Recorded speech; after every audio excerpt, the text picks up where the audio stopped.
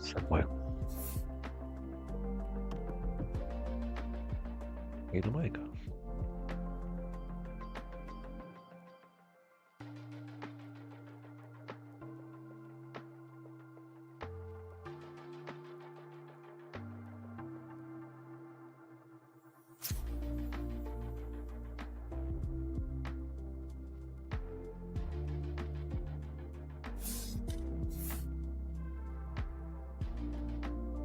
Match found.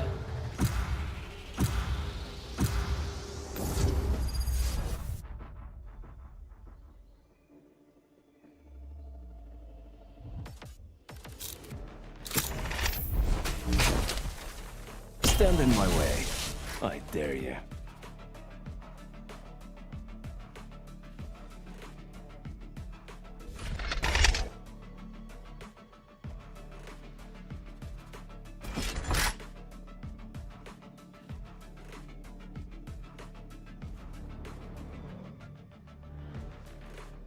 Jim.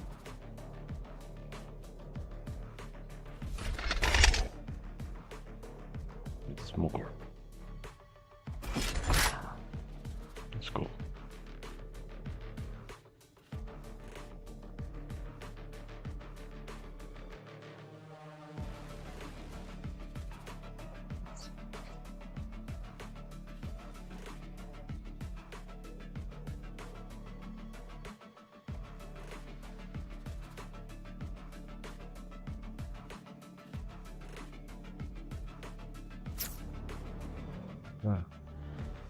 Okay.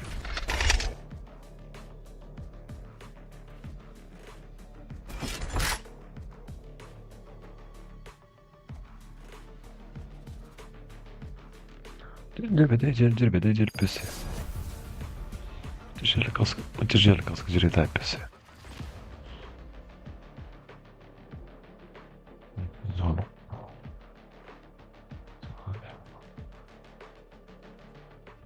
Nothing fancy, yeah? We go in, we crush them, we get out.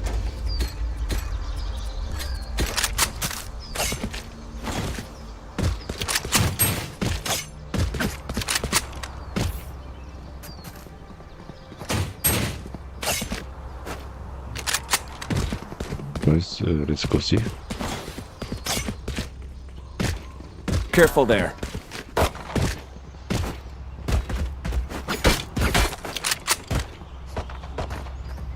Do you have a mic, guys? Yeah.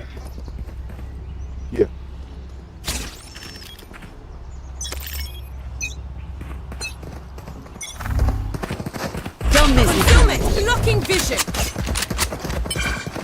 Cutting vision. Trevor! Reloading. Reloading. Spike planted!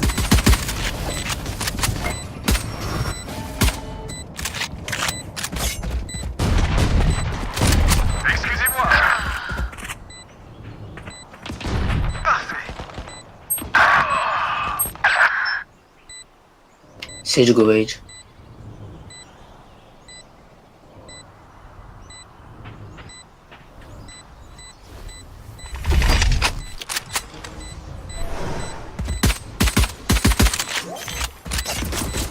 Knocking them.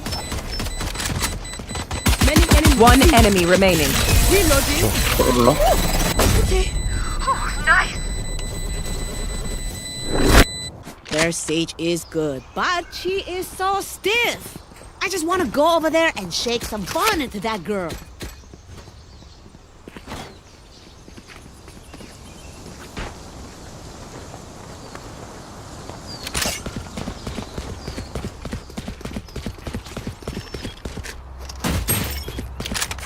Spike's here.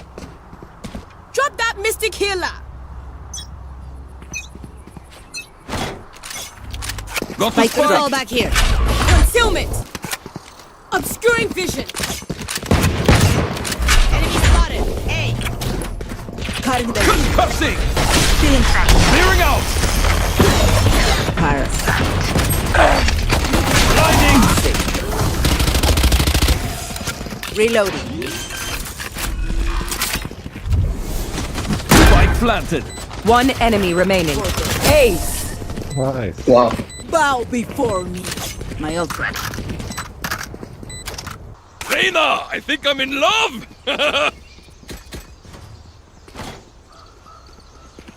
Geri var belli. Hadi kısa.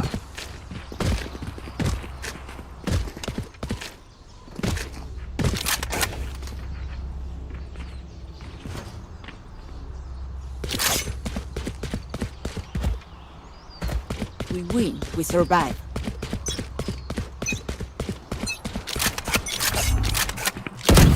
Yep. Forever!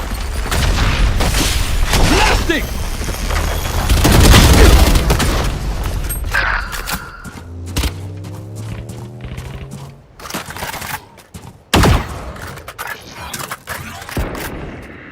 Enemy spotted, C. One enemy remaining. Plant the spike.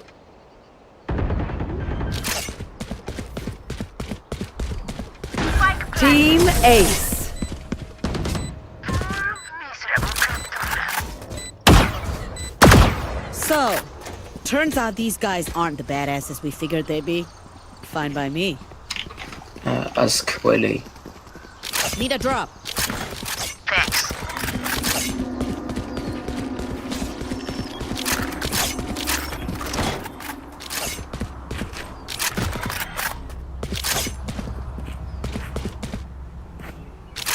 Stomp 'em!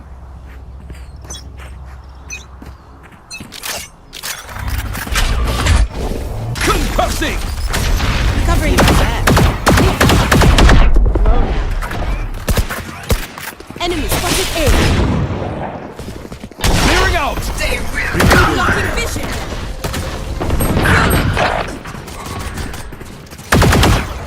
Taking that back. Reloading. Flash out! Spike down A. I have the spike.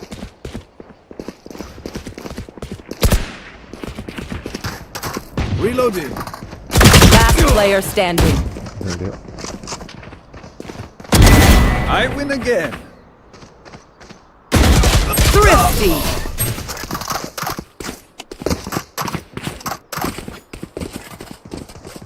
Reach. You don't respect what you should. All shiny buttons, no juju. Yeah, do you have fantastic guys? I do. Does anyone have funds? Merci. Thank you.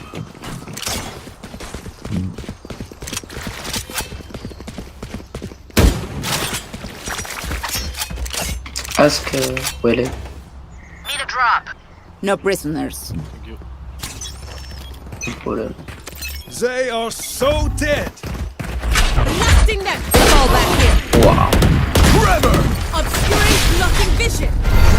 Blasting! Stealing sight. Covering, taking that back. Cutting their vision. I'll spike down. My ult's ready. Spike Gotcha, down fun. C. My turn. C. Embarrassing. Someone go Ridge, I think.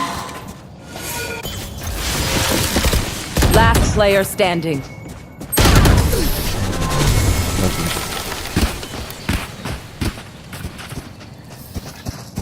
Please do not mistake my smile. I take this all very seriously. Sor Allah. I think Reyna was Ridge.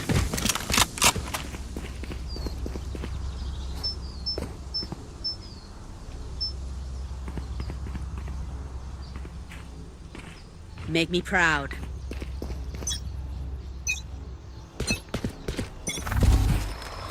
Concealment! Concussing him. Stealing sight. Cypher traps to the Ridge, I think. Clearing out!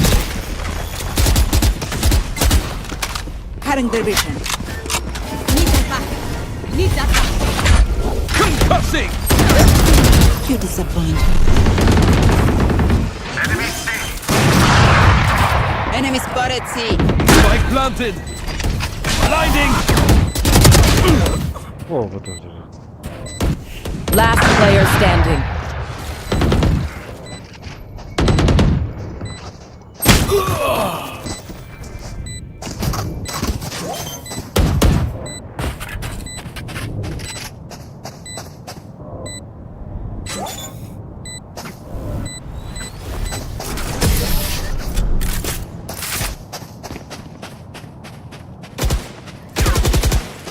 If you are not doing well, keep trying.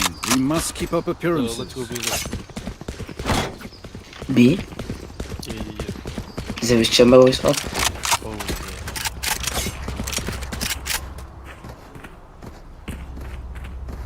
Or maybe he will go A this time.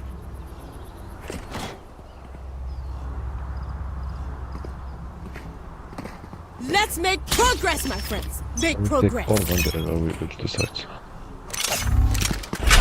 Back in a flash. Forever! Obscuring concealment. Enemy Plastic! spotted Line them up! I'm going in!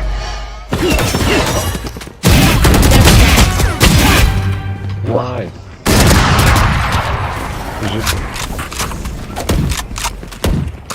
Three plant. One enemy remaining. There. Spike planted. القدر أولي ناضية. Enemy defender spawn. Hold it. And I'm still hungry. القدر واحدة. We show up now. We live later. اللي عندك شي ديال تنس. Chamber gonna ult. And next round he will have up. أنا ما مسكينش مزيان صاحبي. واعي.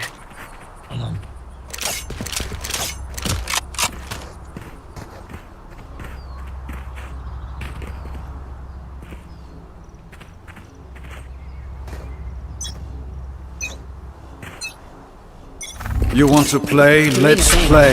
Still inside. Blocking vision. Concealment. Concussing! Slowing them down. Clearing out! Cutting them. Reloading. Flash out! Last player standing. Spike down A.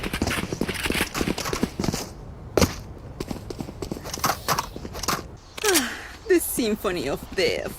Don't worry. You get used to it. لا بقى واحد ما تقدرش. كانوا واحد كانوا جوج على اليمين. وجيت انا نجي على اليسار حيت دابا صغروا ديال بريتش مابقاش كيشد السايد كامل.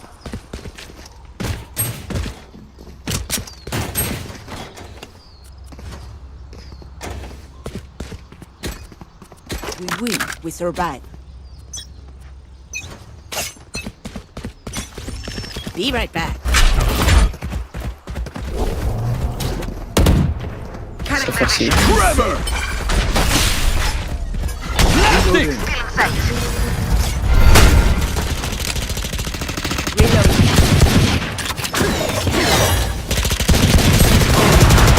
Reloading. Close here. Enemy spotted.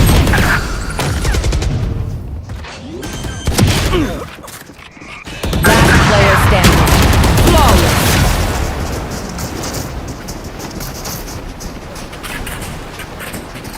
One bullet per enemy. That should be enough, yes?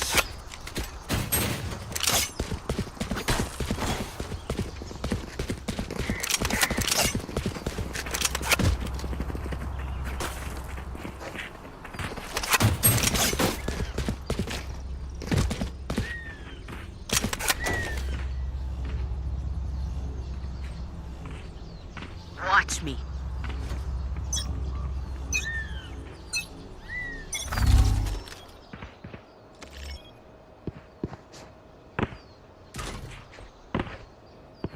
مراميد. There.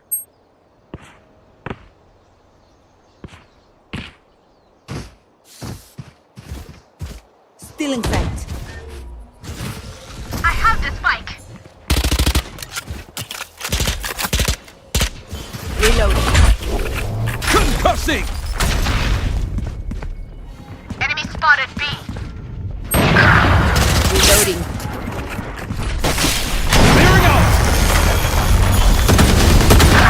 Oh Recovering it.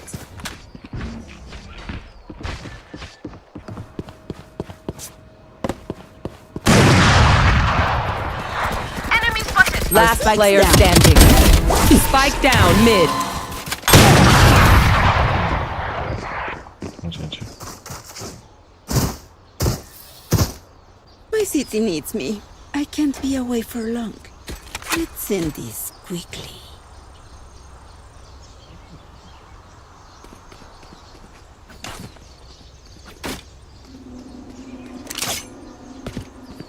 Spike's here.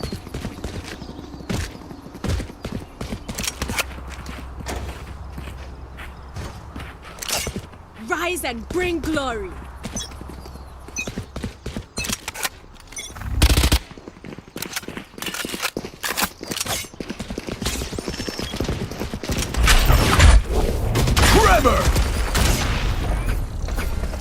Blocking vision. Obscuring vision. There. Blasting! I'm knocking them. Reloading.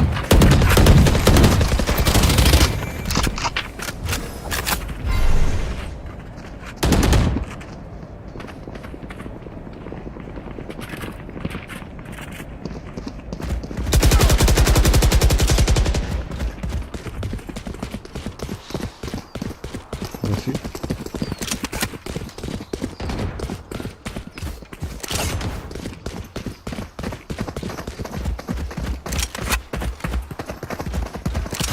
Careful here. Careful here. Well divided. Blinding!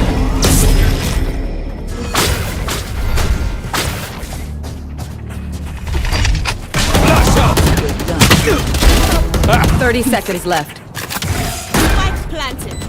Reloading.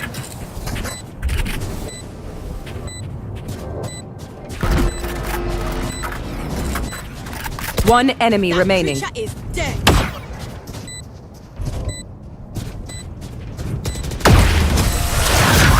Good waste. Last round in the half. Don't be cheap. Spend it all before it's gone.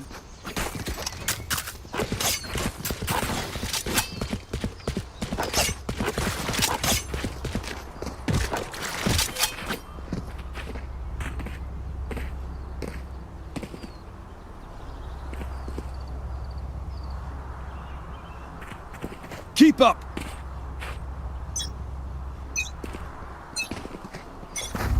Back in a flash. Recovering it. Taking that back. Concealment. Concealment. Line him up. Reloading. Concussing! Clearing out! You had your fun. My turn. A. Spike planted! See this dead fool. yeah. Begins. Yes, Reyna. One enemy remaining. Bobby up.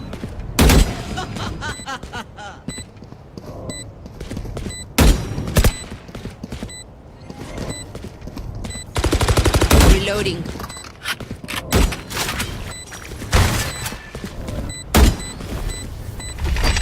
Blinding! Flash out!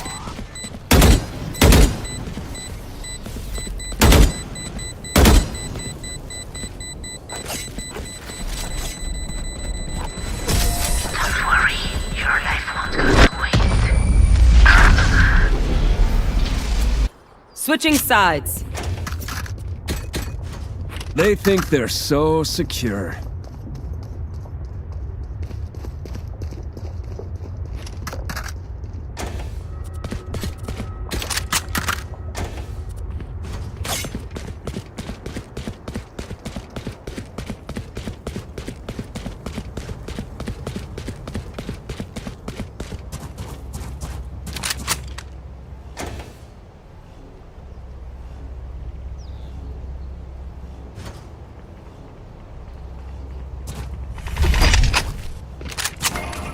back at it.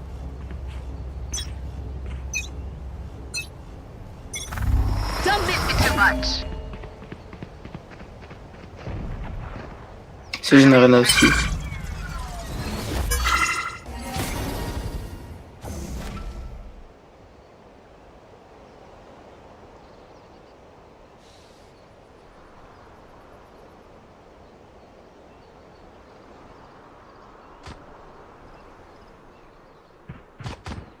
Enemy spotted mid.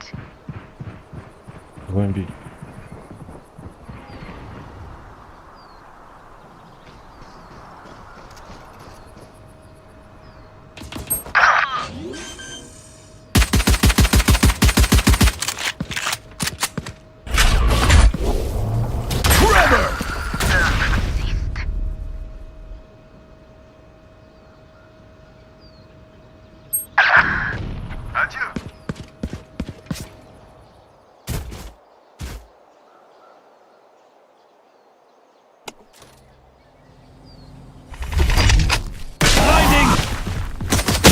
Last player standing. لازم Spike down B. Teleport's ready.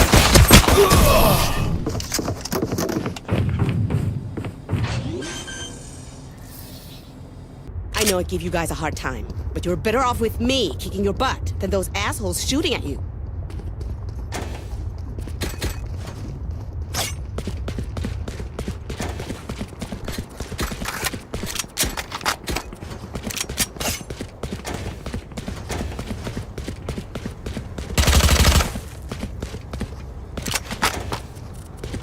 Show yourself you can.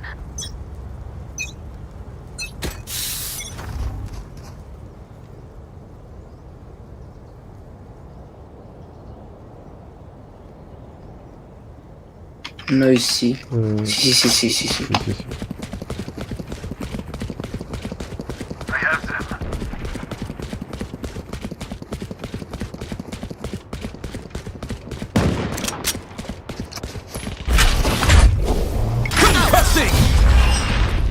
Not on site.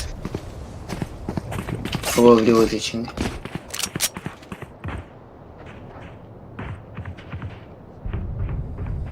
I think one head here. Maybe go in here. Hey. Can you pull here, Astra?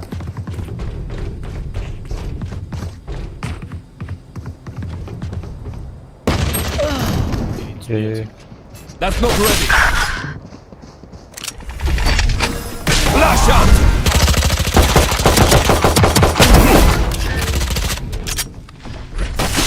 Blasting. One enemy remaining. 30 seconds left. Spike down B.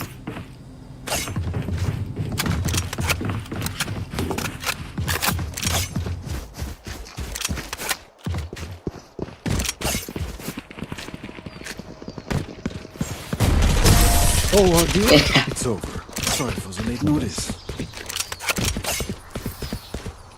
We have plenty of time, Mo. Here and now. Be here and now.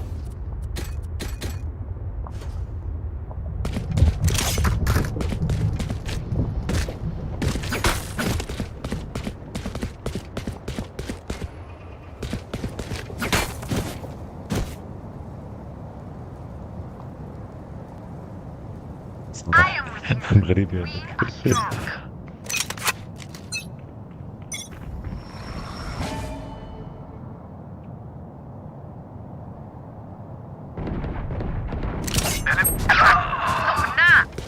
Blocking vision.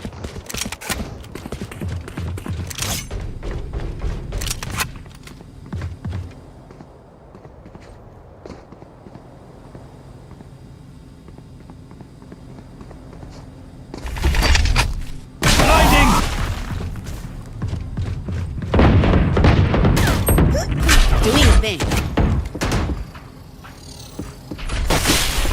Clearing out. Flash out.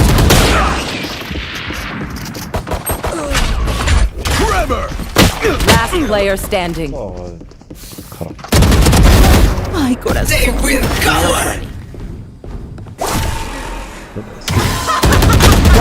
enemy remaining. عارف افكار سطرت البال. See nothing.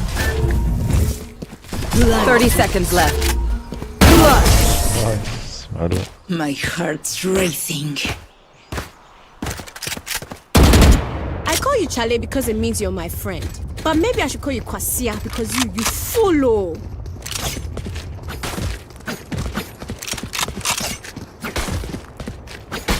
وراك مكرينا بالرجاول. قلت لي باقي ما تكونش اصاحبي يلاه تحرك اصاحبي فاش يبوت. Let's start.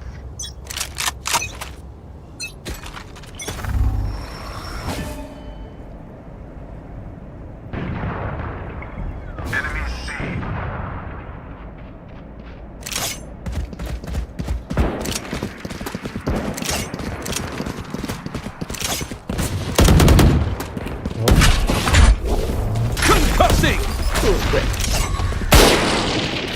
Cutting their vision. Feeling faint. Getting spotted. Blasting! Blinding! One enemy remaining. Spike down. C. How did you think that was gonna end? They don't have a single life worth saving. انا كنت نشارجي جبت البوس كده.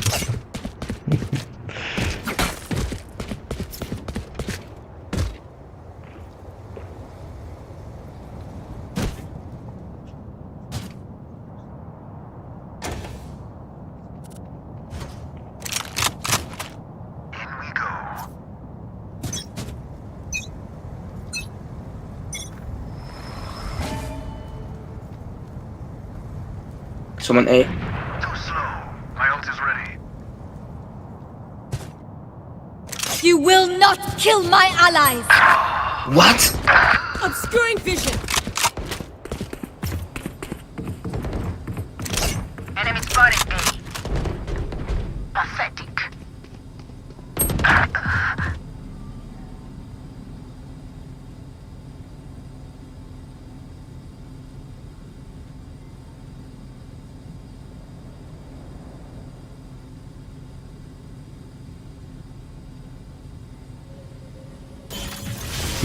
سي. Spike planted.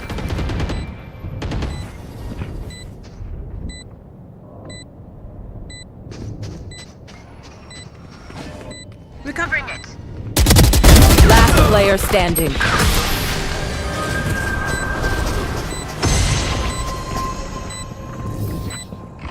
We doing this or what?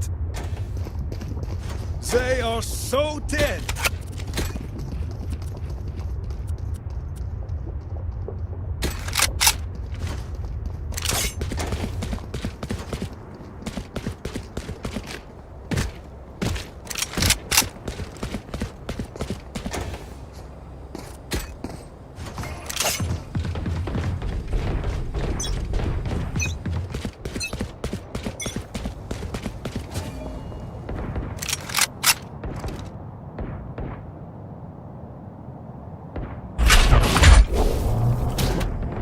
Kill this up. Trevor! My ult ready.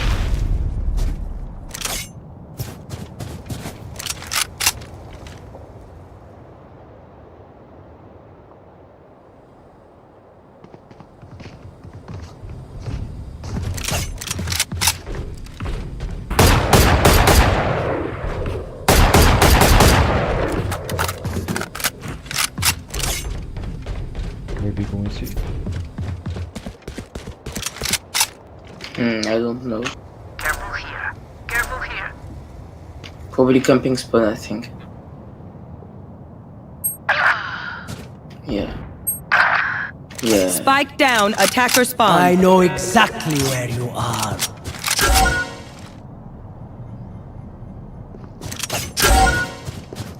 We wanted to A maybe. B. 30 seconds left. Yeah, BB. going to see. Oh, Spike planted. What the fuck?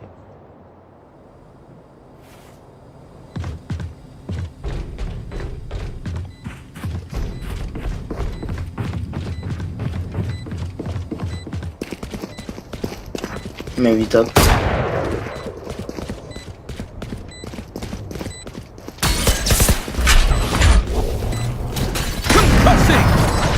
Enemy A. Flash out! Blinding!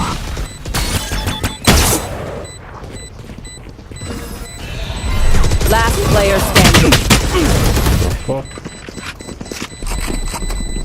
Deadlock. That moment is gone. But it'd be cool, oh. Now we are here. Here.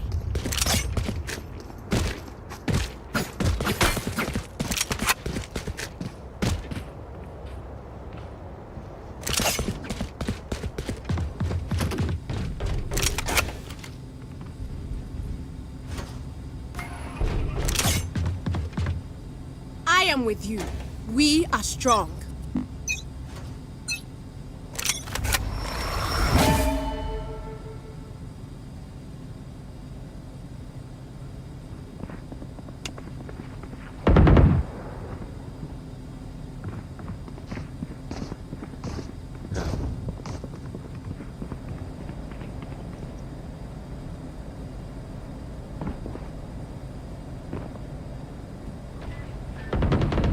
You're nothing. They will cover.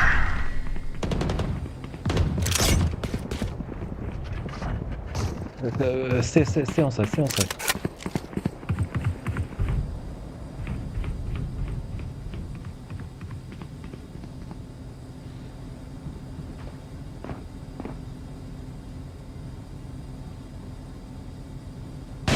Not your best. Flash out!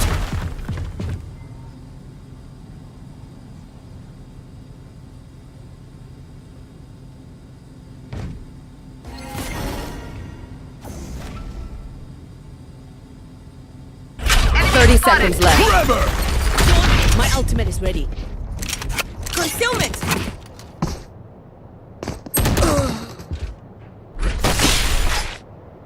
One enemy remaining.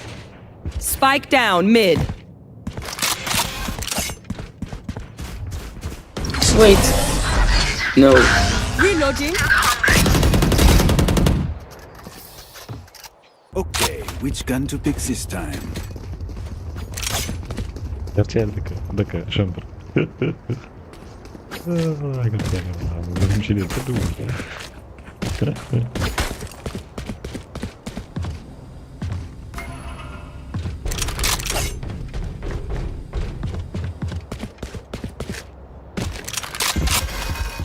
In i skärselden! Hitting the brakes. Multiple enemies mid. Concussing!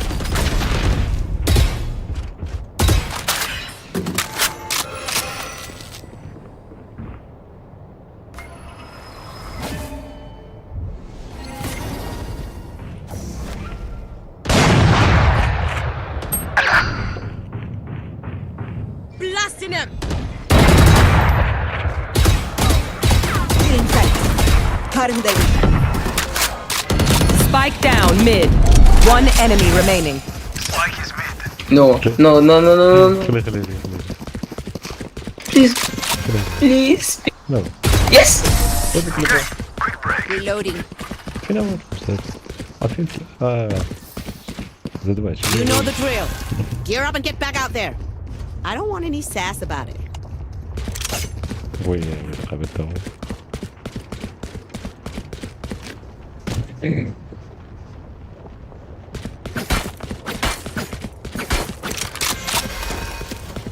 Need a drop.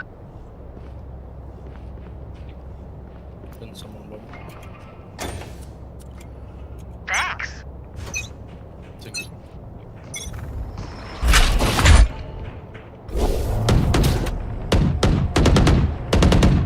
Trevor! Reloading.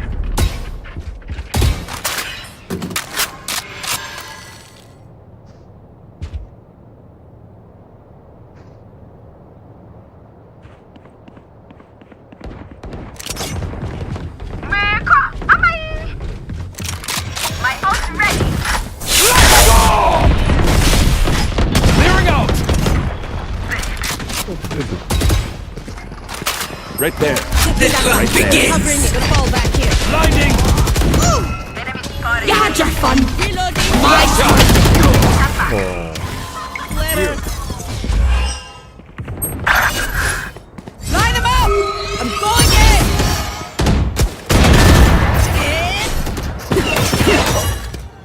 One enemy remaining. Cypher. I would apologize to them, but alas. Match point. Stamp out their last breath.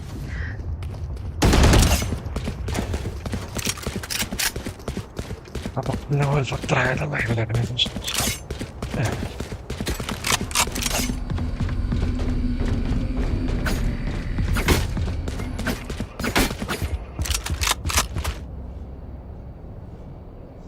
Let's set him packing.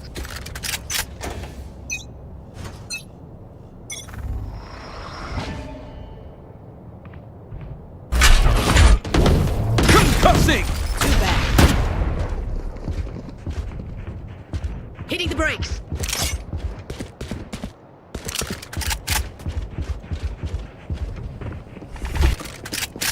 Cutting their vision. Stealing back. Blasting. Blinding. Amateur. One enemy remaining. Yes! Well, Yes! Yes!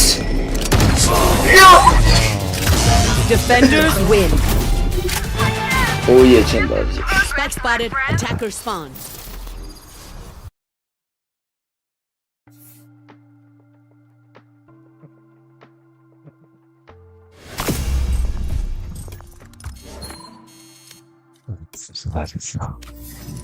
استغفر الله.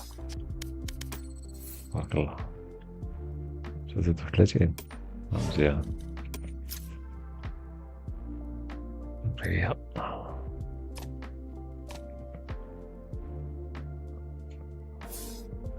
زين. lancer l'activité.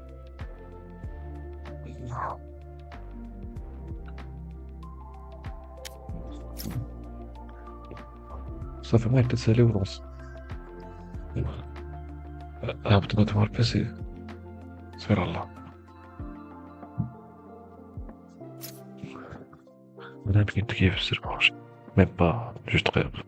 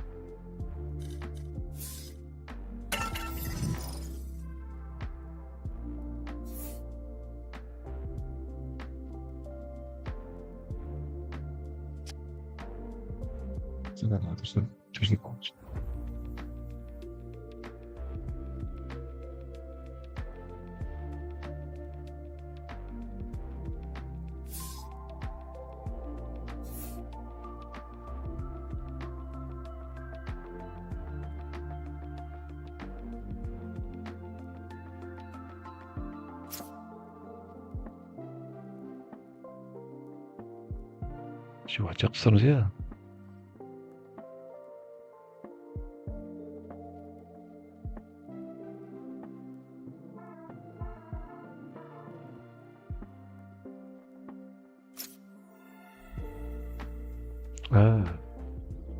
اوكي تيقصر والله.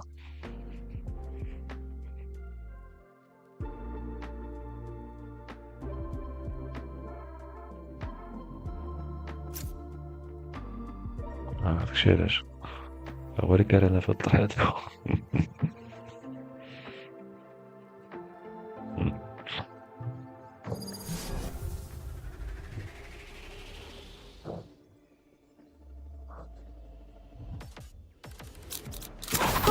Let's go.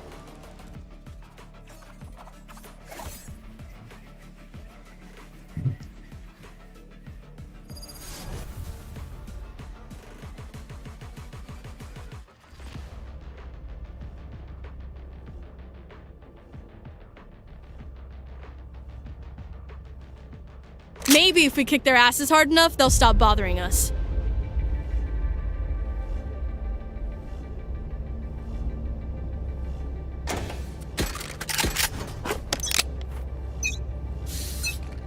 Fight!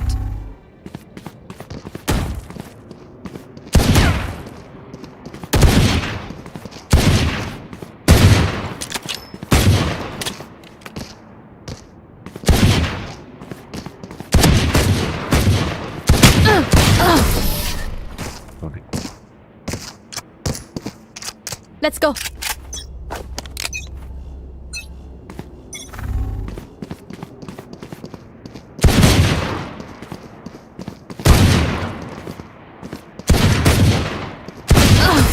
Nice.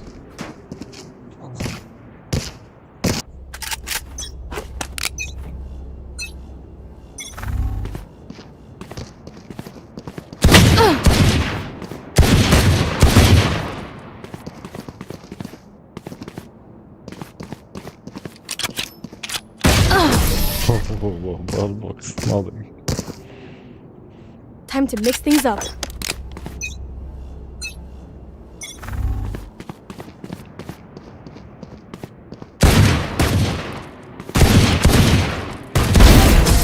Looks like I was the stronger one. شفتك اللقطة.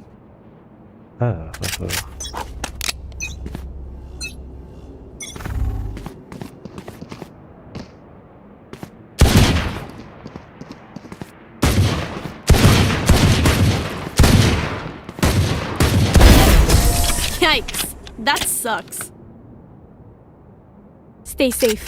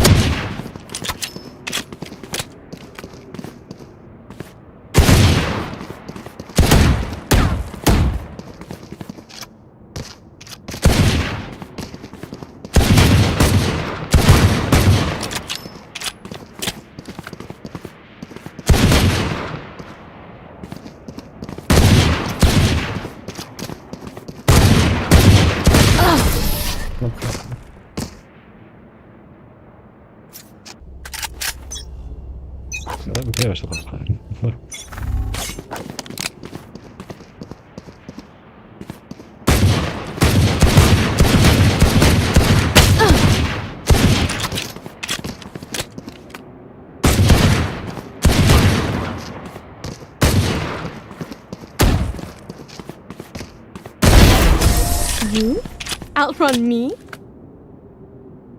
Let's fly. لا فاندا لا.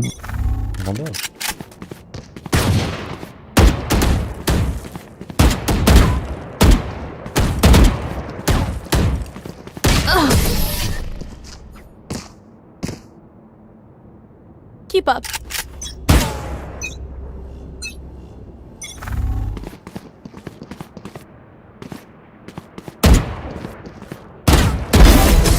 Last one down.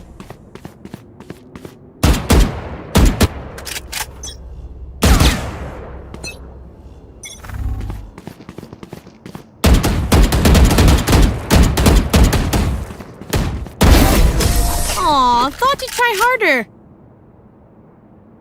This is our home. Keep them out.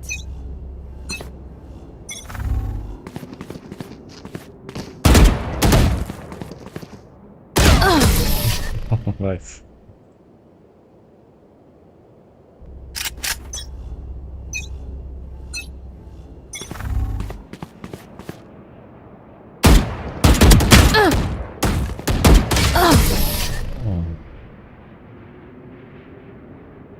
Keep up. مازال كاين اللمسة أخي ويس مازال كاين اللمسة عندك تا لا عندك تعرف.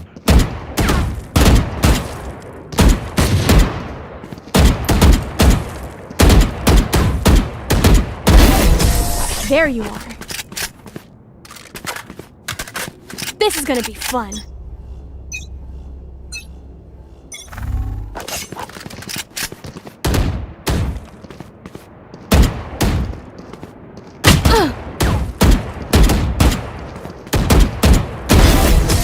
There you are, you little shit. Let's go!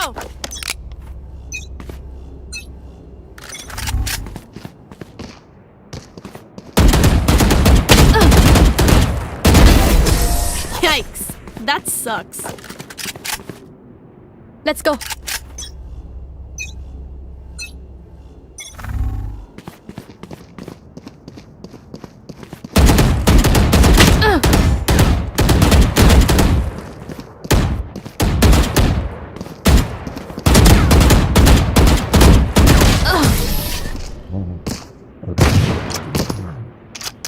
This is gonna be fun.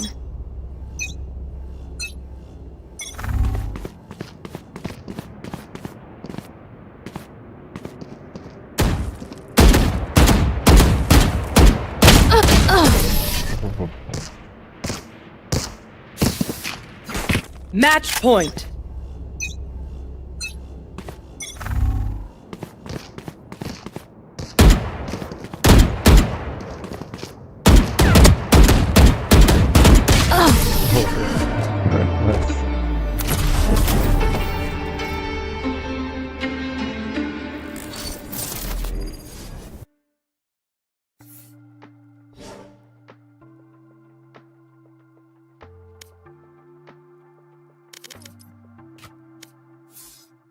الدروق على داخل سبونسر قال لي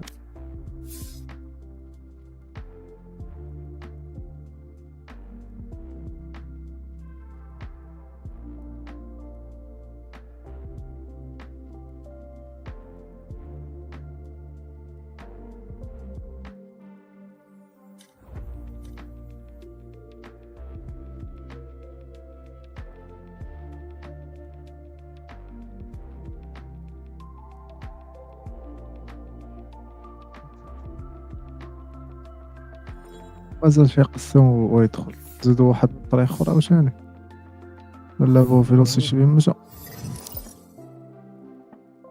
هسا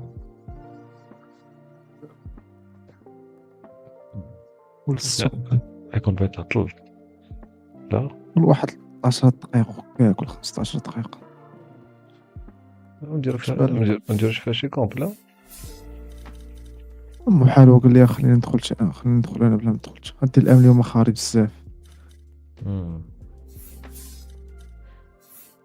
شبان لك تسنى ولا دخل راسك اخي ويس غادي بغا شي اخي ديالي غادي نديرو واحد جوج كومبات ونجي في حالي فهمتني. سير الله اخي ويس نبدا تكونيكتا ولا شي حاجه نقصر معاها سير لا ولا انت كتلعب دايره. انا غليل الليل مناش اش كندخل الصباح كاع ومن ديك الوحده ورا الوحده ندخل سوا انت سوا هو لا كندخلو بجوج، هو هاد كونت ديالو وانا كونت ديالي. اوكي. دابا اللعب اللي قالكم ديالي. دابا قلت ليه يدخل لي الكونت ديالي صافي. اوكي سير على الله. يلا بصراحة جاي. تهلا في راسك خويا. يلا طلع في راسك لحظة.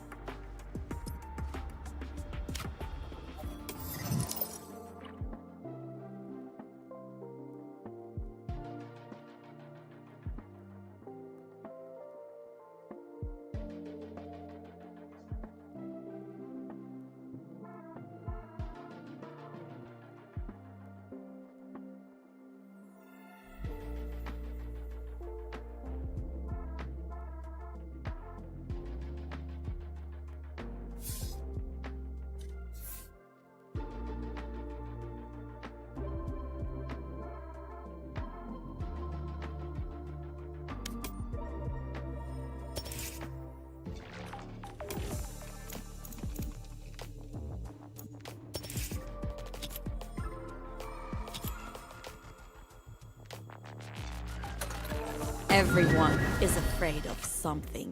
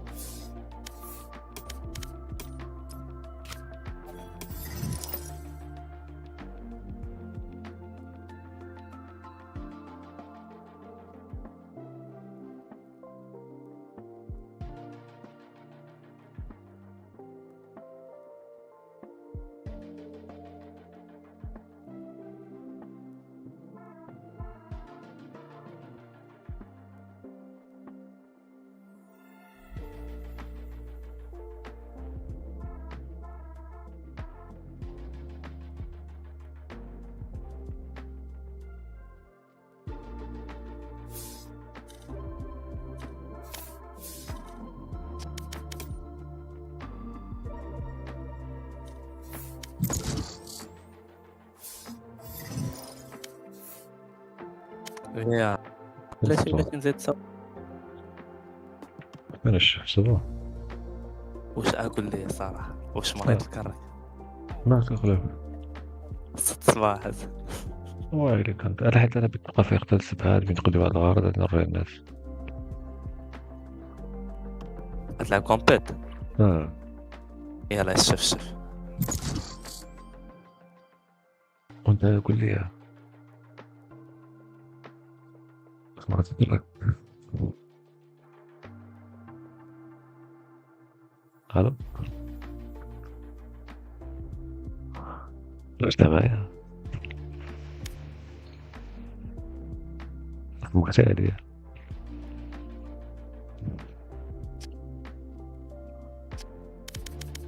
عرب بلكي كيدير الوقت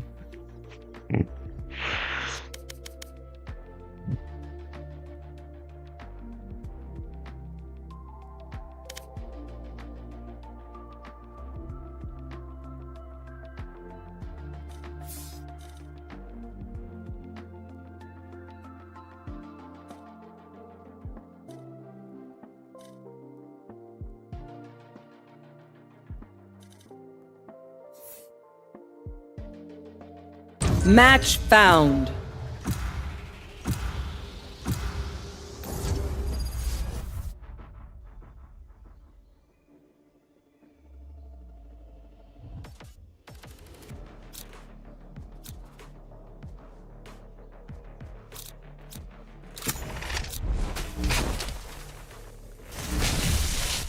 ما guys oye unstopping واحد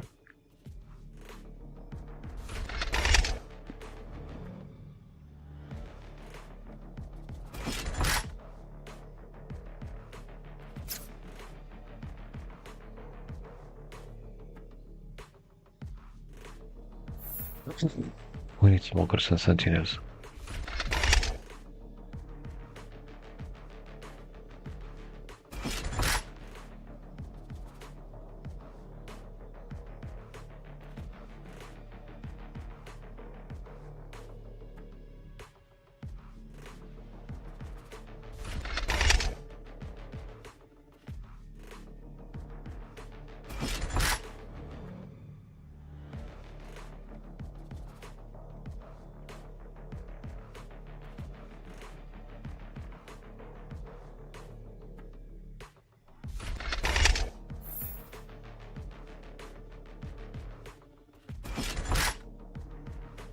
What the fuck? He chose Omen, so you can choose chamber. Stand in my way. Not two smokers. Two smokers. Fuck. Yeah, kill question.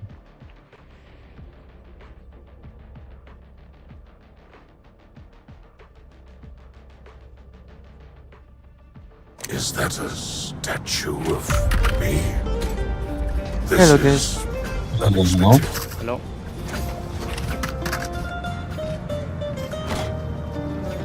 وإذا باين الزامل هو قلت لي لا وانا كنهضر معاك في الصباح ما جاوبتينيش وانا هاد الزامل بوك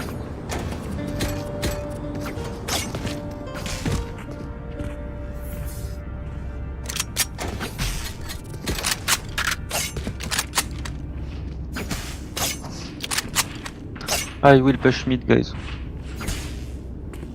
No, I will.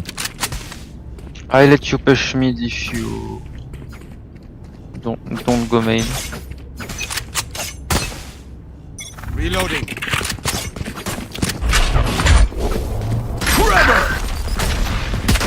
Target B. Mid. Reloading. Mid, push it, push it. Reloading. That's not ready. Don't set. Plant the spike. Blocking fire.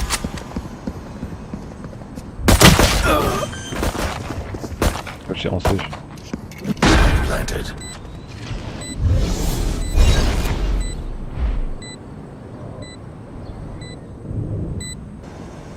watch it. One enemy remaining. Hack it up. Good job team, well done.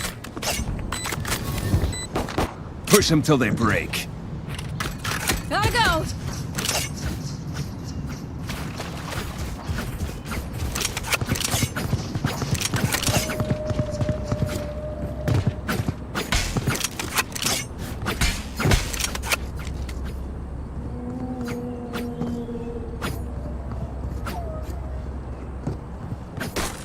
Let's go.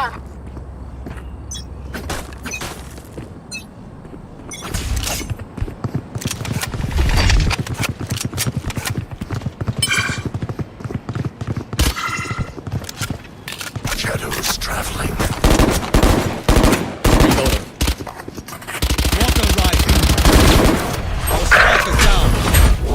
Spike down A. Clearing out. Hey, reloading. Don't place. Flash out. Reloading.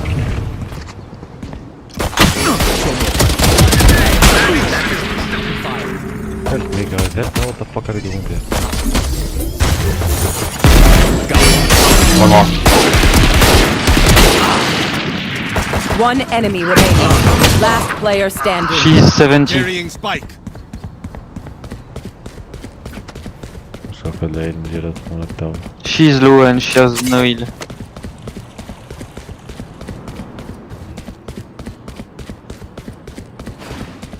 Don't set.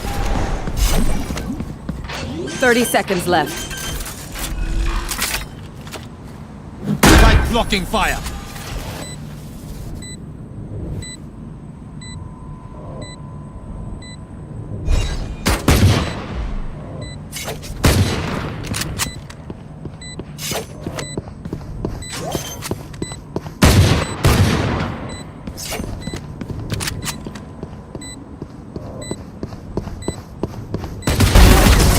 Nice, good job.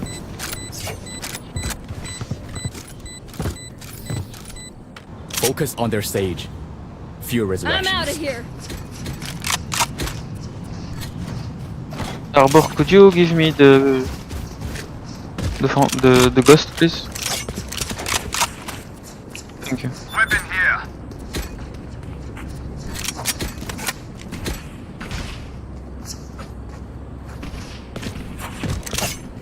आराम से.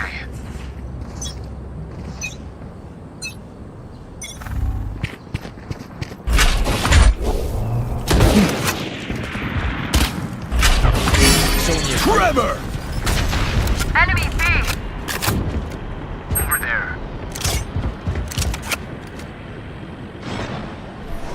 One was near mid.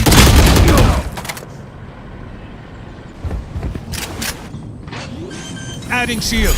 Might be backside. Headshot. My ult is ready.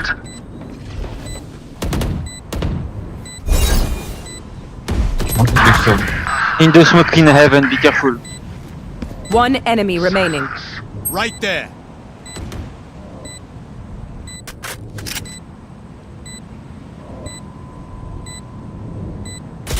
Blinded. B.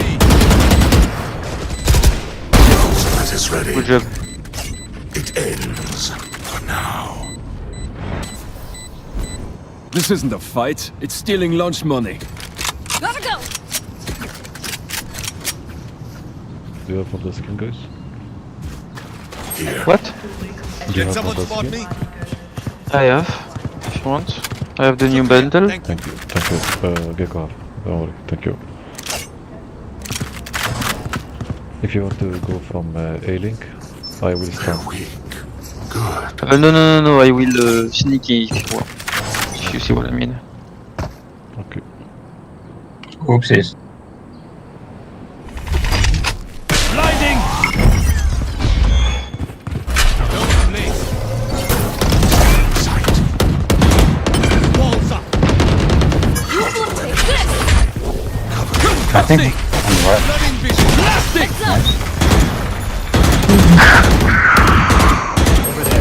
Someone on me? Backside, backside. Two backside.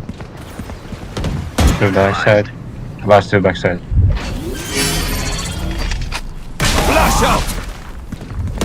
One enemy remaining. I'm used to to fighting the best. Good job, guys. I'm ready. I'm out of here. Let's go mid this time, guys.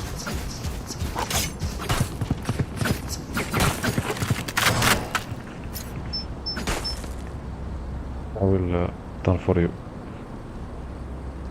Okay, go. Hit them fast, hit them hard.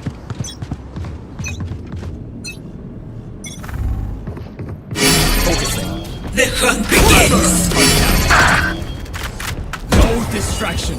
Push Clove mid. Don't place.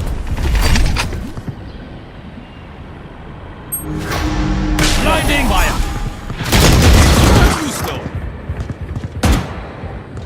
You will not kill my ally.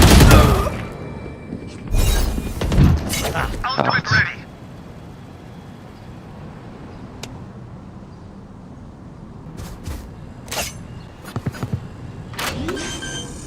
Last player standing. Planted.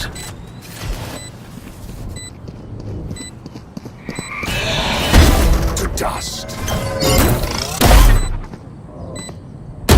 One enemy remaining.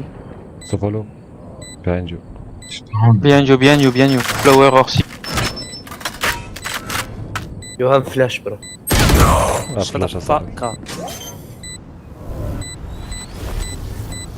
Sorry. No, you're right. We are talking.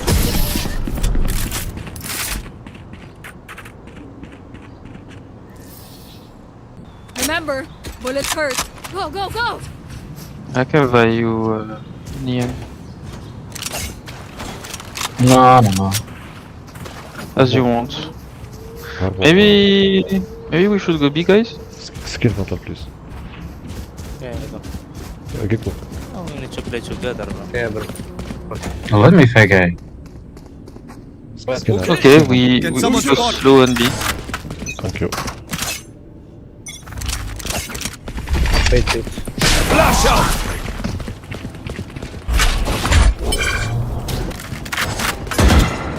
Don't set. Annihilated. Go. Walls up. Making We're going now. concussing. You had your fun. My turn. Flooding vision. Kill confirmed. One enemy remaining. Spike planted.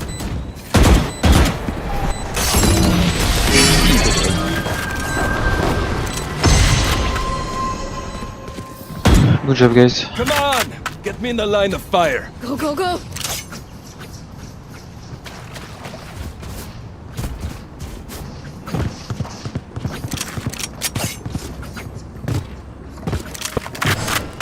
Average. Take the spike. Yeah, take this back. Try not to get shot, okay?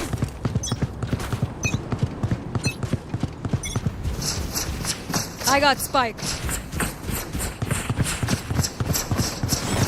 Gotta go.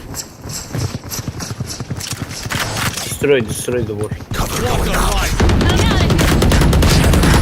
Reloading. You know what? Fuck it. Go! Blasting. Making cover. What the fuck? Round in sight. Enemy down. My ult is ready. Spike planted. My Thanks. ult's ready. No distractions. Back off. One enemy remaining. Don't blink. Go, go, go.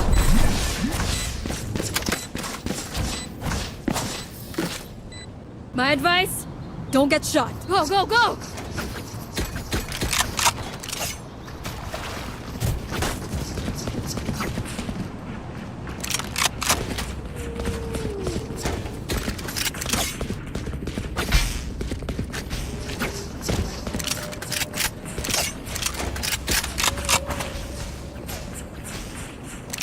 Every choice matters.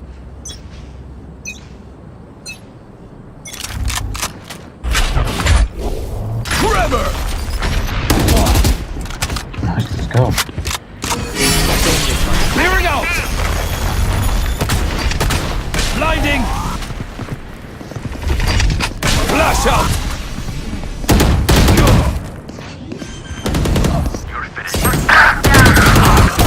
Spike down B. Their side. Last player standing. He popped up to the smoke, bro. Chill out.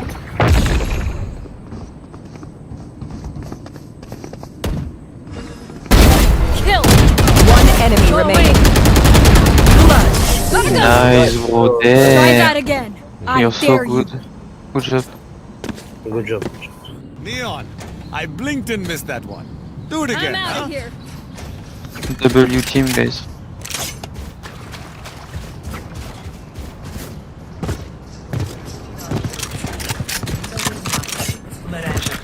Tenha-se em consideração os seus planos.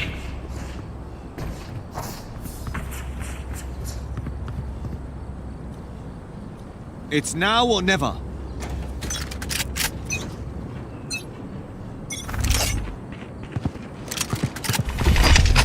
Blinding! Don't set things. Enemy A. Disgusting! Blasting!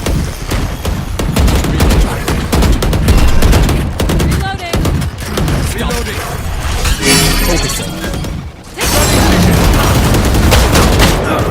Last player standing. Spike down A.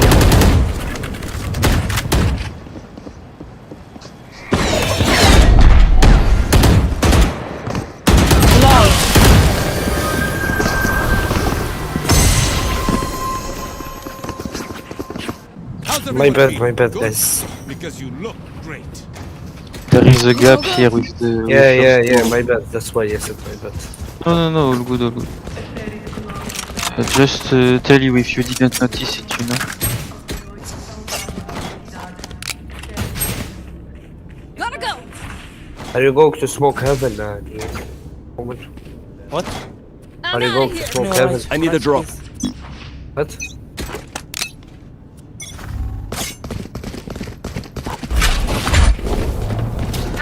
Forever! I'm pushing mid. Go fast, go fast. Mid, she's inside. Balls up. Stealing sight. Flooding vision. Our carrier dead. Backside and mid. Spike down B. Backside. Flash out!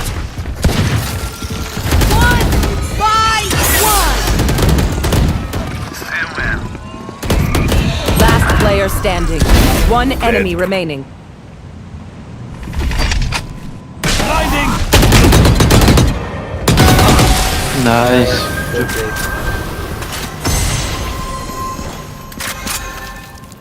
They think they're better than us. I can tell. I'm out of here.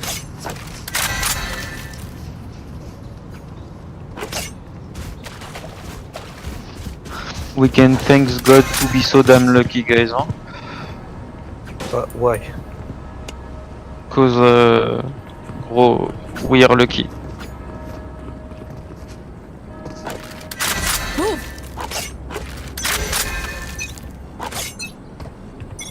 The hunt begins. Flash out! One link. Don't One mid. Two of them pushed mid. Reyna could be close. Concussing!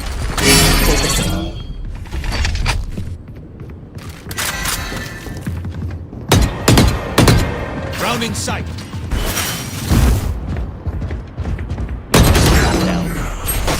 Spike down mid.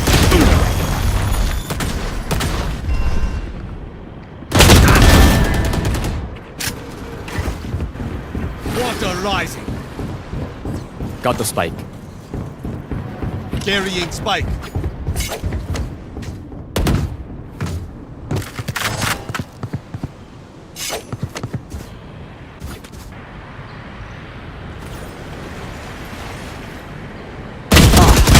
player standing. 30 seconds left.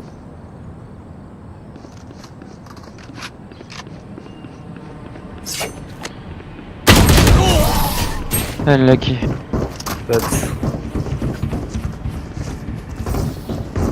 Last round before the switch.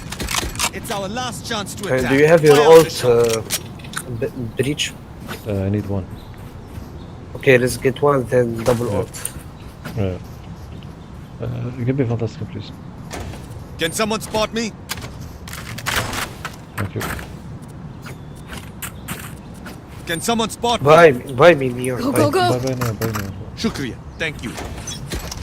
I have Sheriff somewhere. Hey, let's go get the ult.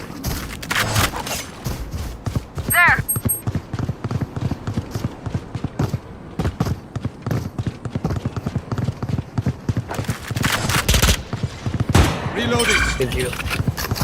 My ult's ready. Wait for the ult. Reloading.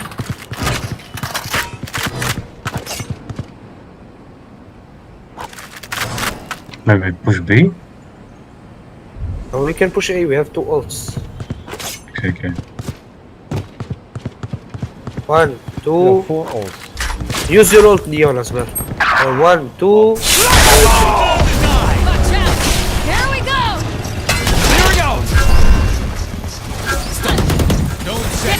Focus. Blank. Ground is spike planted. Forever. Blank.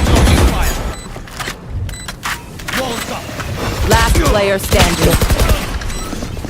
Unlucky. GG.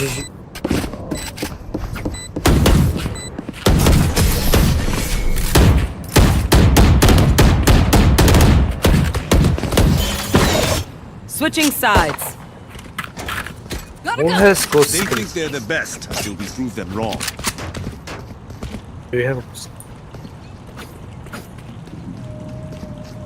I'm out of here.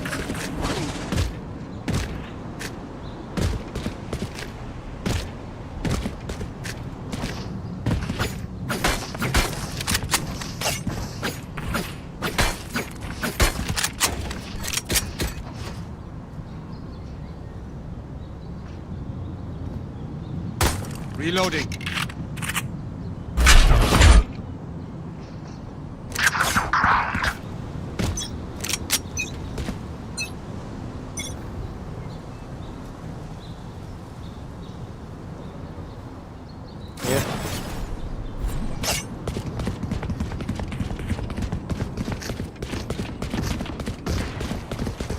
B? Heaven. Okay. Concussing. Weapon here. Blasting. Spike planted. Reloading. Blinding. Right there. One enemy remaining. Show me a target.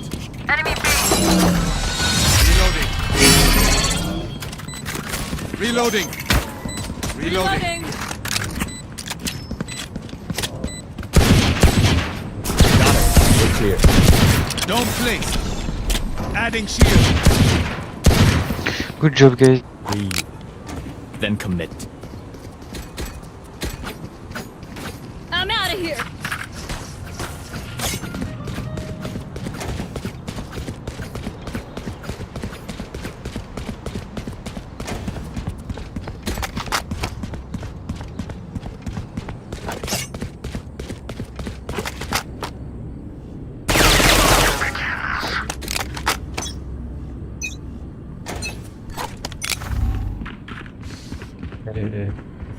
Flash out.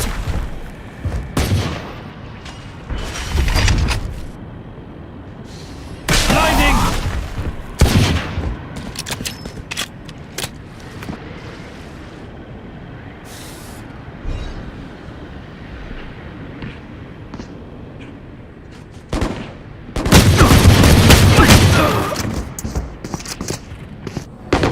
Die. Spike down A. That's 3. One Think about enemy it. remaining.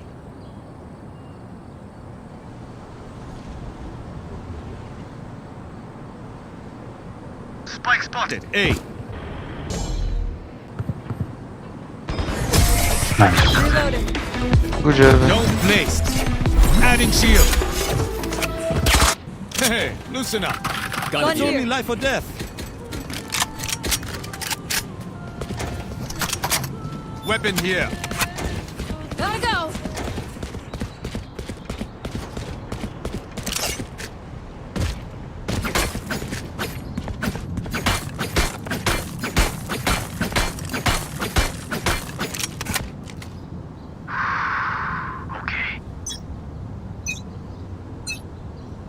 Dome set.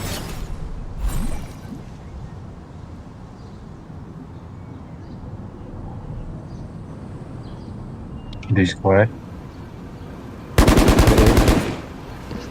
Blocking fire. Forever. Careful, Art. Flooding vision. Reloading.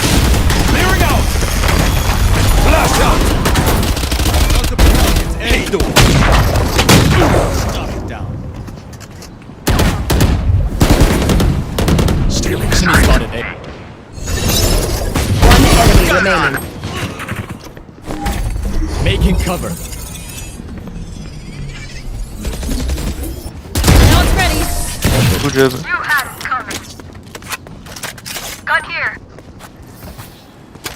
No stopping now. Not until the job is done. Go, go, go.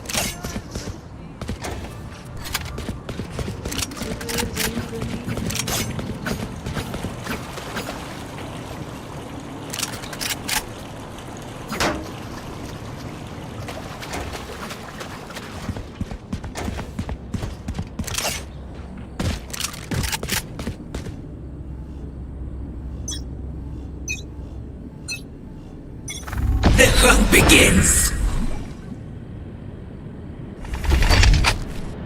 Blinding. Concussing.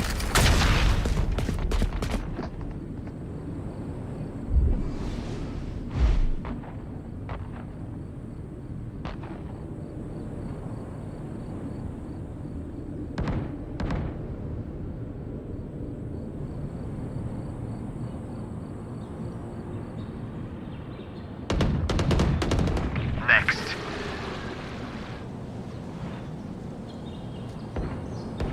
Enemy spotted B.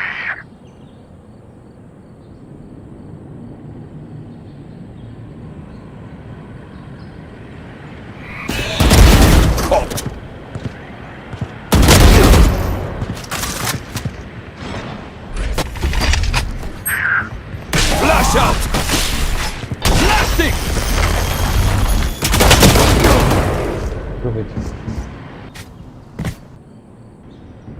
30 seconds left. Over there. Here. Over there. A. Right there.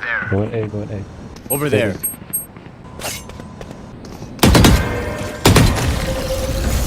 Show 10 me a seconds target. left. One enemy remaining. Spike down A. Nice. Last one. Good job. Match point. Put them to sleep.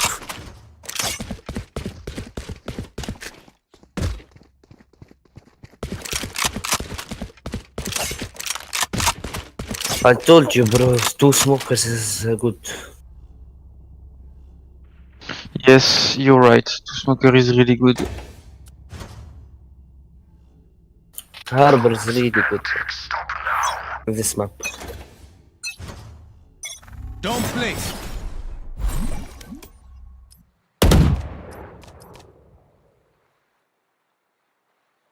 Some mid.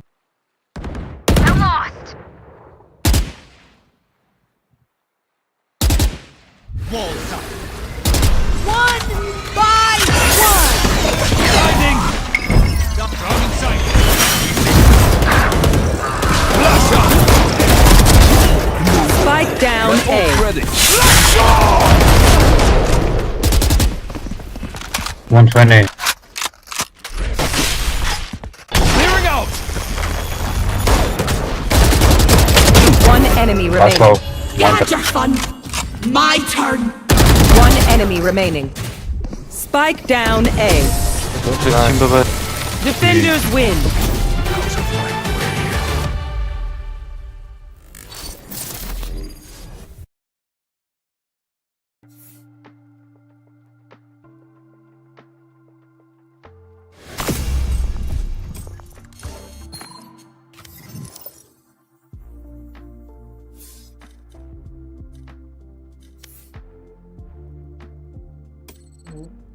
يدرس هتزيد ولا تمشي؟ باقي نزيد راس مكشاري يا زبي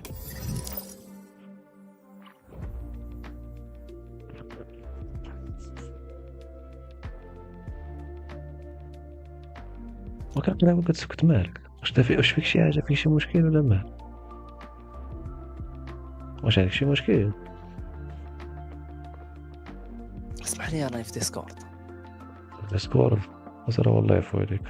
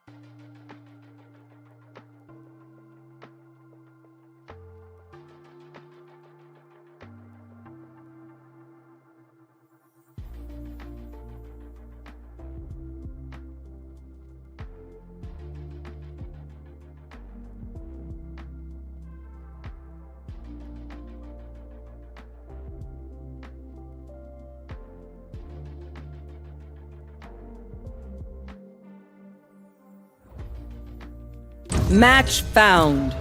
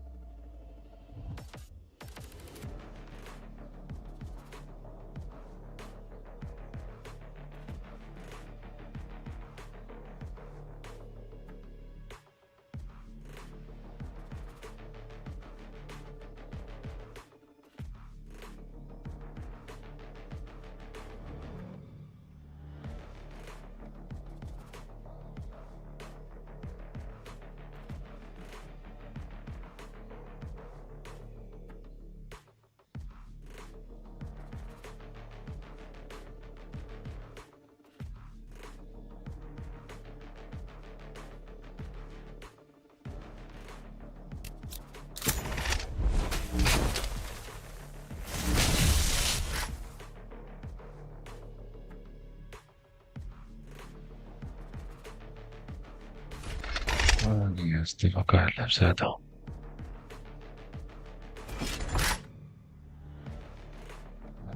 نلعب واش نلعب ولاش لعب سموكر ولا هيلر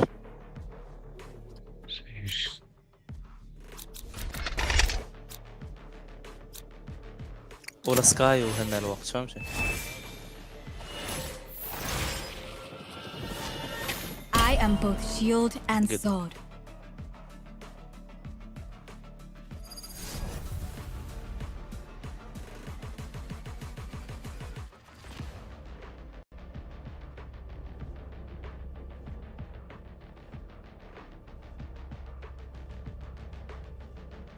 It doesn't matter where they hide. I'll find them. No charges. I always go. find them.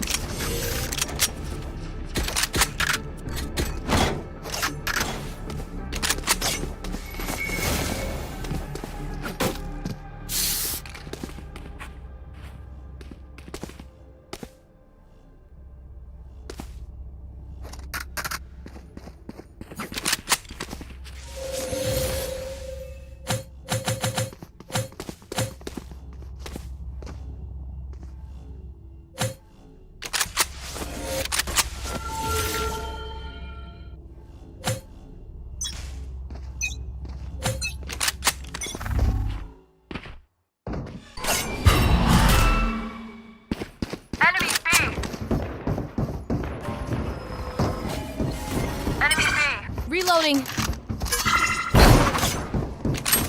Where are you?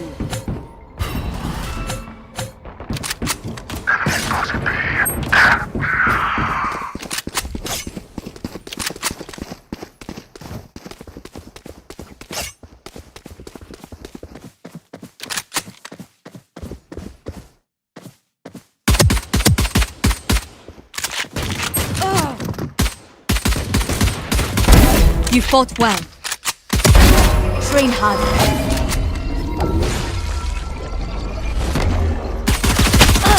Last player standing. Spike down mid. نسيت واش عندي هي الفراسك والله الا نسيت والله نسيت انا سيج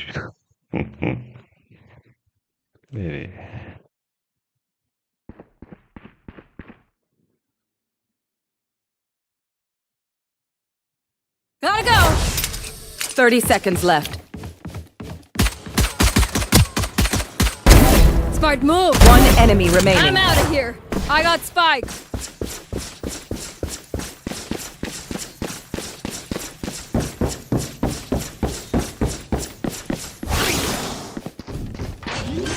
Ten seconds left.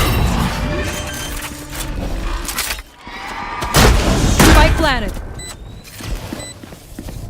Watch out!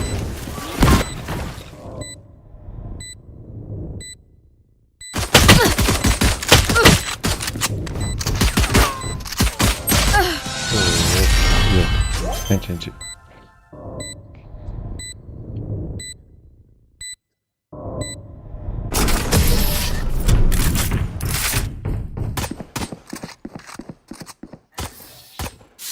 Let them try to get through me.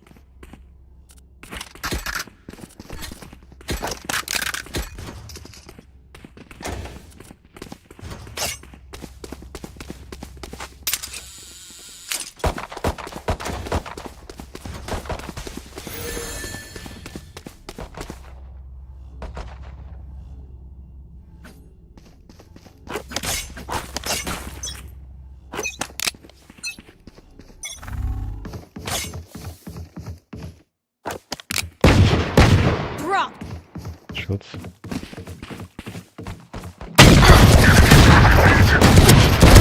Be at peace. I'm out of here. Spike down A.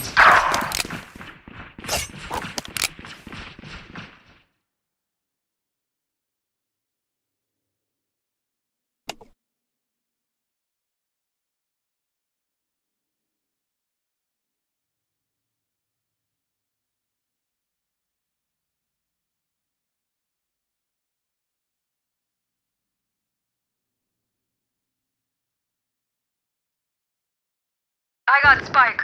Enemy A. One enemy remaining. That's 3.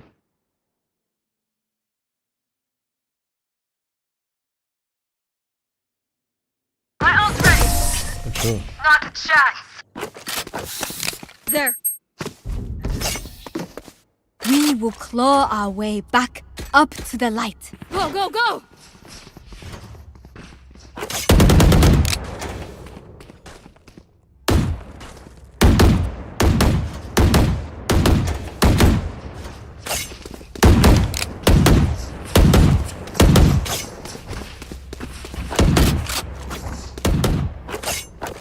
Tip the balance in our favor.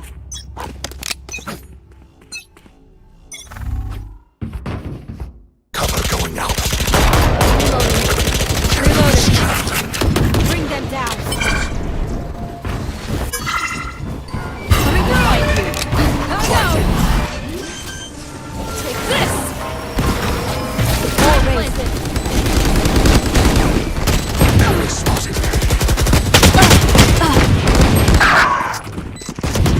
Last player standing.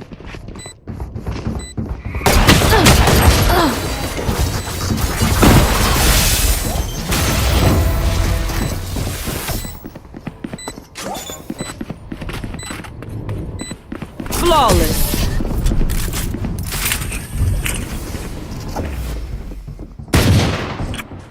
That fade spreads terror well.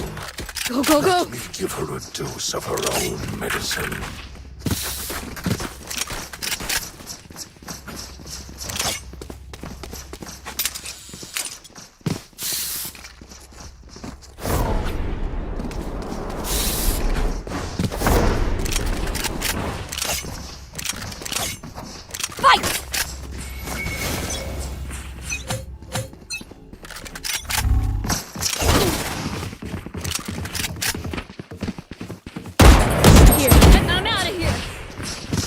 Where are you? Nice try. Take this!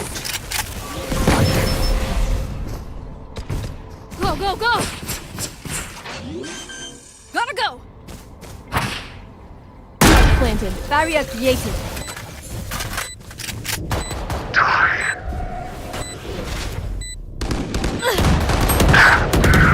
Enemy B! Face your fear! Out of here!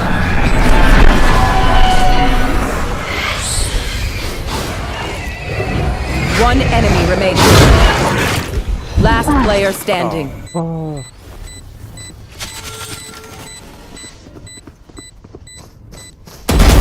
go, go!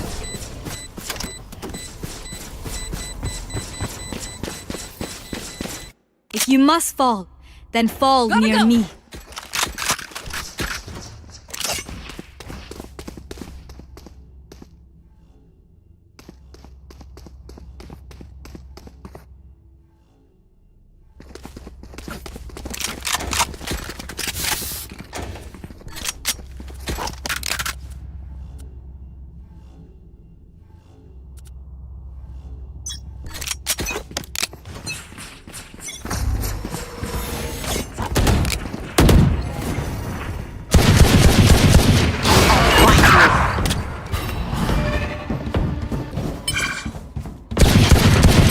Carrier is killed. Spike down mid.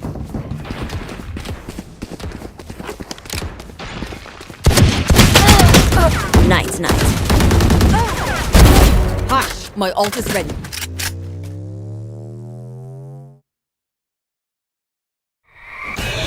Last player standing. Timing.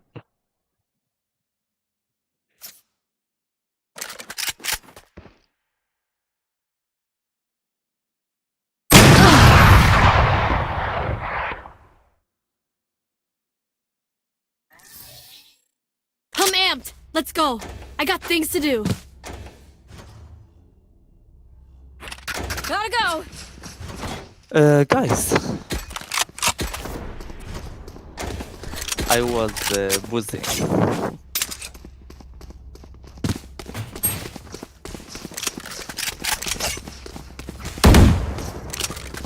Spike is here. I will be their nightmare. Get out of my way! Reloading. Shadows traveling. Watch out! Nightmare, take them! Bring them down. March, march! Bring them More down! range.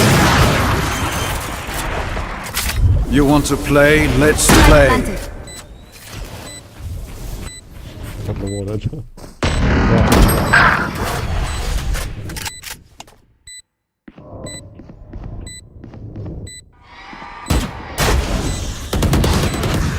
Last player standing.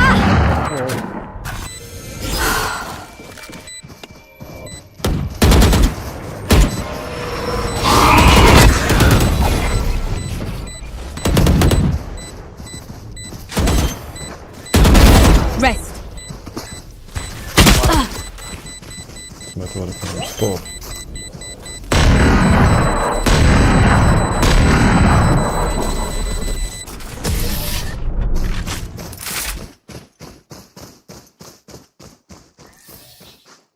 Dreams are a funny thing.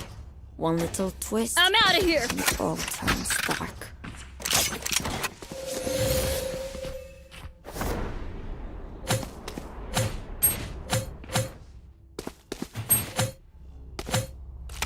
Come in.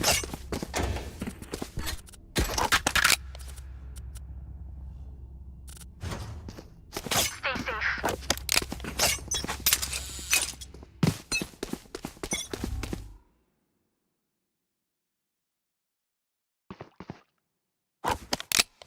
Enemy spotted mid.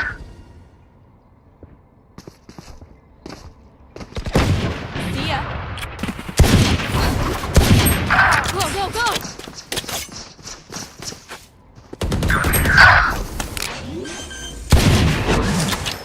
Spike planted! Barrier created. them. Your duty is not over. Enemy B. Cool. Bye bye. One enemy remaining. That's 3. Last player standing. one 105 صراحة.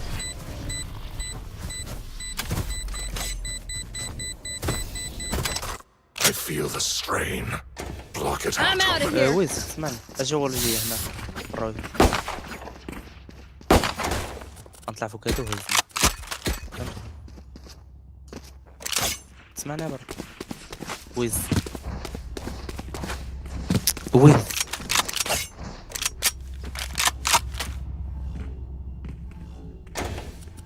ويز كتسمعني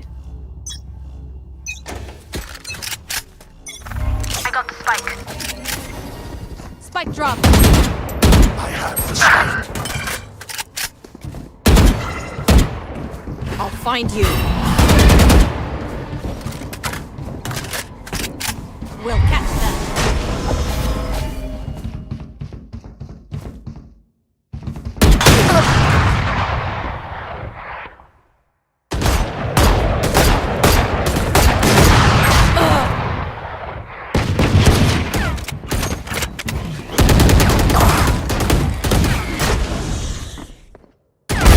Grounded. Last player standing. Stealing sight. you have it.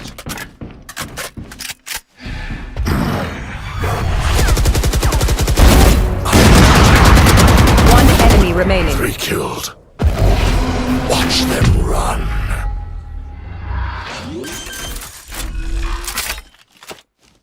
Spike planted.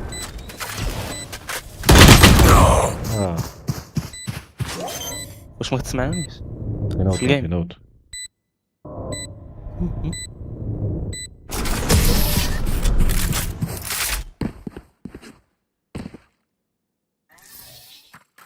Prepare yourselves. We fight once again. Gotta go.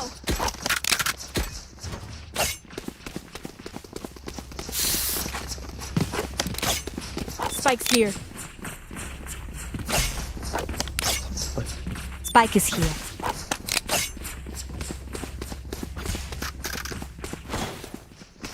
Break's over.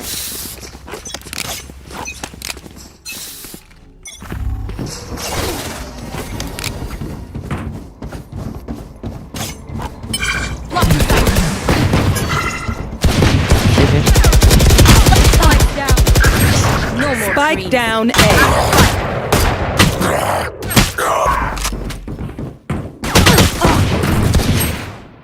Last player standing.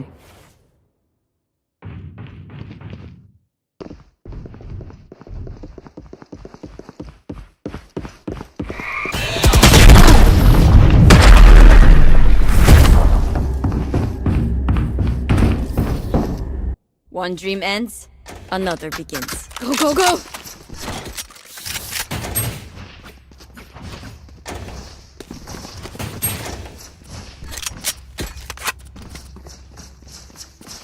I'm saving. Guys, let's save. Their line can't hold forever. You want to play? Let's play. I'll find you. Cover going out. Spike. Sleep. I have the spike. Enemy mid.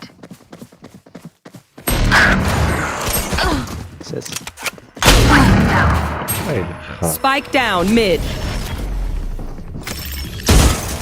Last player standing.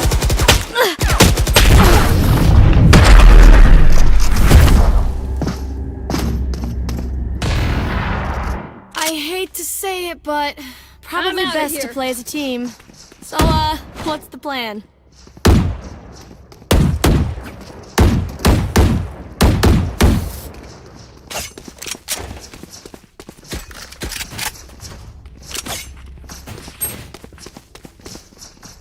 Spike is here. Time to work.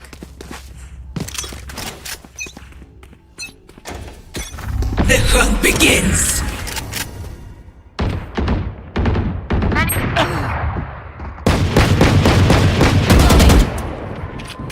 Shadows traveling.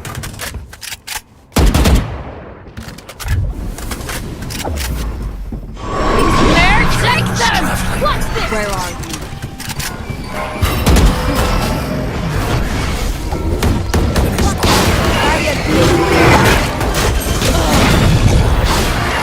Last player standing. Flawless.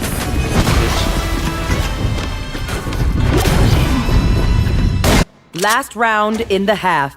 Buy what you need. Otherwise, we're going to look very stupid.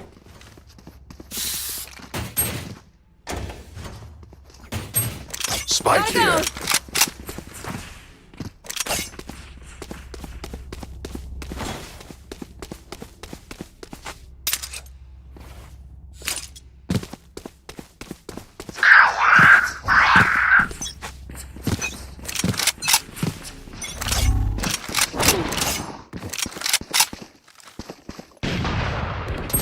Enemy mid.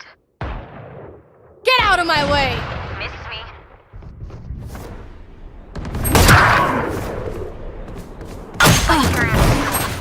Spike down B.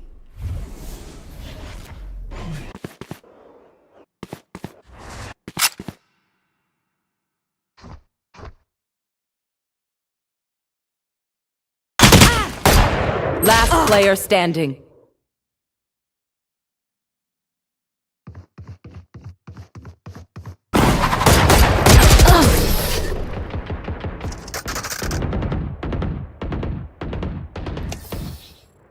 Switching sides.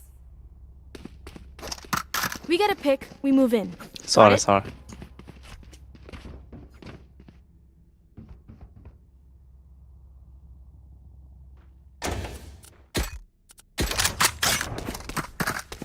Go, go, go!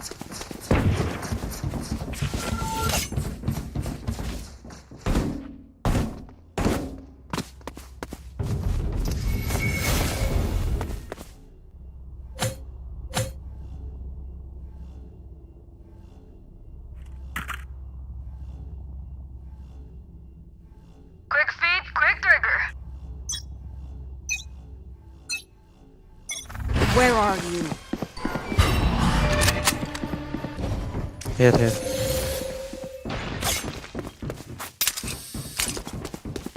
Enemy killed. القحبة جت. Spike planted. There.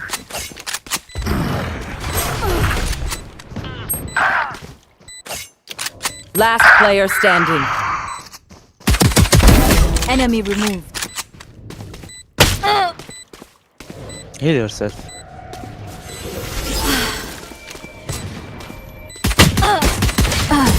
Okay.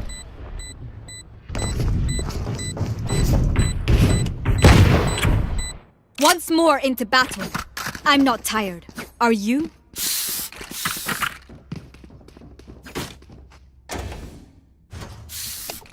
I'm out of here.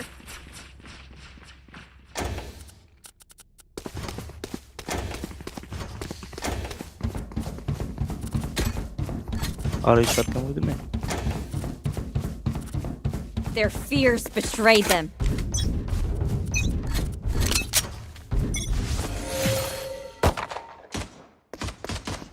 Cover going out.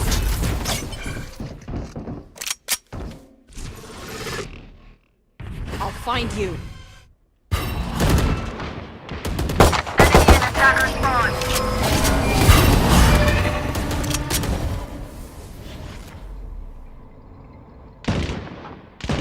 Many enemies A. There. Reloading. Jett One down. enemy Reloading. remaining. Reloading. Last one down. Gun here. On my Charge and mark. shoot. Easy enough. Go, go, go.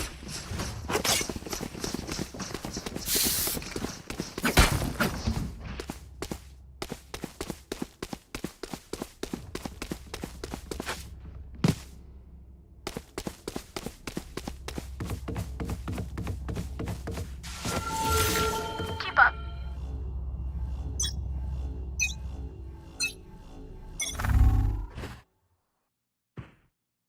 There.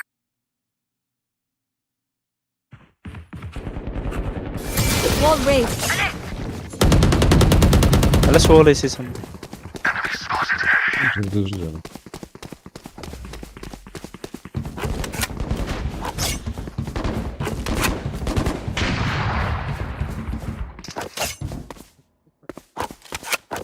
Spike planted. لا مخور.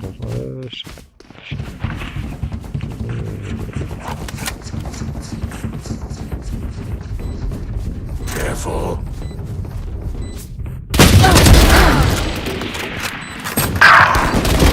Got one. Gotta go. I'm out of here. Go, go, go.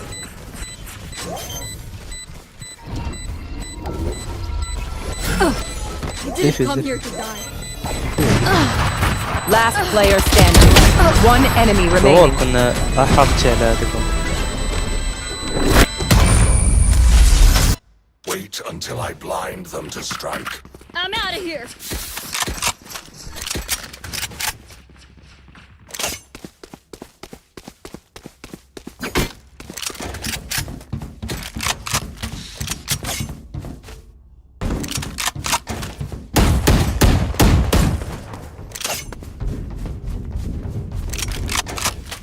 Keep up.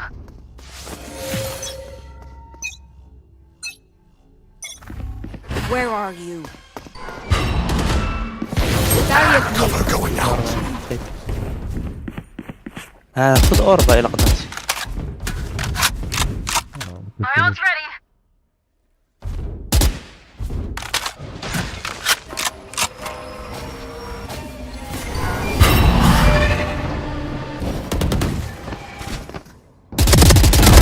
Enemy down. My ultimate is ready.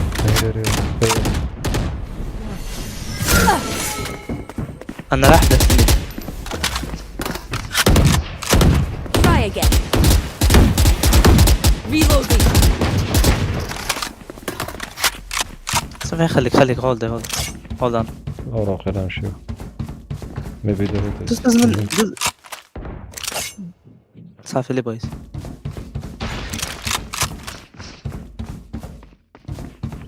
كيفاش بدك تسمع حدايا هزني معاك Spike planted. فيك دابا انت. أنا حدايا Your duty is not over. الليمن. الليمن شوت جون. Blocking sight. Last player standing. اوف.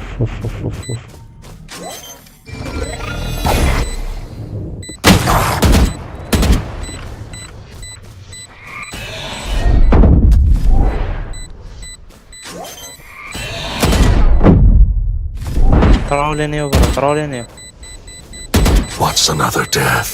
Just Go.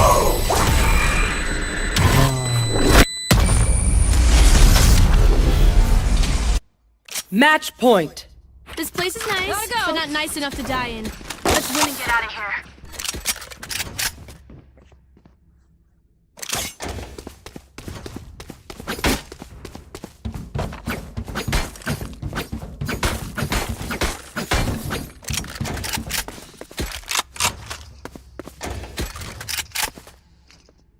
I'll show them. Listik kayo.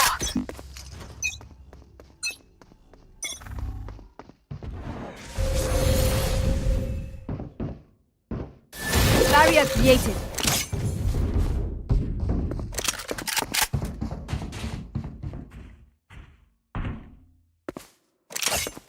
Get out of my way! Hey.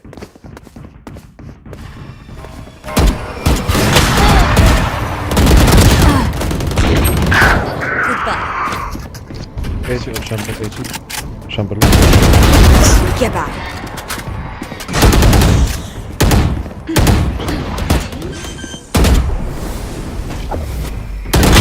Last player standing. What's this? My ult's ready.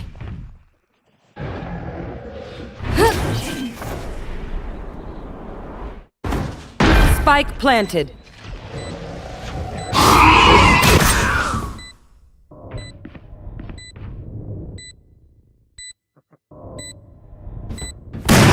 Face your fear!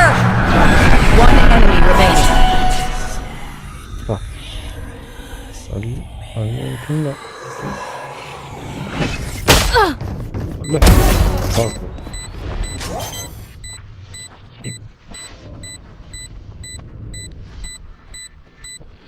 Clutch!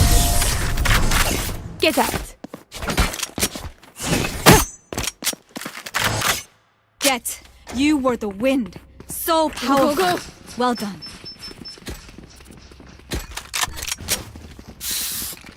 Go B.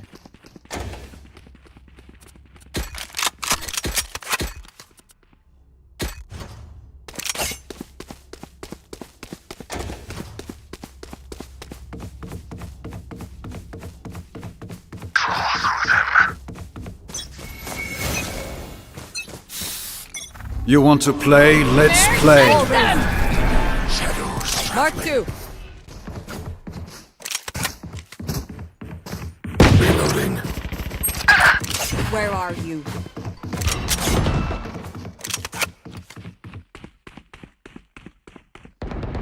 Ah be abi. B.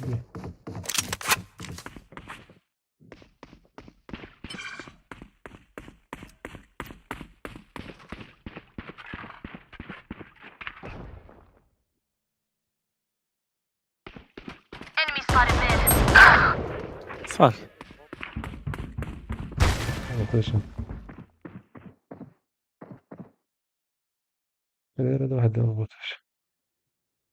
You are divided!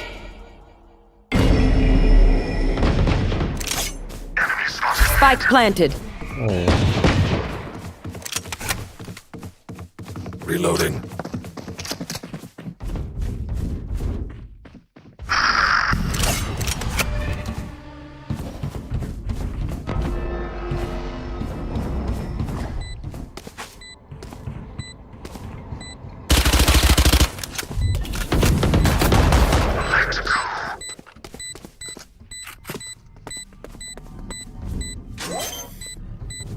Cover going out.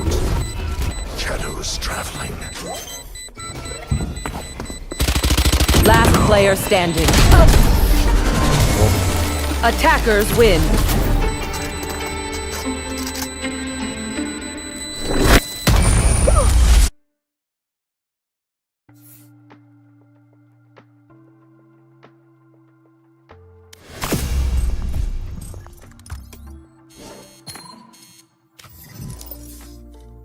ولا أدري بصراحة.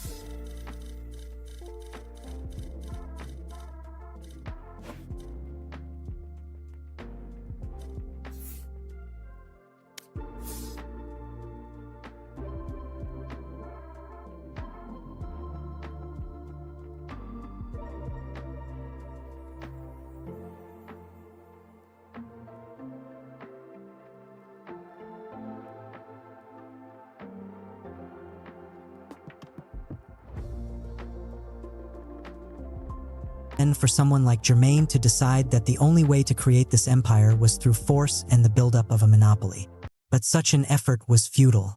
Even if he had lasted longer, there were too many people operating on the fringes who resented his takeover and would have done whatever they could to sabotage him. The fiends would have grown tired of his one-size-fits-all approach. They liked variety, even if it was only in the color of the capsules. The police would have taken notice of his large operation and tried to break it up. Jermaine had been living in the past, in ideas cooked up in prison in the 1970s, the grand era of the drug lord. Time had passed him by, and in the ruthless dynamic of the hood, he paid for this with his life.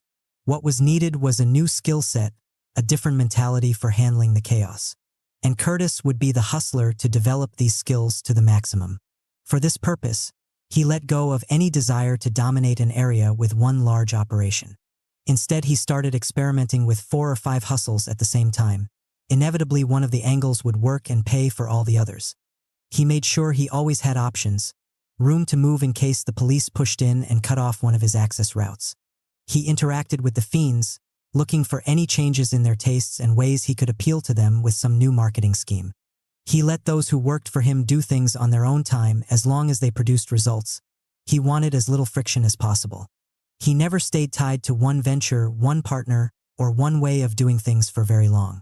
He kept moving. The chaos of the streets was part of his flow, something he learned to exploit by working from within it.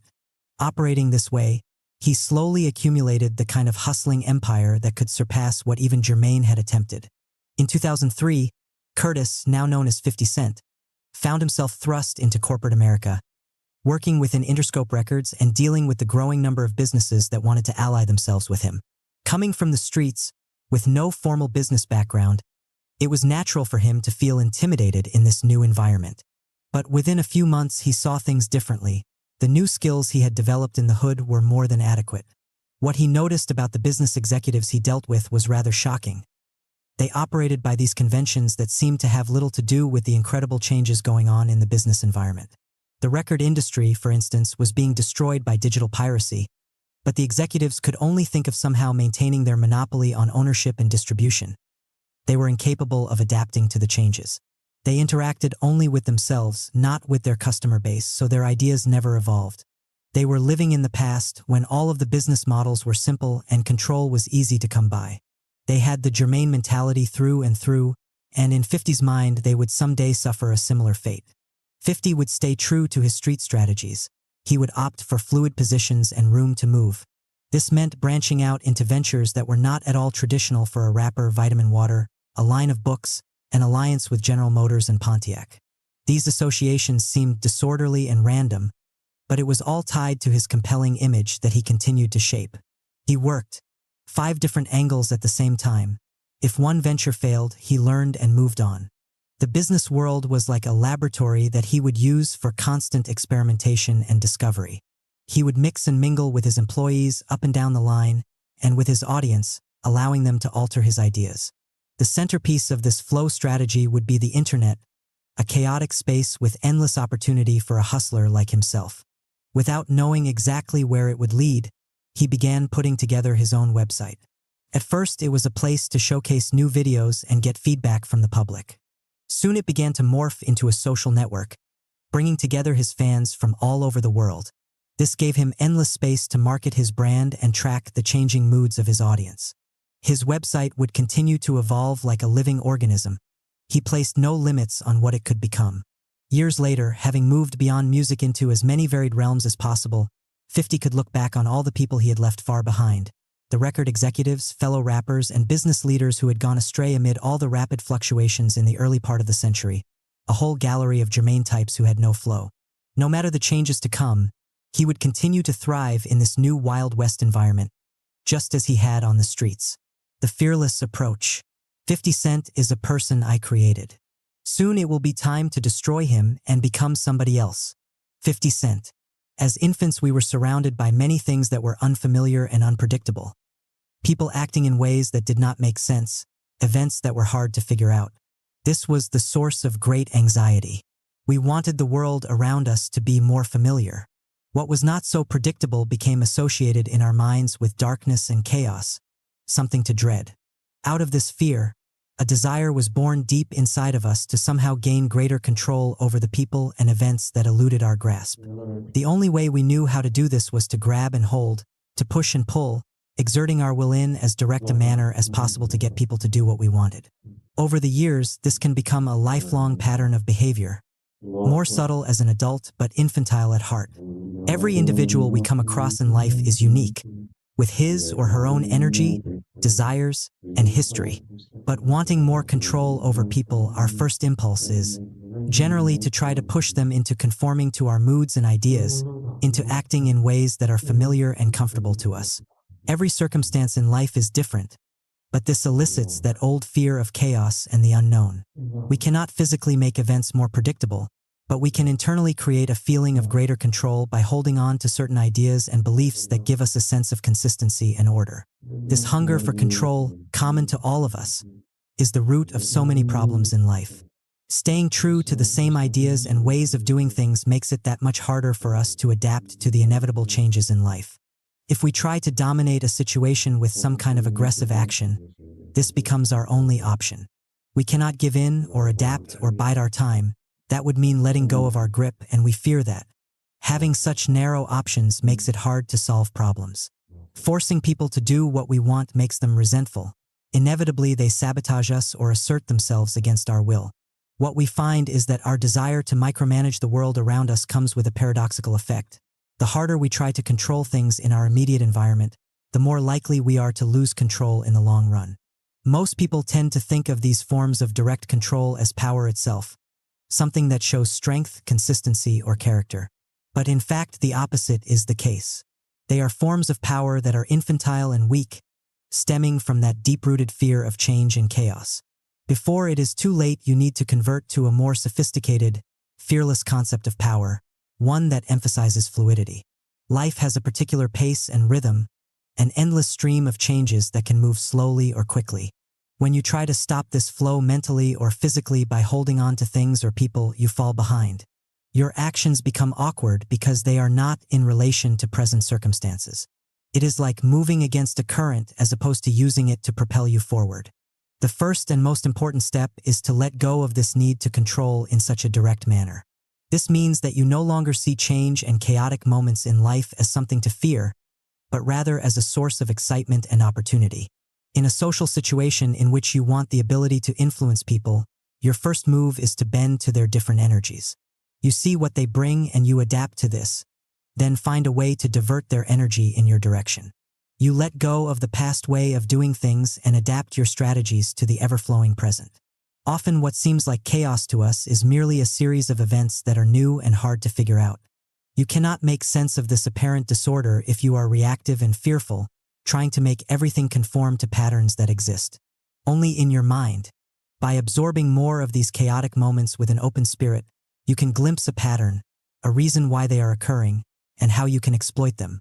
As part of this new concept, you are replacing the old stalwart symbols of power, the rock, the oak tree, etc., with that of water, the element that has the greatest potential force in all of nature. Water can adapt to whatever comes its way, moving around or over any obstacle. It wears away rock over time. This form of power does not mean you simply give in to what life brings you and drift. It means that you channel the flow of events in your direction, letting this add to the force of your actions and giving you powerful momentum. In places like the hood, the concept of flow is more developed than elsewhere. In such an environment, obstacles are everywhere. Those who live there cannot move and make a good living beyond the confines of the hood. If they try to control too many things and become aggressive, they tend to make their lives harder and shorter. The violence they initiate only comes back at them with equal force. With so many physical limitations, hustlers have learned to develop mental freedom. They cannot let their minds be bothered by all these hindrances. Their thoughts have to keep moving, creating new ventures, new hustles, new directions in music and clothes. That is why trends change so quickly in the hood, which often serves as the engine for new styles in the culture at large. With people, hustlers have to adapt to all of their differences, wearing the mask that is appropriate for each situation, deflecting people's suspicions. Hustlers are consummate chameleons. If they can maintain this mental and social fluidity, they can feel a degree of freedom beyond all the physical confinements of the hood. You too face a world full of obstacles and limitations. A new environment where the competition is more global, complicated, and intense than ever before. Like the hustler, you must find your freedom through the fluidity of your thoughts and your constant inventiveness. This means having a greater willingness to experiment, trying several ventures without fear of failing here or there. It also means constantly looking to develop new styles, new directions you can take, freeing yourself up from any inertia that comes with age. In a world full of people who are too conventional in their thinking, who respect the past far too much, such flow will inevitably translate into power and more room to move.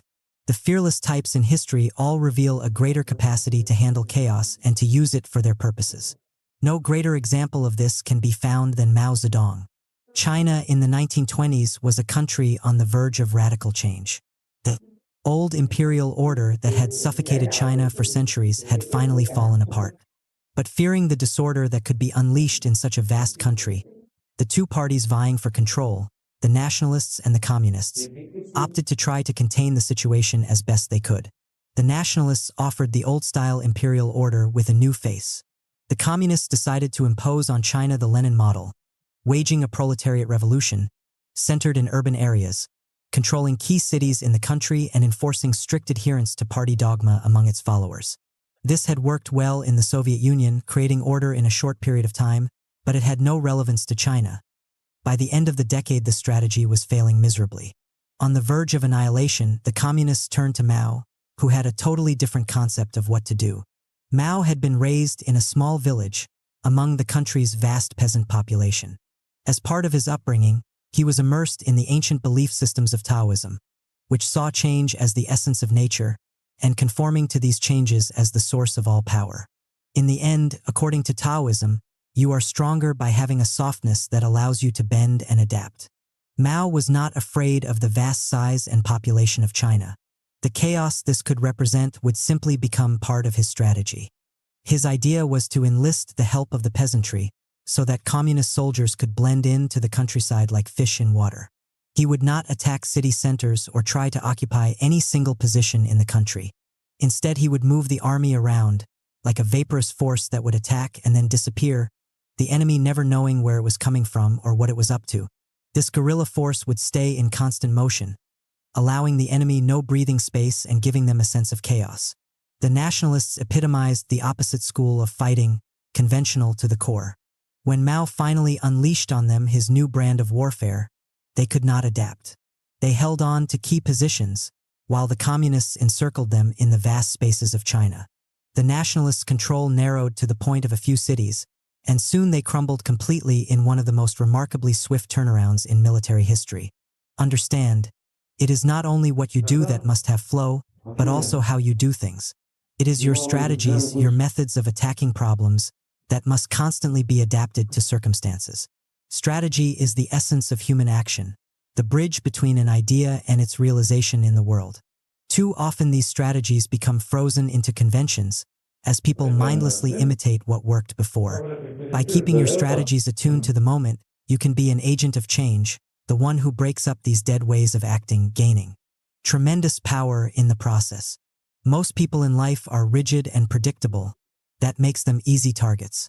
Your fluid, unpredictable strategies will drive them insane. They cannot foresee your next move or figure you out.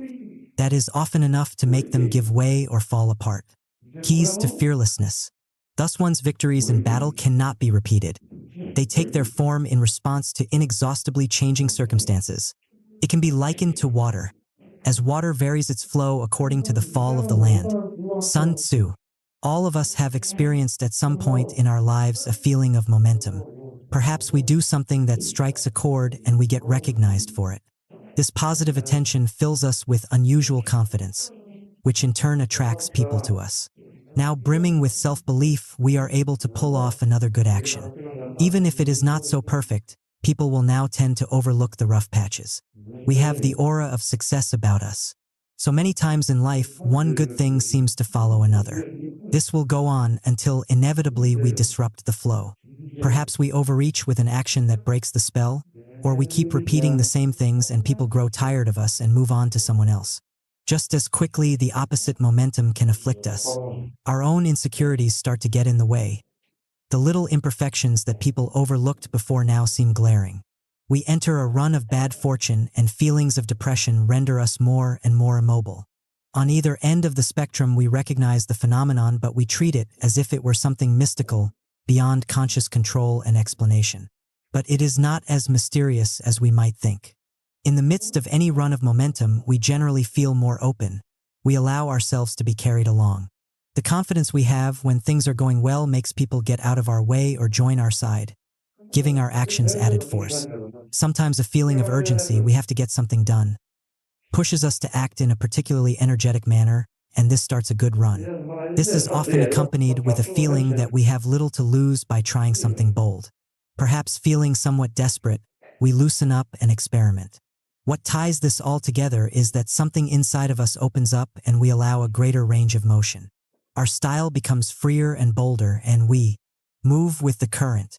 On the other hand, when a run of momentum ends, it is usually from something we do, a kind of unconscious self-sabotage. We react against this loosening up out of some fear of where it could lead us. We become conservative and the flow of energy stops, slowly reversing itself into stasis and depression. In many ways, we are the ones in control of this phenomenon, but it does not operate on a conscious enough level. Understand, momentum in life comes from increased fluidity, a willingness to try more, to move in a less constricted fashion. On many levels, it remains something hard to put into words, but by understanding the process, becoming more conscious of the elements involved, you can place your mind in a readied position, better able to exploit any positive movement in your life. Call this calculated momentum. For this purpose, you must practice and master the following 4 types of flow. Mental flow. In the time of Leonardo da Vinci's youth, mid-15th century, knowledge had hardened into rigid compartments. In one slot, there was philosophy and scholasticism. In another, the arts, which were considered more like simple crafts. In yet another, science, which was not yet very empirical. On the margins stood all forms of dark knowledge, the arts of the occult. Da Vinci was the illegitimate son of a notary, and because of this murky social position, he was denied the usual formal education, all of which became a great blessing in disguise. His mind was freed from all the prejudices and rigid categories of thinking that prevailed at the time. He went to serve an apprenticeship in the studio of the great artist Verrocchio, and once he began to learn there the craft of drawing and painting, a process was set in motion that led to the forming of one of the most original minds in the history of mankind. Knowledge in one field simply opened up in Da Vinci an insatiable hunger to learn something else in a related field. The study of painting led to that of design in general, which led to an interest in architecture. From there he flowed to studying engineering, making war machines and strategy, observing animals and the mechanics of motion that could be applied to technology, studying birds and aerodynamics, the anatomy of animals and humans, the relationship between emotions and physiology, and on and on. This incredible stream of ideas even overflowed into areas of the occult. His mind would recognize no boundaries. He sought the connections between all natural phenomena. In this sense, he was ahead of his time and the first real Renaissance man. His discoveries in various fields had a momentum, the intensity of one leading to another. Many could not understand him and thought he was eccentric, even erratic. But great patrons such as King François I of France, and even Cesare Borgia, recognized his genius and sought to exploit it. Today we have regressed to a point that resembles the pre-Renaissance. Knowledge has once again hardened into rigid categories, with intellectuals shut off in various ghettos. Intelligent people are considered serious by virtue of how deeply they immerse themselves in one field of study, their viewpoint becoming more and more myopic. Someone who crosses these rigid demarcations is inevitably considered a dilettante. After college, we are all encouraged to specialize, to learn one thing well and stick to it. We end up strangling ourselves in the narrowness of our interests. With all of these restrictions, knowledge has no flow to it. Life does not have these categories. They are mere conventions that we mindlessly abide by. Da Vinci remains the icon and the inspiration for a new form of knowledge. In this form, what matters are the connections between things, not what separates them. The mind has a particular momentum itself. When it heats up and discovers something new, it tends to find other items to study and illuminate. All of the greatest innovations in history come from an openness to discovery, one idea leading to another, sometimes coming from unrelated fields. You must develop this spirit and the same insatiable hunger for knowledge. This comes from widening your fields of study and observation, letting yourself be carried along by what you discover. You will find that you will come up with unexpected ideas, the kind that will lead to new practices or novel opportunities. If things run dry in your particular line of work, you have developed your mind along other lines that you can now exploit. Having such mental flow will allow you to constantly think around any obstacle and maintain your career momentum. Emotional flow. By nature, we are emotional creatures. It is how we primarily react to events. Only afterwards are we able to see that such emotional responses can be destructive and need to be reined in. You cannot repress this part of human nature, nor should you ever try. It is like a flood that will overwhelm you all the more for your attempts to dam it up. What you want is for these endless emotions that assail you during the day to wash over you, to never hold on to one single emotion for very long. You are able to let go of any kind of obsessive feeling. If someone says something that bothers you, you find a way to move quickly past the feeling, either to excuse what they said, to make it less important, or to forget. Forgetting is a skill that you must develop in order to have emotional flow. If you cannot help but feel anger or disgust in the moment, make it a point to not let it remain the following day. When you hold on to emotions like that, it is as if you put blinders on your eyes. For that amount of time, you see and feel only what this emotion dictates, falling behind events. Your mind stops on feelings of failure, disappointment, and mistrust, giving you that awkwardness of someone out of tune with the moment.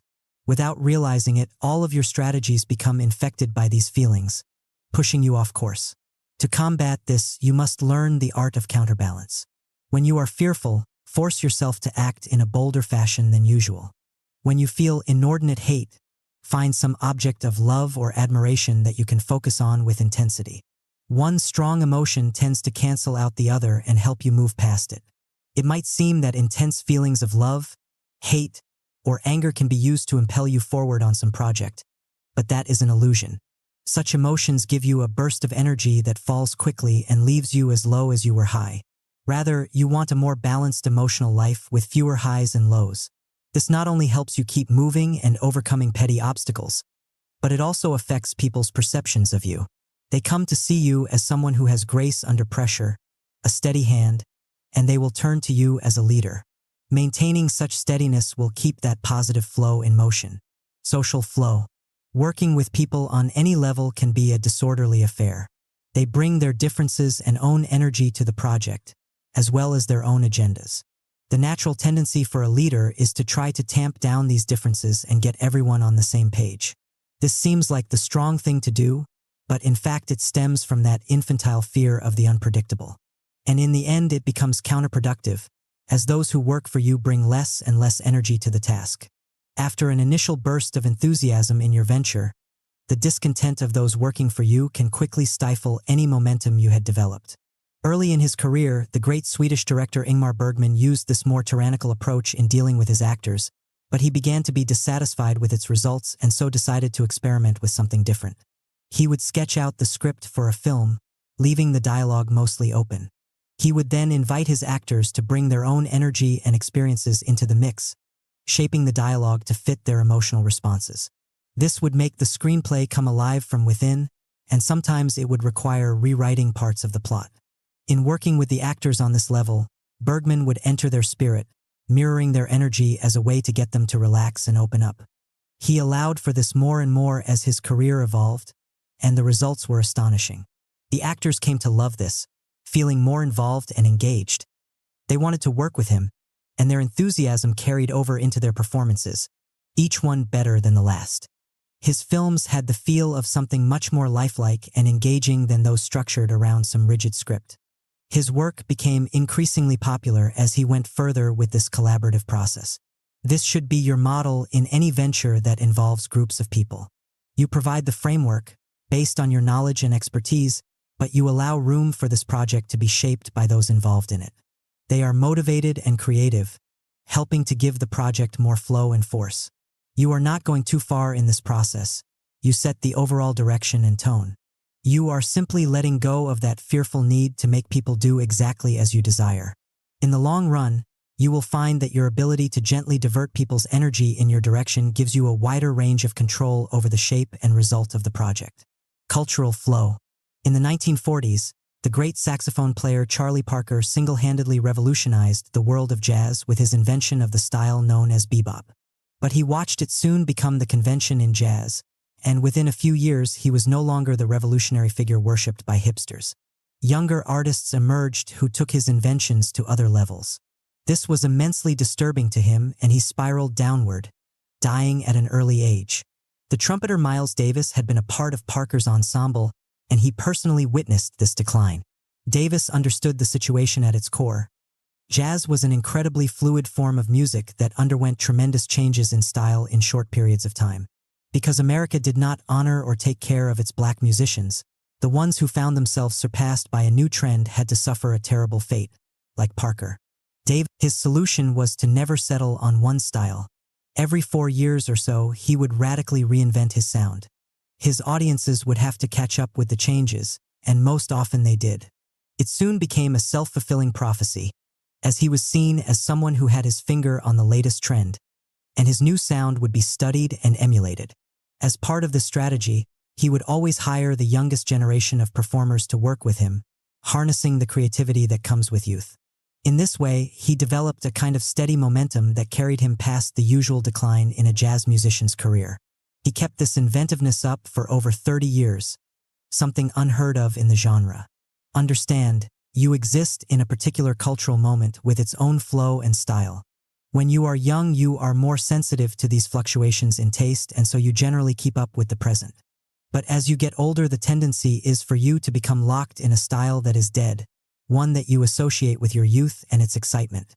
If enough time passes, your style lock can become quite ludicrous. You look like a museum piece. Your momentum will grind to a halt as people come to categorize you in a narrow period of time.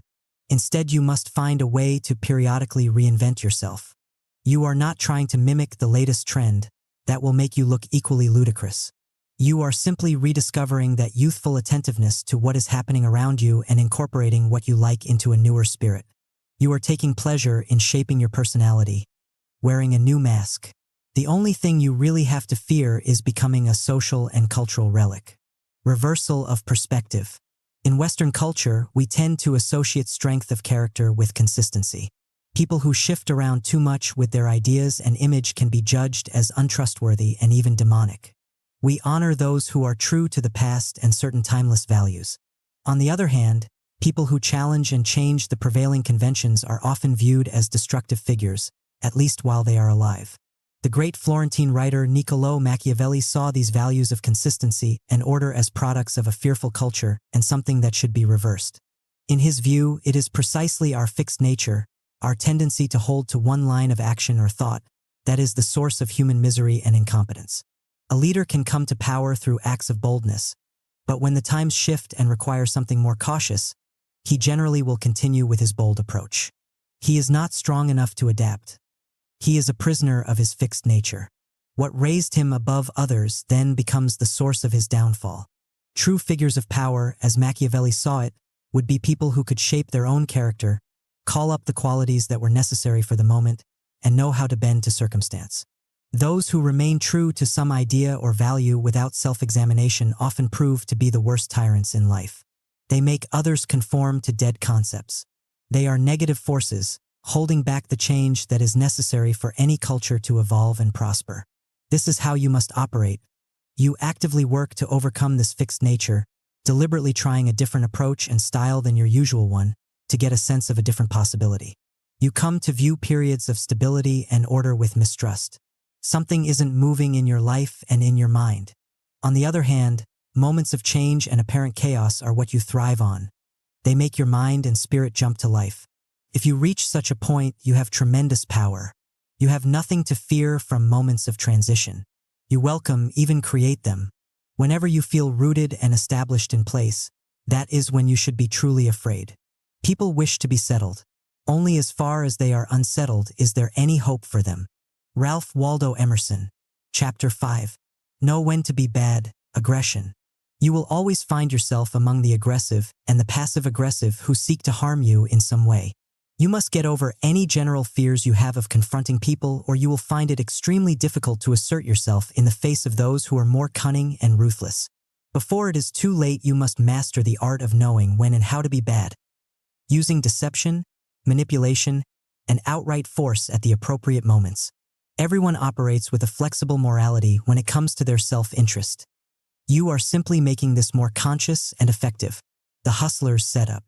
Teehee hustler's every waking hour is lived with both the practical and the subconscious knowledge that if he ever relaxes, if he ever slows down, the other hungry, restless foxes, ferrets, wolves, and vultures out there with him won't hesitate to make him their prey. Malcolm X. In the summer of 1994, Curtis Jackson returned to Southside Queens after having served some time in a rehabilitation program for drug offenders. And to his surprise, in the year he had been away, the hustling game had dramatically changed. The streets were now more crowded than ever with dealers trying to make some money in the crack cocaine trade. Having grown weary over the heated rivalries and violence of the past 8 years, the hustlers had settled into a system where each would have his own corner or two. The drug fiends would come to them for quick transactions. It was easy and predictable for everyone. No need to fight or push people out of the way or even move around. When Curtis spread the word that he was looking to get his old crew together and start back where he had left off before rehab, he was met with suspicion and outright hostility. He could ruin the nice system they had in place with his ambitious hustling schemes. He had the feeling they would kill him before he could do anything, just to preserve this new order. The future suddenly seemed depressing and grim. He had decided months before to find a way out of the drug-dealing racket, but his plans depended on his ability to make some good money and save it so he could segue into a music career. Fitting into this one-corner system would mean he could never earn enough. A few years would go by and he would find it harder and harder to get out. But if he made a play to grab more turf and make some quick money, he would find few allies and many enemies among his fellow hustlers. It was not in their interest that he be allowed to expand his business. The more Curtis pondered the situation, the angrier he became. It seemed to him that everywhere he turned, people were trying to get in his way, restrain his ambitions, or tell him what to do. They pretended they were trying to keep order, when in fact it was just about getting power for themselves and holding on to it. In his experience, whenever he wanted something in life, he couldn't afford to be nice and submissive. He had to get active and forceful. It would be natural for him to feel a little skittish, coming fresh out of jail and trying to get his old life back together. But what he really had to be afraid of was being stuck and settling for the corner hustler's life. Now was exactly the time to get aggressive, to be bad, and to disrupt the system that was designed only to keep people like him down. He thought back to the great hustlers he had known in the neighborhood. One of their most successful strategies was the setup, a variation on the old con game of bait and switch. You distract people with something dramatic and emotional, and while they are not paying attention to you, you grab what you want. He had seen it executed dozens of times, and as he thought about it, he realized he had the material for the perfect distraction. While in rehab, he had befriended the ringleader of a gang of Brooklyn stick-up artists. They were notorious for their efficiency and intimidating presence. For the setup, Curtis would lay low for a few weeks, working a corner like everyone else and appearing to go along with the new system. He would then hire these stick-up artists on the sly to rob all of the neighborhood hustlers, including Curtis himself, of their jewelry, money, and drugs. They would make several sweeps of the area over the course of a few weeks. As part of the deal, they would keep the money and jewelry from the robberies. Curtis would get the drugs. Nobody would suspect his involvement. In the weeks to come, he watched with amusement as the sudden appearance of the stick-up artists in his neighborhood caused panic among the hustlers, some of whom were his friends. He pretended to share their distress. These Brooklyn gangstas were not to be messed with. Almost overnight, the dealer's whole way of life was disrupted. They were forced now to carry guns for protection, but this created a new set of problems. The police were everywhere, making random checks, and to be caught loitering with a gun would mean solid prison time. The hustlers could no longer simply stand on the street corner and wait for the drug fiends to come to them. They had to keep in constant motion to avoid the police. For some, getting called on their beepers was the only way to arrange a deal. Everything became more complicated and business slowed down. The old model, tight and static, had been exploded, and now Curtis moved into the breach with some new colored capsules he packaged and sold to the fiends. Sometimes he included in the sales some free capsules which happened to be the drugs he had accumulated from the robberies. The fiends began to flock to him, while the other hustlers were too upset to notice the trick that had been played. By the time they had figured it out, it was too late. Curtis had expanded his business and he was well on his way to buying his freedom. Several years later, Curtis, now known as 50 Cent, had carved out a path towards a career as a rapper. He had a deal with Columbia Records and the future looked reasonably bright. But 50 was not one to be duped by the usual dreams. He quickly saw that there was only so much room for the top performers who could bank on a solid career in this business. He, along with everyone else, was fighting for crumbs of attention. The artists might get temporary success with a hit here or there, but it wouldn't last, and they had no power to alter the dynamic. What was worse, 50 had made some enemies in the business. He was an ambitious hustler with talent. There were people who mistrusted and feared him.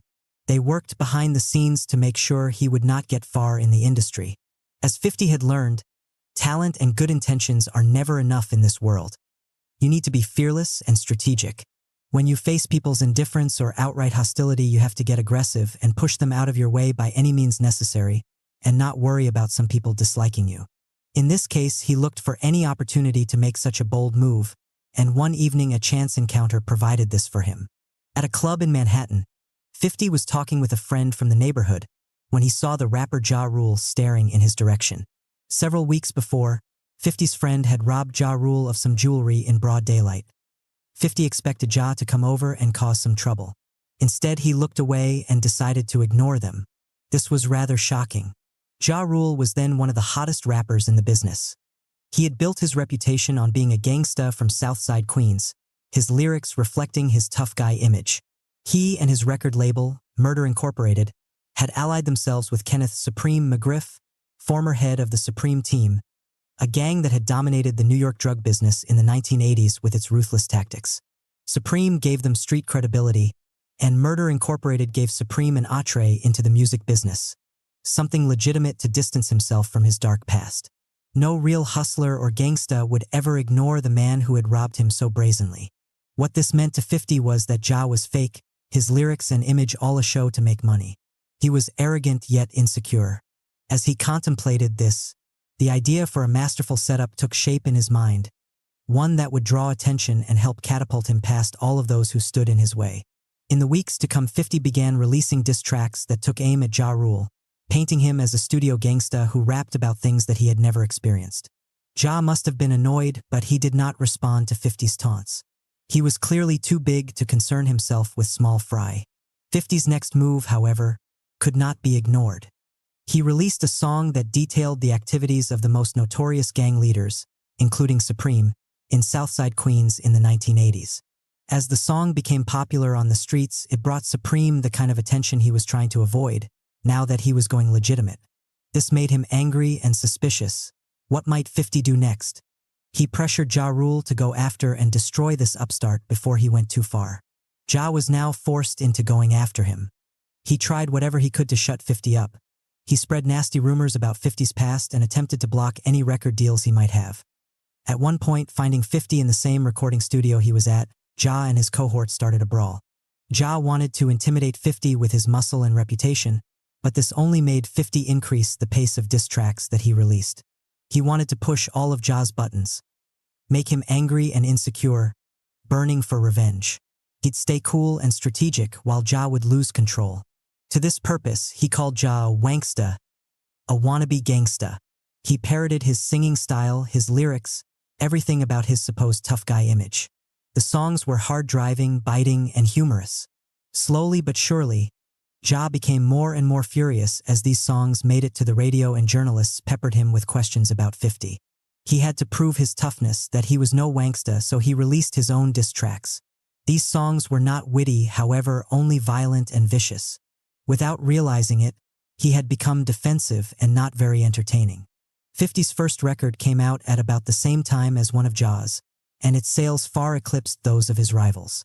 Now he was the star and Ja began to fade from the scene. Befitting his new role, 50 stopped the attacks, almost out of pity for his former rival. Ja had served his purpose, and it was better to leave him to oblivion. The fearless approach. The way I learned it, the kid in the schoolyard who doesn't want to fight always leaves with a black eye. If you indicate you'll do anything to avoid trouble, that's when you get trouble. 50 Cent. Life involves constant battle and confrontation. This comes on two levels. On one level, we have desires and needs, our own interests that we wish to advance. In a highly competitive world, this means we must assert ourselves and even occasionally push people out of position to get our way. On the other level, there are always people who are more aggressive than we are. At some point, they cross our path and try to block or harm us. On both levels, playing offense and defense, we have to manage people's resistance and hostility. This has been the human drama since the beginning of history, and no amount of progress will alter this dynamic. The only thing that has changed is how we handle these inevitable moments of friction in our lives. In the past, people had a greater taste for battle. We can read signs of this in all kinds of social behavior. At the theater, for instance, it was common practice for 19th century audiences in Europe and America to verbally express their disapproval of the actors or the play, yelling, hissing, or throwing things onto the stage. Fights would often break out in the theater over differences of opinion. It was not cause for concern but part of the appeal. In political campaigns, it was accepted as normal that partisans of various parties would confront each other in the streets over their divergent interests. Democracy was considered vibrant by allowing such public disagreements, a kind of safety valve for human aggression. Now we tend to find the opposite. We are generally much more skittish when it comes to confrontation. We often take it personally if someone overtly disagrees with us or expresses an opinion contrary to our own. We are also more afraid of saying something that could possibly offend those around us, as if their egos were too fragile. The culture tends to elevate as its ideal a spirit of cooperation. Being democratic and fair means getting along with others, fitting in, and not ruffling feathers. Conflict and friction are almost evil. We are encouraged to be deferential and agreeable. Nevertheless, the human animal retains its aggressive impulses, and all that happens is that many people channel this energy into passive-aggressive behavior, which makes everything more complicated. In such an atmosphere, we all pay a price. When it comes to the offensive side of power, in which we are required to take forceful and necessary action to advance our interests, we are often hesitant and uncertain. When dealing with the aggressors and passive aggressors around us, we can be quite naive. We want to believe that people are basically peaceful and desire the same things as ourselves. We often learn too late that this is not the case. This inability to deal with what is inevitable in life is the cause of so many problems. We work to postpone or avoid conflicts, and when they reach a point where we can no longer play such a passive game, we lack the experience and the habit of meeting them head-on. The first step in overcoming this is to realize that the ability to deal with conflict is a function of inner strength versus fear, and that it has nothing to do with goodness or badness. When you feel weak and afraid, you have the sense that you cannot handle any kind of confrontation. You might fall apart or lose control or get hurt. Better to keep everything smooth and even. Your main goal then is to be liked, which becomes a kind of defensive shield. So much of what passes for good and nice behavior is really a reflection of deep fears. What you want instead is to feel secure and strong from within. You are willing to occasionally displease people, and you are comfortable in taking on those who stand against your interests. From such a position of strength, you are able to handle friction in an effective manner, being bad when it is appropriate. This inner strength, however, does not come naturally. What is required is some experience. This means that in your daily life you must assert yourself more than usual. You take on an aggressor instead of avoiding him. You strategize and push for something you want instead of waiting for someone to give it to you. You will generally notice that your fears have exaggerated the consequences of this kind of behavior. You are sending signals to others that you have limits they cannot cross, that you have interests you are willing to defend or advance. You will find yourself getting rid of this constant anxiety about confronting people. You are no longer tied to this false niceness that wears on your nerves. The next battle will be easier. Your confidence in handling such moments of friction will grow with each encounter. In the hood, people don't have the luxury of worrying about whether people like them. Resources are limited. Everyone is angling for power and trying to get what they can. It is a rough game, and there is no room for being naive or waiting for good things to happen. You learn to take what you need and feel no guilt about it. If you have dreams and ambitions, you know that to realize them you have to get active, make some noise, bruise a few people in your path. And you expect others to do the same to you. It is human nature, and instead of complaining, you simply must get better at protecting yourself. We all face a similar competitive dynamic. People all around us are struggling to advance their interests. But because our fights are more subtle and veiled, we tend to lose sight of the harsh aspects of the game. We are often too trusting in others in a future that will bring good things. We could use some of the toughness and realism that people who grow up in pressurized environments have. A simple line can be drawn: we all have ambitions and large goals for ourselves. We are either waiting for some perfect moment to realize them, or we are taking action in the present. This action requires some aggressive energy channeled in a smart manner and the willingness to displease a person or two who gets in our way. If we are waiting and settling for what we have, it is not because we are good and nice, but because we are fearful. We need to get rid of the fear and guilt we might have for asserting ourselves. It serves no purpose except to keep us down. The fearless types in history have often had to face a lot of hostility in their lives, and in doing so they invariably discover the critical role that one's attitude plays in thwarting people's aggression. Look at Richard Wright, the first best-selling African-American writer in U.S. history. His father abandoned his mother shortly after Wright's birth in 1908, and Wright knew only poverty and starvation as a child. His uncle, with whom they lived, was lynched by a white mob, and his family, Wright and his mother and brother, was forced to flee from Arkansas and wander across the South. When his mother fell ill and became an invalid, he was shunted from family to family, even spending time in an orphanage. The family members who took him in, themselves poor and frustrated, beat him incessantly. His classmates at school, sensing he was different, he liked to read books and was shy, taunted and ostracized him. At work, his white employers subjected him to endless indignities, such as beatings and dismissals from the job for no apparent reason. These experiences created in him intricate layers of fear. But as he read more books about the wider world and thought more deeply, a different spirit rose inside of him, a need to rebel and not accept the status quo. When an uncle threatened to beat him over a triviality, he decided he had had enough. Although just a child, he clutched 2 razor blades in his hands and told the uncle he was prepared to go down fighting. He was never bothered by that uncle again. Seeing the power he had with such an attitude, he now made it something more calculated and under control. When conditions at work became impossible, he would leave the job, a sign of impertinence to the white employers, who spread word of this around town. He didn't care if people thought he was different, he was proud of it. Feeling like he was going to be trapped in Jackson, Mississippi, for the rest of his life and yearning to escape to the north, he became a criminal for the first and last time in his life, stealing enough to pay his way out of town. He felt more than justified in doing this. This spirit permeated his life to the very end. As a successful writer now living in Chicago, he felt that his novels were being misread by the white public. They invariably found a way to soften his message about racial prejudices, to see what they wanted to see in his work. He realized he had been holding back, tailoring his words to appeal to them. He had to rise again above this fear of pleasing others and write a book that could not be misread, that would be as bleak as the life he had known. This became Native Son, his most famous and successful novel. What Wright had discovered was simple. When you submit in spirit to aggressors or to an unjust and impossible situation, you do not buy yourself any real peace. You encourage people to go further, to take more from you, to use you for their own purposes. They sense your lack of self-respect and they feel justified in mistreating you. When you are humble, you reap the wages of humility. You must develop the opposite, a fighting stance that comes from deep within and cannot be shaken. You force some respect. This is how it is in life for everyone. People will take from you what they can. If they sense that you are the type of person who accepts and submits, they will push and push until they have established an exploitative relationship with you. Some will do this overtly. Others are more slippery and passive-aggressive. You must demonstrate to them that there are lines that cannot be crossed. They will pay a price for trying to push you around.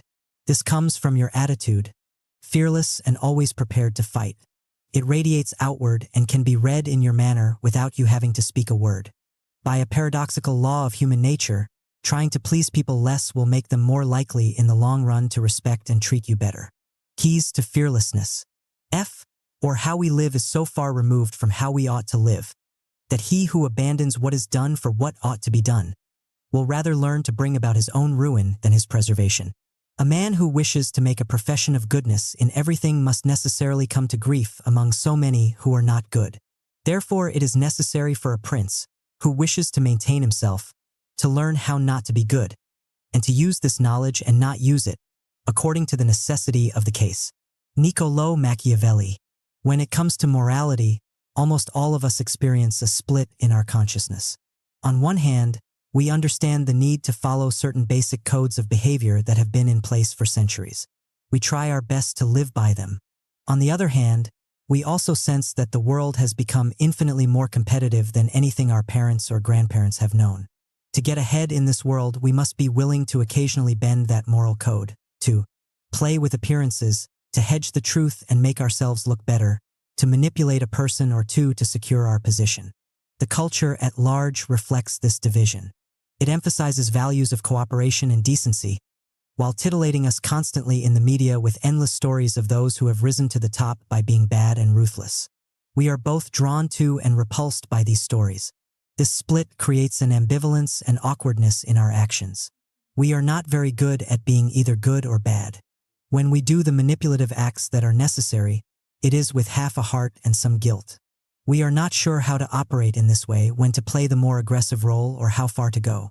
The great 16th century Florentine writer Niccolò Machiavelli noticed a similar phenomenon in his day, on a different level. Italy had splintered into several city-states that were constantly intriguing for power. It was a dangerous, complicated environment for a leader. In facing a rival state, a prince had to be extremely careful. He knew that these rivals would do anything to advance their interests, including cutting deals with others to isolate or destroy him. He had to be ready to attempt any kind of maneuver to protect his state. At the same time, he was imbued with Christian values. He had to juggle two codes of behavior, one for private life and another for the game of power. This made for awkwardness. Nobody really defined the moral parameters for how to defend and advance his state. If he became too aggressive, he would look bad on the world stage and suffer for it. If he was too good and gentle, his state could be overrun by a rival, bringing misery for his citizenry. For Machiavelli, the problem wasn't a leader adjusting his morality to the circumstance. Everyone does that. It was that he did not do it well.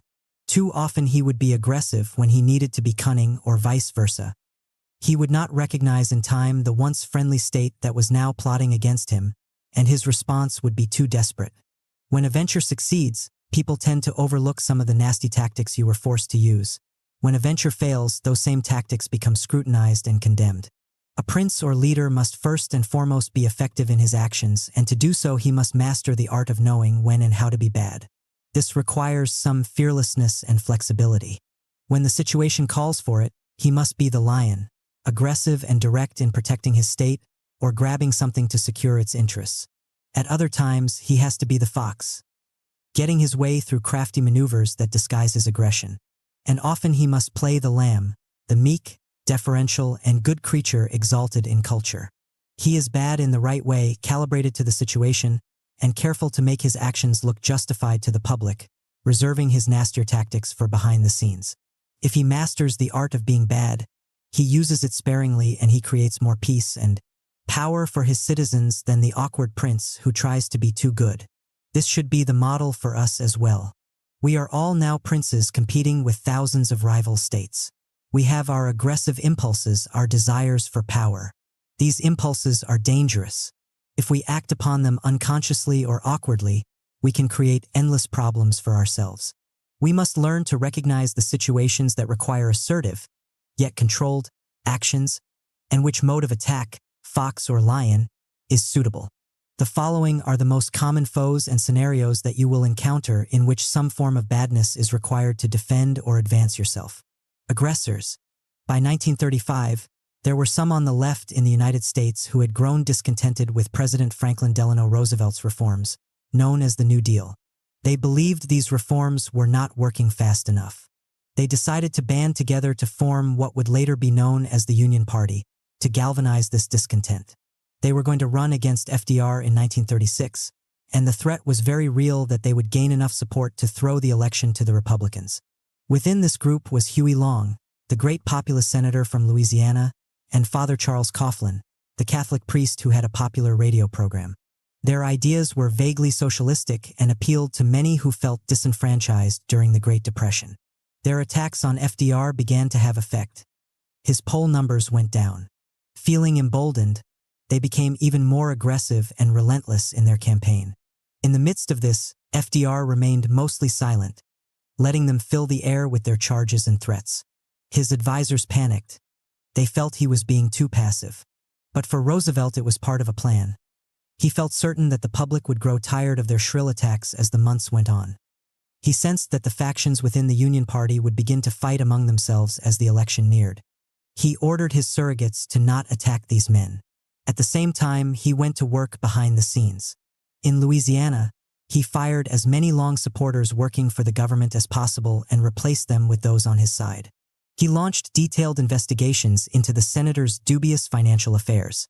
With Coughlin, he worked to isolate him from other notable Catholic priests, making him look like a fringe radical.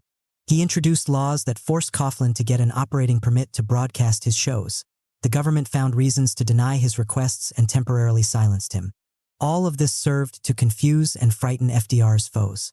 As he had predicted, the party began to splinter and the public lost interest.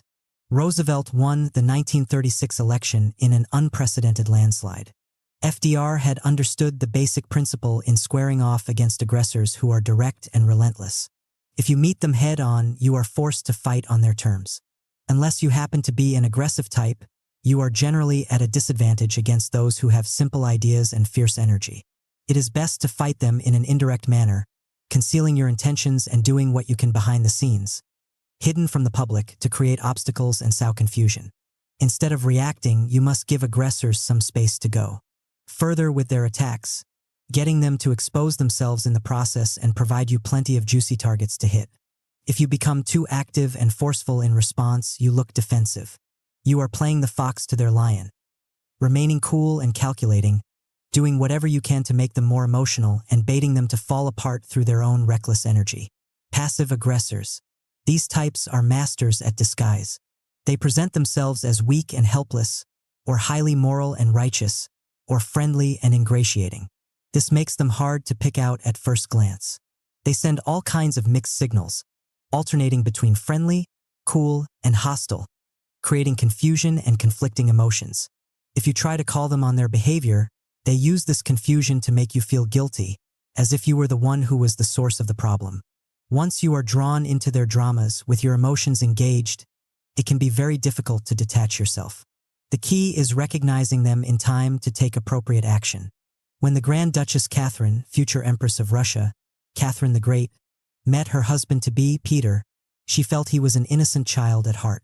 He continued to play with toy soldiers and had a petulant, moody temperament. Then shortly after their marriage in 1745, she began to detect a different side to his character. In private, they got along well enough. But then she would hear from second-hand sources all kinds of nasty stories about how he had regretted their marriage and how he preferred her chambermaid. What was she to believe, these stories or his geniality when they were together? After he became Tsar Peter III, he would graciously invite Catherine to visit him in the morning, but then he would ignore her. When the royal gardener stopped delivering her favorite fruits, she found out it was on his orders. Peter was doing everything he could to make her life miserable and humiliate her in subtle ways. Fortunately, Catherine figured out early on that he was a master manipulator. His childish exterior was clearly there to distract attention from his petty, vindictive core. His goal, she believed, was to bait her into doing something rash that would give him an excuse to isolate or get rid of her. She decided to bide her time, be as gracious as possible, and win over some key allies in the court and the military, many of whom had come to despise the Tsar. Finally, certain of her allies' support, she instigated a coup that would get rid of him once and for all. When it became clear that the military had sided with Catherine and that he was to be arrested, Peter started to beg and plead with her. He would change his ways and they would rule together. She did not reply. He sent another message saying he would abdicate, if only he could return peacefully to his own estate with his mistress. She refused to bargain. He was arrested and soon thereafter murdered by one of the coup intriguers, perhaps with the approval of the Empress. Catherine was a classic fearless type.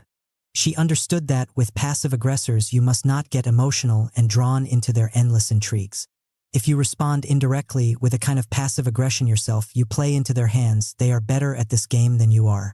Being underhanded and tricky only spurs on their insecurities and intensifies their vindictive nature.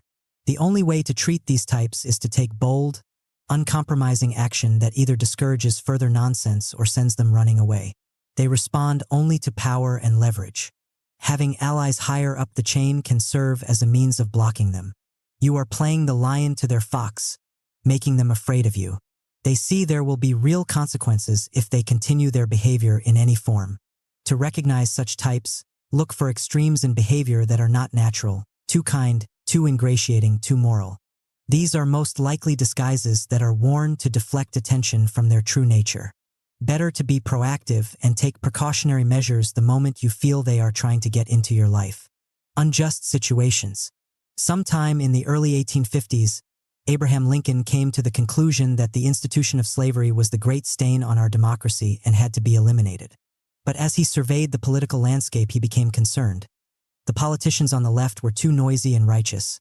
In their fervor to promote abolition, they would polarize the country, and the slaveholders could easily exploit these political divisions to maintain their way of life for decades. Lincoln was the consummate realist. If your goal is to end an injustice, you have to aim for results, and that requires being strategic and even deceptive. To end slavery, he would be willing to do almost anything. He decided he was the politician best suited for this cause. His first step was to present a moderate front to the public in the 1860 campaign and after his election to the presidency. He gave the impression that his main goal was to maintain the Union and to gradually phase slavery out of existence through a policy of containment. When war became inevitable in 1861, he decided to lay a clever trap for the South, baiting them into an attack on Fort Sumter that would force him to declare war. This made it seem that the North was the victim of aggression. All of these maneuvers were designed to keep his support in the North relatively unified. To oppose him was to oppose his efforts to defeat the South and maintain the Union, the slavery issue slipping into the background. This unified front on his side made it almost impossible for the enemy to play political games. As the tide of the war turned in favor of the North, he gradually shifted to more radical positions, stated in the Emancipation Proclamation and his Gettysburg Address, knowing he had more leeway to reveal his real goals and act on them. Leading the North to victory in the war, he had even more room to continue his campaign. In sum, to defeat slavery, Lincoln was prepared to publicly manipulate opinion by concealing his intentions and to practice outright deceit in his political maneuverings. This required great fearlessness and patience on his part, as almost everyone misread his intentions and criticized him as an opportunist. Some still do. In facing an unjust situation, you have two options. You can loudly proclaim your intentions to defeat the people behind it, making yourself look good and noble in the process. But in the end, this tends to polarize the public. You create one hardened enemy for every sympathizer won over to the cause, and it makes your intentions obvious. If the enemy is crafty, this makes it almost impossible to defeat them. Or, if it is results you are after, you must learn instead to play the fox, letting go of your moral purity. You resist the pull to get emotional, and you craft strategic maneuvers designed to win public support. You shift your position to suit the circumstance, baiting the enemy into actions that will win you sympathy. You conceal your intentions. Think of it as war short of unnecessary violence. You are called to do whatever it takes to defeat the enemy. There is no nobility in losing if an injustice is allowed to prevail. Static situations. In any venture, people quickly create rules and conventions that must be followed. This is often necessary to instill some discipline and order. But most often these rules and conventions are arbitrary.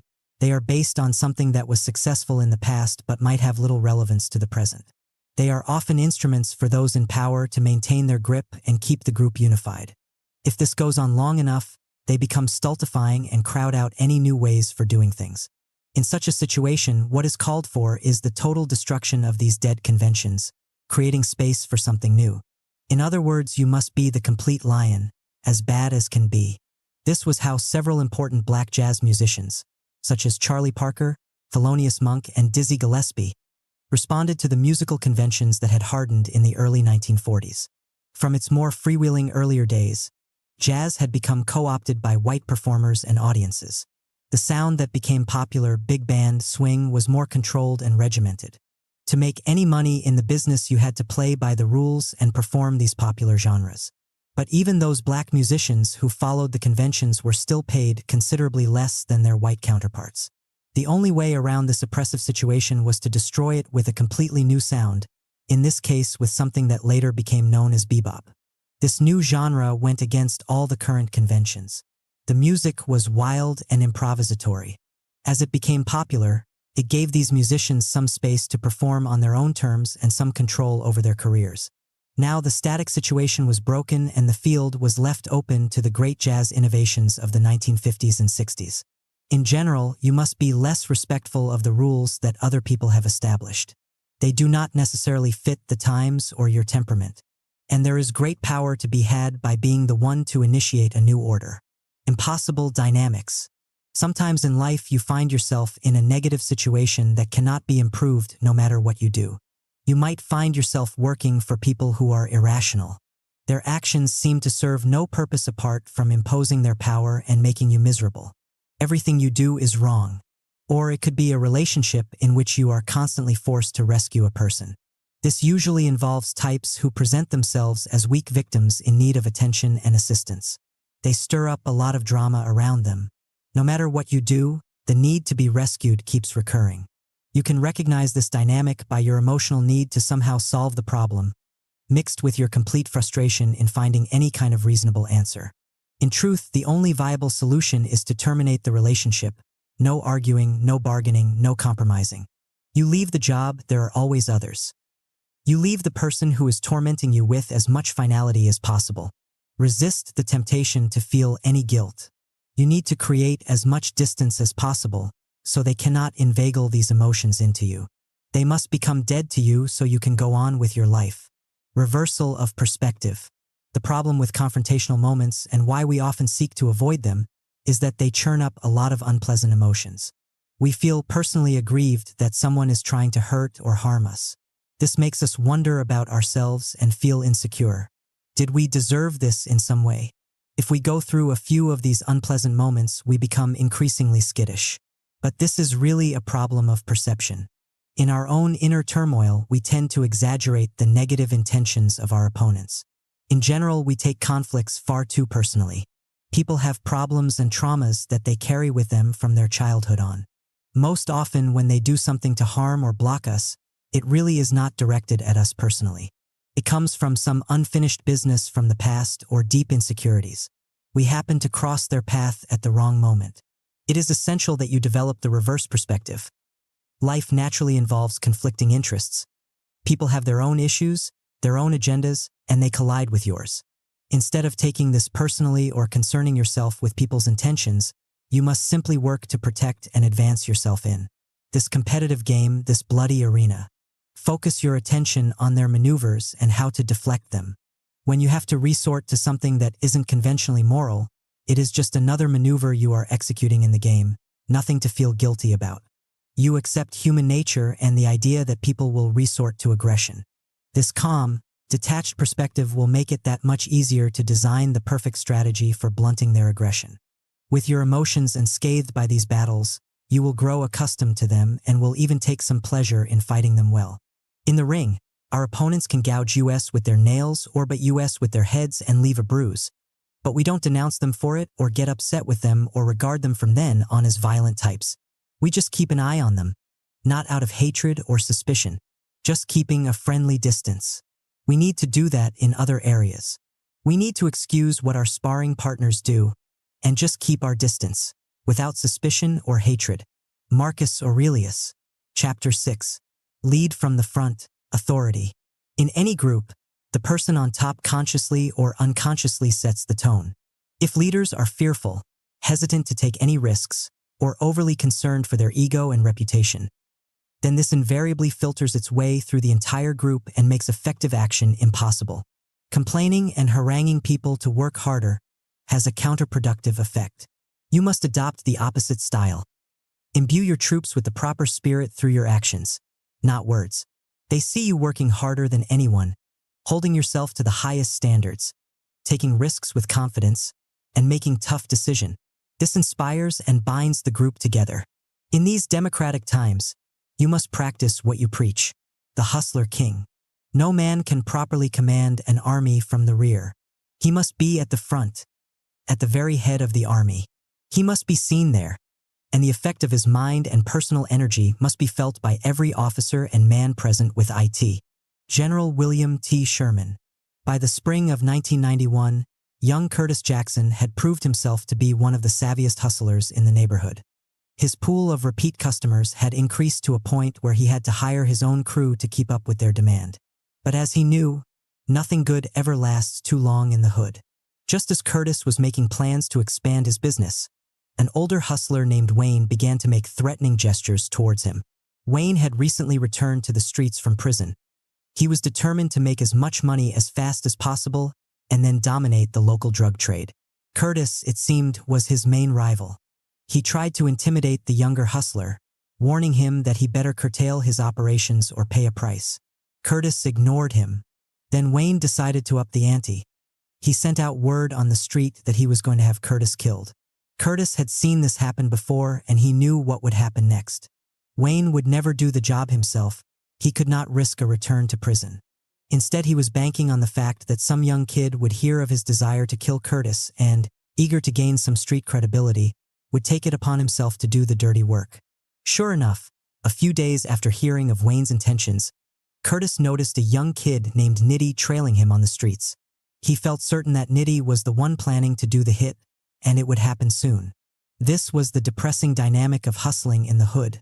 The more success a hustler had, the more he attracted the wrong kind of attention. Unless he inspired some fear and terror, rivals would keep coming at him, trying to take what he had and continually threatening his position on the streets. Once that started to happen, the once successful dealer would find himself drawn into a cycle of violence, reprisals, and time in the pen. There were a few hustlers, however, who had somehow managed to rise above this dynamic. In the hood, they were like kings. Just hearing their names or seeing them on the street would elicit a gut reaction, a mix of fright and admiration. What elevated them above others was a series of actions they had taken in the past that demonstrated they were fearless and smart. Their maneuvers would be unpredictable and all the more terrifying for it. If people thought of challenging them, they would quickly remember what these types had done in other circumstances and back off. All of this would give them an aura of power and mystery. Instead of challengers on all sides, they would have disciples ready to follow them as far as they wanted. If Curtis saw himself as the kingly type, it was time now to show it to others, as dramatically as possible. With death staring him in the face, he worked to control his emotions and thought long and hard about the dilemma that Wayne had posed. If instead he went after Nitty and killed him, the police would catch Curtis and he would end up in prison for a long time, an equally fortunate result for Wayne. And if he did nothing, Nitty would finish him off. But Wayne's strategy had a fatal flaw: his fear of doing the job with his own hands. He was no king himself, but just another frightened hustler pretending to be tough. Curtis would come after him from an unexpected angle and turn everything around. Without wasting any more time, he asked a member of his crew named Tony to accompany him that afternoon. Together they surprised Nitty on the street, and while Tony held him, Curtis slashed the kid in the face with a razor blade.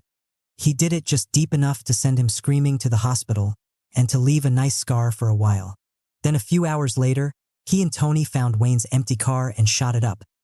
An ambiguous message that meant either they hoped he was inside, or they were taunting him to come out and attack them in the open. The following day, the dominoes fell just as Curtis thought they would. Nitty sought out Wayne, expecting that the two of them would then go together to exact revenge on Curtis. After all, Wayne had been attacked as well. Wayne, however, still insisted the kid do it alone. Now Nitty could see through the game. He was just the patsy to do the dirty work, and Wayne was not as tough as he had made himself out to be. Nitty would have nothing more to do with him, but he was also too afraid to take on Curtis by himself. He decided he could live with the scar. Wayne was now in a delicate position. If he asked someone else to do the job, it would start to look like what it was: a man too scared to do it himself. Better to let the whole thing just go away. In the days to come, the hood was abuzz with the story of what had happened. Young Curtis had outmaneuvered and outsmarted the older rival. Unlike the latter, he was unafraid to do the violence himself. What he had done was bold and dramatic. It had come out of nowhere.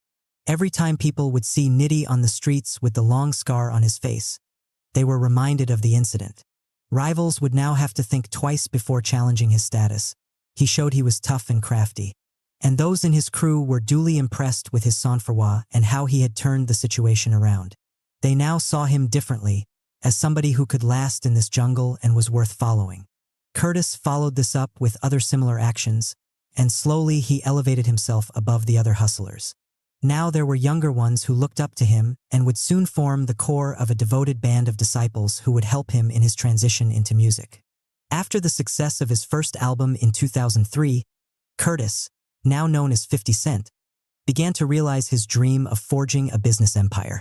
But as this took shape in the months and years to follow, he began to feel that something was wrong. It would be natural to believe that with his current position and fame, those working for him would simply follow his lead and do what he wanted. But his whole life had been a lesson in the opposite.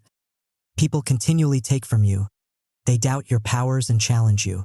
In this environment, his executives and managers were not trying to take his money or his life, but rather he had the feeling they were nibbling away at his power, trying to soften his image and make him more corporate and predictable. If he let this go on, he would lose the only quality that made him different, his propensity to take risks and do the unexpected. He might become a safe investment, but he would no longer be a leader and a creative force. In this world, you cannot relax and rest on your name, your past achievements, your title. You have to fight to impose your difference and compel people to follow your lead. All of these thoughts became painfully clear to him in the summer of 2007. His third album, Curtis, was to be released in September of that year, and everyone seemed to be asleep. The record label, Interscope, was acting as if the album would sell itself. His management team had put together a marketing campaign that he felt was too tame, passive, and corporate. They were trying to control too much. Then one August afternoon, an employee at G-Unit Records, 50's own label within Interscope, told him that a video from the upcoming album somehow just got leaked to the internet. If it spread, it would mess up the carefully orchestrated rollout of songs that had been planned for that month. 50 was the first to hear of this, and after contemplating what to do next, he decided it was finally time to shake up the dynamic, do the unpredictable, and play the part of the hustler king. He called into his office his radio and internet team at G-Unit. Instead of working to contain the viral spread of the video, the usual response to such a problem and what management would advocate, he ordered them to surreptitiously leak it to other sites and let it spread like wildfire. On top of this move, they created the following story to tell journalists for public consumption. When 50 heard of the leak, he flew into a wild rage. He threw his phone at the window with such force he cracked it. He tore the plasma TV off the wall and smashed it into pieces. He left the building in a fit, and the last thing they heard him yelling was that he was shutting it all down and going on vacation. That evening, on 50's orders, they had the maintenance man for the building take pictures of the damage, all faked for this purpose, and then leaked the photos to the internet. They were to keep all of this a secret. Not even management was to know that this drama was completely manufactured. In the days to come, 50 watched with satisfaction as this story spread everywhere. Interscope was awakened from its slumber. Management was sent the message that he was now in command. If he refused to do any more publicity, as he had threatened, their whole campaign was doomed. They had to follow his lead here and let him set the tone for the publicity, which meant something more aggressive and fluid. Among 50's executives and employees, word spread quickly of what had supposedly happened. His reputation for being unpredictable and violent brought to life. When they now saw him in the offices, they felt a twinge of fear. Better to pay attention to what he wanted than risk witnessing his anger. And for the public, this was just the kind of story they expected from the thug rapper. Compelled their attention. They could laugh at his out-of-control antics, not realizing that it was 50, directing the drama, who would have the last laugh. The fearless approach. When I reached the top in business, I adjusted to my new position. I became bolder and crazier than before, and I listened even less to people who tried to slow me down. 50 Cent. Throughout history, we have witnessed the following pattern. Certain people stand out from the crowd because of some special skill or talent that they have. Perhaps they are masters at the political game, knowing how to charm and win the proper allies. Or maybe they have superior technical knowledge in their field. Or maybe they are the ones who initiate some bold venture that has success. In any event, these types suddenly find themselves in leadership positions, something for which their past experience and education has not prepared them. Now they are alone and on the top, their every decision and action scrutinized by the group and the public. The pressures can be intense. And what inevitably happens is that many of them unconsciously succumb to all kinds of fears. Whereas before they might have been bold and creative, now they grow cautious and conservative, aware of the heightened stakes. Secretly scared of being held accountable for the success of the group, they overdelegate, poll everyone for their opinions, or refrain from making the hard decisions. Or they become excessively dictatorial, trying to control everything, another sign of weakness and insecurity. It is the story of great senators who make lousy presidents, bold lieutenants who turn into mediocre generals, or top-level managers who become incompetent executives. And yet among the group there are inevitably a few who demonstrate the opposite. They rise to the position, displaying extraordinary leadership skills that no one had suspected were in them. We find in this group people like Napoleon Bonaparte, Mahatma Gandhi, and Winston Churchill. What links these people together is not some mysterious skill or bit of knowledge, but rather a quality of character, a temperament that reveals the essence of the art. They are fearless. They do not shrink from making the hard decisions by themselves. Instead, they seem to relish such responsibility. They do not suddenly become more conservative, but in fact show a propensity for bold action. They exhibit tremendous grace under fire. Such types come to understand in various ways that a leader has a unique power that generally goes untapped. Any group tends to assume the spirit and energy of the person on top. If that person is weak and passive, then the group tends to splinter into factions. If such leaders lack confidence, their insecurities tend to filter their way down the line. Their nervous, fretful moods put everyone on edge. But there is always the opposite possibility. A leader who is audacious, out in front, and setting the tone and agenda for the group sparks a higher energy level and confidence. Such a person on top does not need to yell or push people around. Those below want to follow his or her lead because it is strong and inspiring. In war, where leadership skills are more immediately apparent and necessary because lives are at stake, we can distinguish two leadership styles, from behind or from the front. The former type of general likes to stay in his tent or headquarters and bark out orders, feeling that having such distance makes it easier to command. This style can also mean involving lieutenants and other generals in important decisions, choosing to lead by committee. In both cases, the commander is trying to hide himself from scrutiny, accountability, and danger. The greatest generals in history, however, are invariably those who lead from the front and by themselves. They can be seen by the troops at the head of the army, exposing themselves to the same fate as any foot soldier. The Duke of Wellington said that the mere appearance of Napoleon Bonaparte at the head of his army translated into the equivalent of an additional 40,000 men. A kind of electrical charge passes through the troops. He is sharing in their sacrifices, leading by example. It has almost religious connotations. We notice the same two styles in business and politics as well. The executives who lead from behind will always try to disguise it as a virtue, the need for secrecy, or their desire to be more fair and democratic. But it really stems from fear, and it invariably leads to a lack of respect from those below. The opposite style, leading from the front and by example, has the same power in the office as it does on the battlefield. Leaders who work harder than anyone else, who practice what they preach, who are not afraid to be accountable for tough decisions or to take risks, will find they have created a well of respect that will pay great dividends down the road. They can ask for sacrifices, punish troublemakers, and make occasional mistakes all without facing the usual grumbling and doubts. They don't have to yell, complain, and force their men and women to follow. People do so willingly. In urban environments such as Southside Queens, respect is an extremely important issue. In other places, your background, education, or resume might lend you some authority and credibility, but not in the hood. There, everyone starts from zero. To gain respect from your peers, you must repeatedly prove yourself. People are constantly prone to doubting your abilities and your power. You must show again and again that you have what it takes to thrive and to last. Big words and promises mean nothing. Only actions carry weight. If you are authentic, as tough as you seem to be, then you will earn the respect that will make people back off and make your life that much easier. This should be your perspective as well. You start with nothing in this world. Any titles, money, or privilege you inherit are actually hindrances.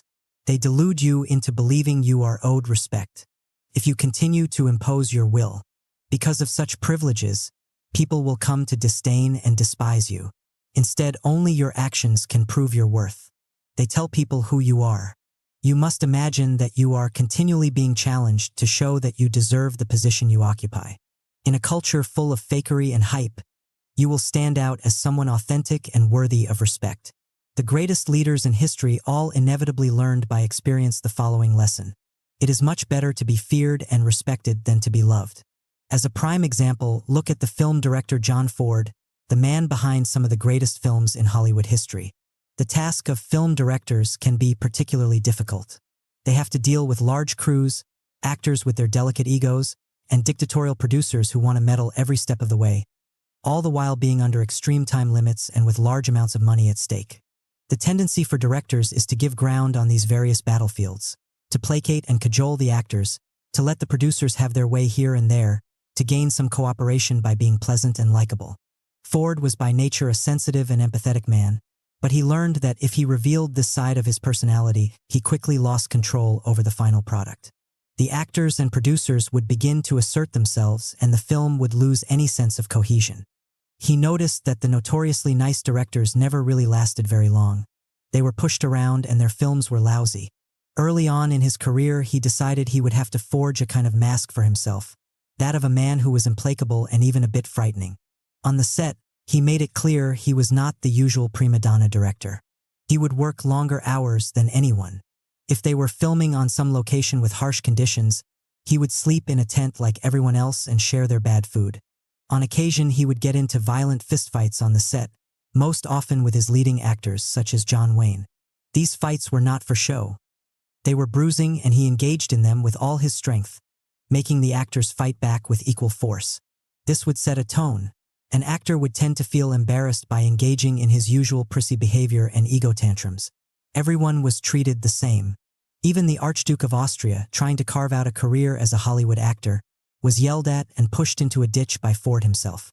He had a unique way of directing actors.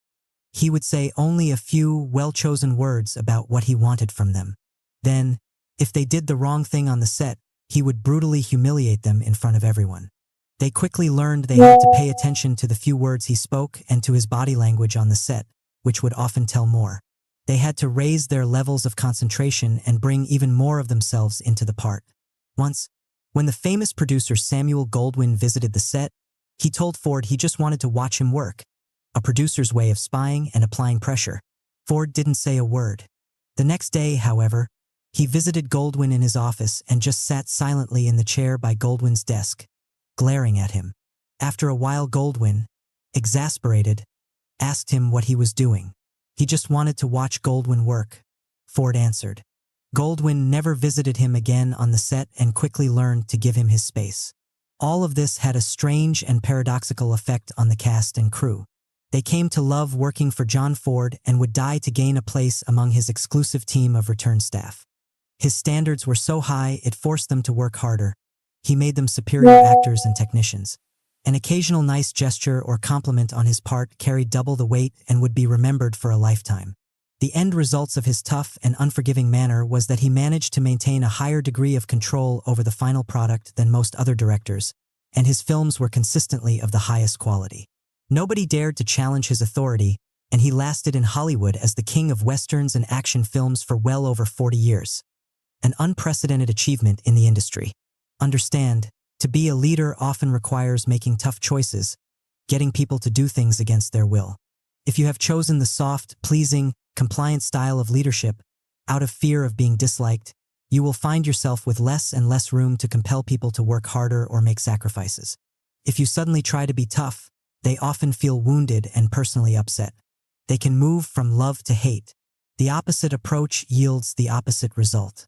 If you build a reputation for toughness and getting results, people might resent you, but you will establish a foundation of respect. You are demonstrating genuine qualities of leadership that speak to everyone. Now, with time and a well-founded authority, you have room to back off and reward people, even to be nice. When you do so, it will be seen as a genuine gesture, not an attempt to get people to like you, and it will have double the effect. Keys to fearlessness. For it is a general rule of human nature that people despise those who treat them well and look up to those who make no concessions. Theridites.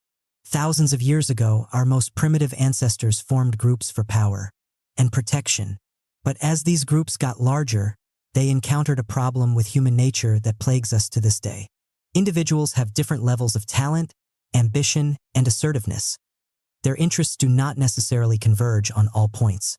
When it comes to the important decisions upon which the fate of the tribe hangs, the members will often think of their own narrow agendas. A group of humans is always on the verge of splintering into a chaos of divergent interests. For this purpose, leaders were chosen to make the hard decisions and end all the dissension. But the members of the tribe would inevitably feel ambivalence towards their leaders.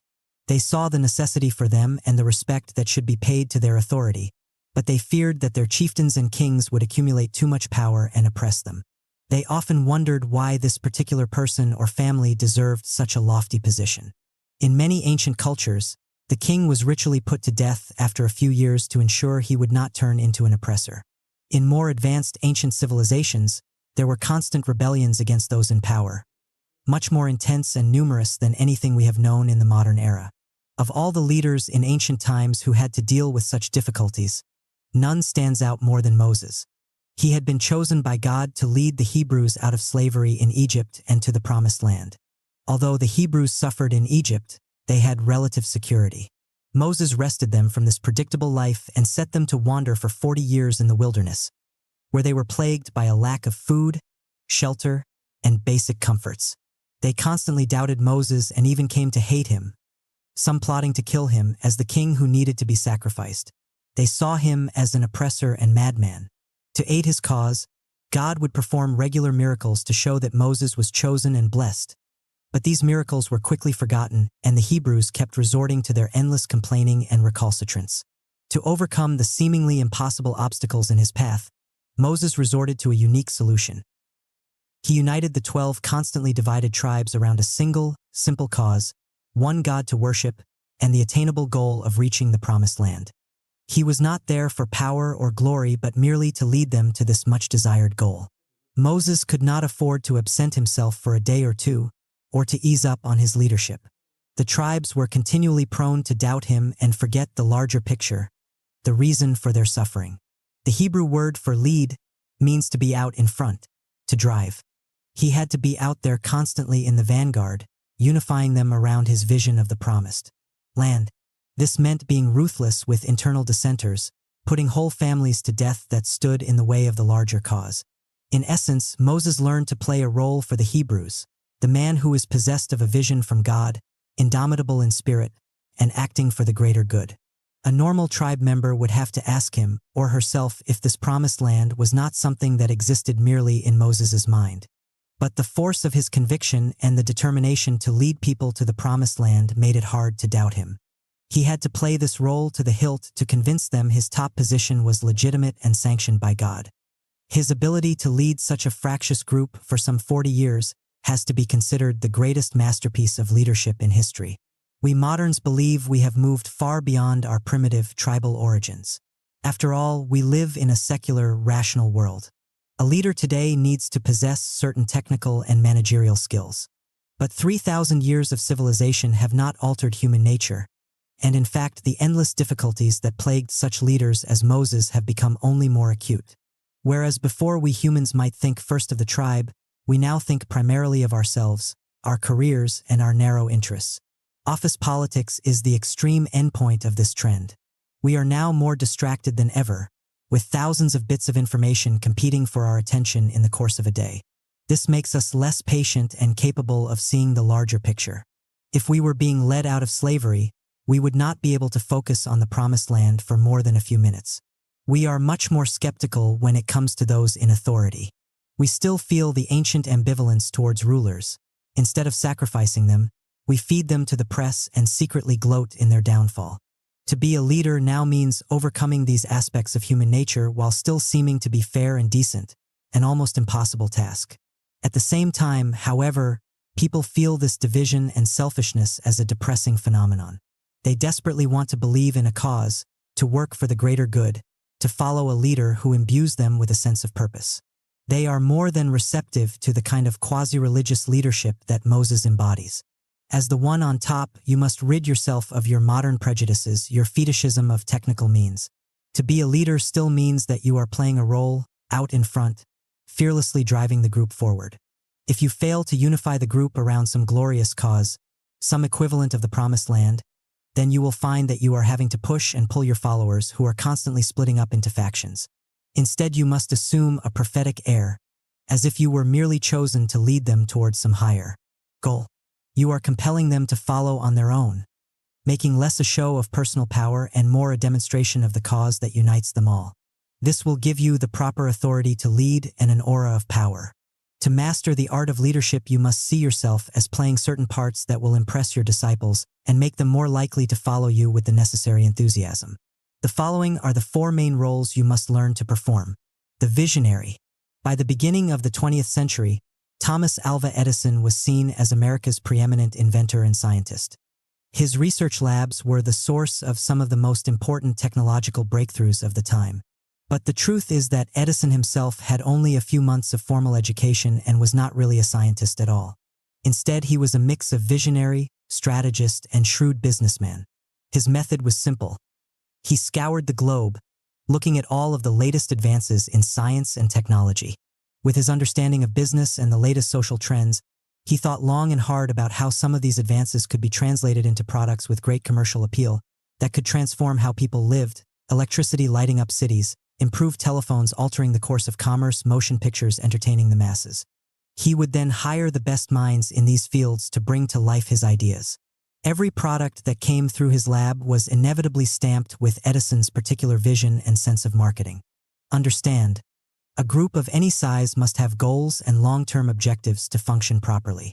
But human nature serves as a great impediment to this. We are naturally consumed by immediate battles and problems. We find it very difficult, if not unnatural, to focus with any depth on the future. Thinking ahead requires a particular thought process that comes with practice. It means seeing something practical and achievable several years down the road, and mapping out how this goal can be achieved. It means thinking in branches, coming up with several paths to get there, depending on circumstances. It means being emotionally attached to this idea, so that when 1,000 distractions and interruptions seem to push you off course, you have the strength and purpose to keep at it.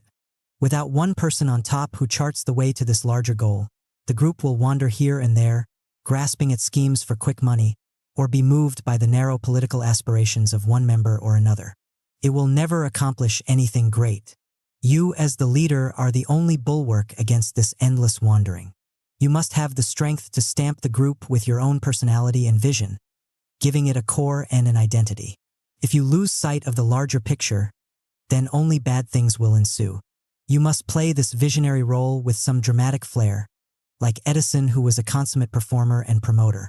He would give dazzling presentations of his ideas and stage events to get on the front page of newspapers. Like Moses describing the promised land, he could paint an alluring picture of the future that his inventions would help create. This drew in money from investors and inspired his researchers to work even harder. Your own level of excitement and self-belief will convince people that you know where you are going and should be followed. The unifier. When Louis XIV began ruling France in 1661, he inherited an almost impossible situation. The feudal dukes and lords of France maintained tight control over their various realms. Recent ministers, such as the Duc de Richelieu and Cardinal Mazarin, had made most of the important decisions that lay outside the control of the lords. The king had been mostly a figurehead, presiding over a deeply fractured country whose power in Europe had been on the decline for quite some time. Louis was determined to reverse all of this, and his method was powerful and dramatic. At first he kept his intentions to himself, and then suddenly he announced to one and all that he would not appoint a minister to run the country. From now on, that would be his task. Next, he ordered the aristocracy to take up residence in the Palace of Versailles that he had recently constructed. The closer they lived to him in the palace, the more influence they would have. If they remained in their duchies to conspire against him, they would find themselves isolated from the new center of power he had created. His most brilliant maneuver, however, was the most subtle one of all. He created a cause for the French people to believe in the greatness and glory of France itself, which had as its mission to be the center of civilization and refinement, the model for all of Europe. For this purpose, he led the country into various wars to extend France's political might. He became the preeminent patron of the arts, making France the cultural envy of Europe. He created impressive spectacles to delight and distract the public from his power moves. The nobility were not fighting for Louis but for the greatness of the nation. In this way, he transformed a deeply divided, almost chaotic country into the supreme power of Europe. Understand, the natural dynamic of any group is to splinter into factions.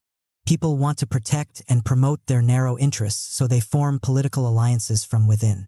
If you force them to unite under your leadership, stamping out their factions, you may take control, but it will come with great resentment. They will naturally suspect you are increasing your power at their expense. If you do nothing, you will find yourself surrounded by lords and dukes who will make your job impossible. A group needs a centripetal force to give it unity and cohesion, but it is not enough to have that be you and the force of your personality. Instead, it should be a cause that you fearlessly embody. This could be political, ethical, or progressive. You are working to improve the lives of people in your community, for instance. This cause elevates your group above others. It has a quasi-religious aura to it, a kind of cult feeling. Now, to fight or doubt you from within is to stand against this cause and seem selfish. The group, infused with this belief system, will tend to police itself and root out troublemakers. To play this role effectively, you must be a living example of this cause, much as Louis exemplified the civilizing power of France in his own carefully crafted behavior. The role model. You cannot control a large group on your own. You will turn into a micromanager or dictator, making yourself exhausted and hated. You need to develop a team of lieutenants who are infused with your ideas, your spirit, and your values. Once you have such a team, you can give them latitude to operate on their own, learning for themselves and bringing their own creativity to the cause. This is the system that Napoleon Bonaparte initiated and has since been imitated by the greatest generals of the modern era.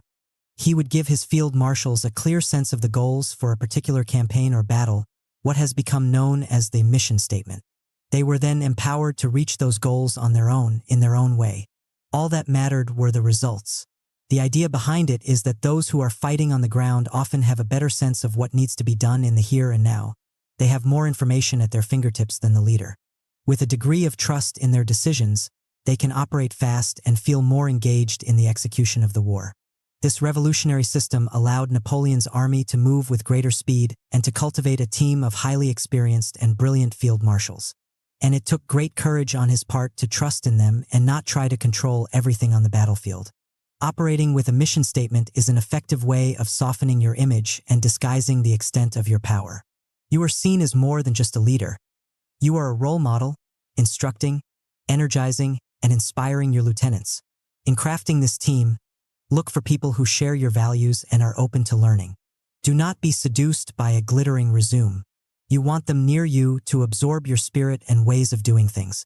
Once you feel they have the proper training, you must not be afraid to let go of the reins and give them more independence. In the end, this will save you much energy and allow you to continue focusing on the greater strategic picture. The bold knight. Every group has a kind of collective energy, and on its own this will tend towards inertia. This comes from people's powerful desires to keep things comfortable, easy, and familiar. Over time, in any group, conventions and protocol will assume greater importance and govern people's behavior. The larger the group, the more conservative it will tend to become, and the greater this force of inertia. The paradox is that this defensive, passive posture has a depressing effect on morale, much like sitting in one place for too long will lower your spirits.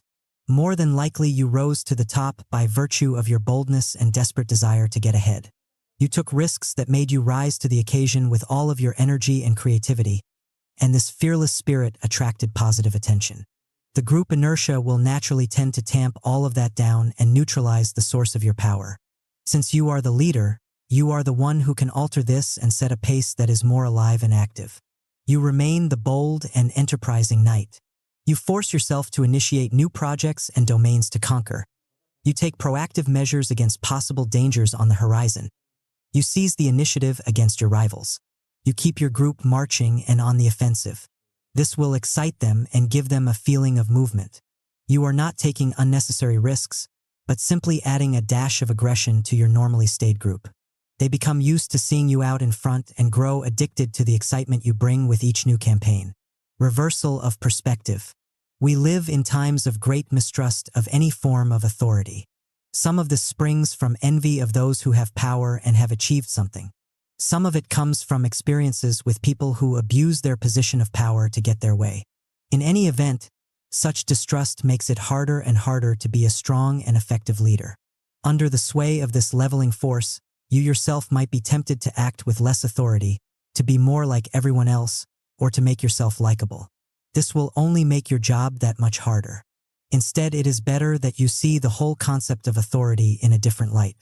The word authority comes from the Latin root autor, meaning authore, person who creates something new. This could be a work of art, a new way of operating in the world, or new values. The health of any society depends on those who infuse it with such innovations.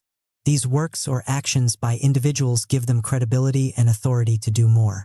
The great Roman general Scipio Africanus the Elder invented a whole new style of warfare in the campaign against Hannibal that was tremendously successful. This gave him the authority to lead the campaign itself and later to launch a political career. For the Romans, if you simply acted as if your position entitled you to certain powers, you lost your authority. You were no longer an author, a contributor, but a passive consumer of power. As a leader, this is how you must view yourself as well. You are an author creating a new order, writing a new act in some drama. You never rest on your laurels or past achievements. Instead, you are constantly taking action that moves the group forward and brings positive results. That record speaks for itself. Despite the spirit of the times, people have a secret yearning to be guided by a firm hand, by someone who knows where they are going. It is distressful to always feel distracted and wandering. The members of your group will give you the respect and authority you require if you earn it as an author and creator. In the end, if people mistrust and resist your authority, you really have only yourself to blame. A distinguished commander without boldness is unthinkable. No man who is not bold can play such a role, and therefore we consider this quality the first prerequisite of the great military leader. How much of this quality remains by the time he reaches senior rank, after training and experience have affected and modified it, is another question. The greater the extent to which it is retained, the greater the range of his genius. Carl von Clausewitz. Chapter 7. Know your environment from the inside-out connection. Most people think first of what they want to express or make, then find the audience for their idea. You must work the opposite angle, thinking first of the public. You need to keep your focus on their changing needs, the trends that are washing through them. Beginning with their demand, you create the appropriate supply.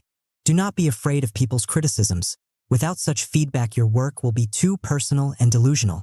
You must maintain as close a relationship to your environment as possible, getting an inside feel for what is happening around you. Never lose touch with your base. Hood economics. I knew that the ghetto people knew that I never left the ghetto in spirit, and I never left it physically any more than I had to. I had a ghetto instinct. For instance, I could feel if tension was beyond normal in a ghetto audience, and I could speak and understand the ghetto's language. Malcolm X. Starting out as a drug dealer at the age of 12, Curtis Jackson faced an unfamiliar world that contained all kinds of dangers. The business side of hustling was relatively easy to figure out. It was the people, the various actors in the game, the rival hustlers, the big-time dealers, the police who could be tricky. But strangest and most impenetrable of all was the world of the drug users themselves, the clientele upon which his business depended. Their behavior could be erratic and even downright frightening. With rival hustlers and the police, Curtis could get inside their way of thinking because they all operated with a degree of rationality. But the drug fiends seemed to be dominated by their needs, and they could turn unfriendly or violent at any moment. Many dealers developed a kind of phobia of the fiends. They saw in them the weaknesses and dependence that could befall anyone who succumbed to addiction. The hustler relies on his razor-sharp mind. To even flirt with drug use could destroy such power and lead him down the slippery slope towards dependence. If he was around the fiends too much, he could become a user himself. Curtis understood this and kept his distance from them, but this aspect of hustling bothered him. On one particular occasion, the fiends were suddenly avoiding him and he could not figure out why. All he knew was that he could not sell a batch of drugs that he had on consignment. Under such an arrangement, a higher-up source or connect had given him the drugs for free. Once he sold the entire lot, he would return a specified amount of the earnings to the connect and keep the rest as profit. But in this instance, it looked like he would not make nearly enough to pay back the connect. That could prove damaging to his reputation and lead to all kinds of trouble. He might have to steal to get the money. Feeling somewhat desperate, he went into full hustling mode, working night and day, offering all kinds of discounts, whatever it took to unload the drugs. He managed to make back just enough, but it was a close call. Perhaps the quality of the batch he was selling was inferior, but how could he tell beforehand, and how could he prevent this from happening again and again? One day he sought the advice of a man named Dre, an older hustler who had lasted an unusually long time dealing drugs on the streets. He was considered a sharp businessman. In prison, he had studied economics on his own, and he seemed to have an especially good rapport with the fiends. Dre explained to Curtis that in his experience there are two kinds of hustlers in this world. The outside types never bother to learn anything about their customers. It's just about money and numbers. They have no concept of psychology or the nuances of people's needs and demands. They're afraid of getting too close to the customer that might force them to reassess their ideas and methods. The superior hustler moves to the inside. He's not afraid of the fiends.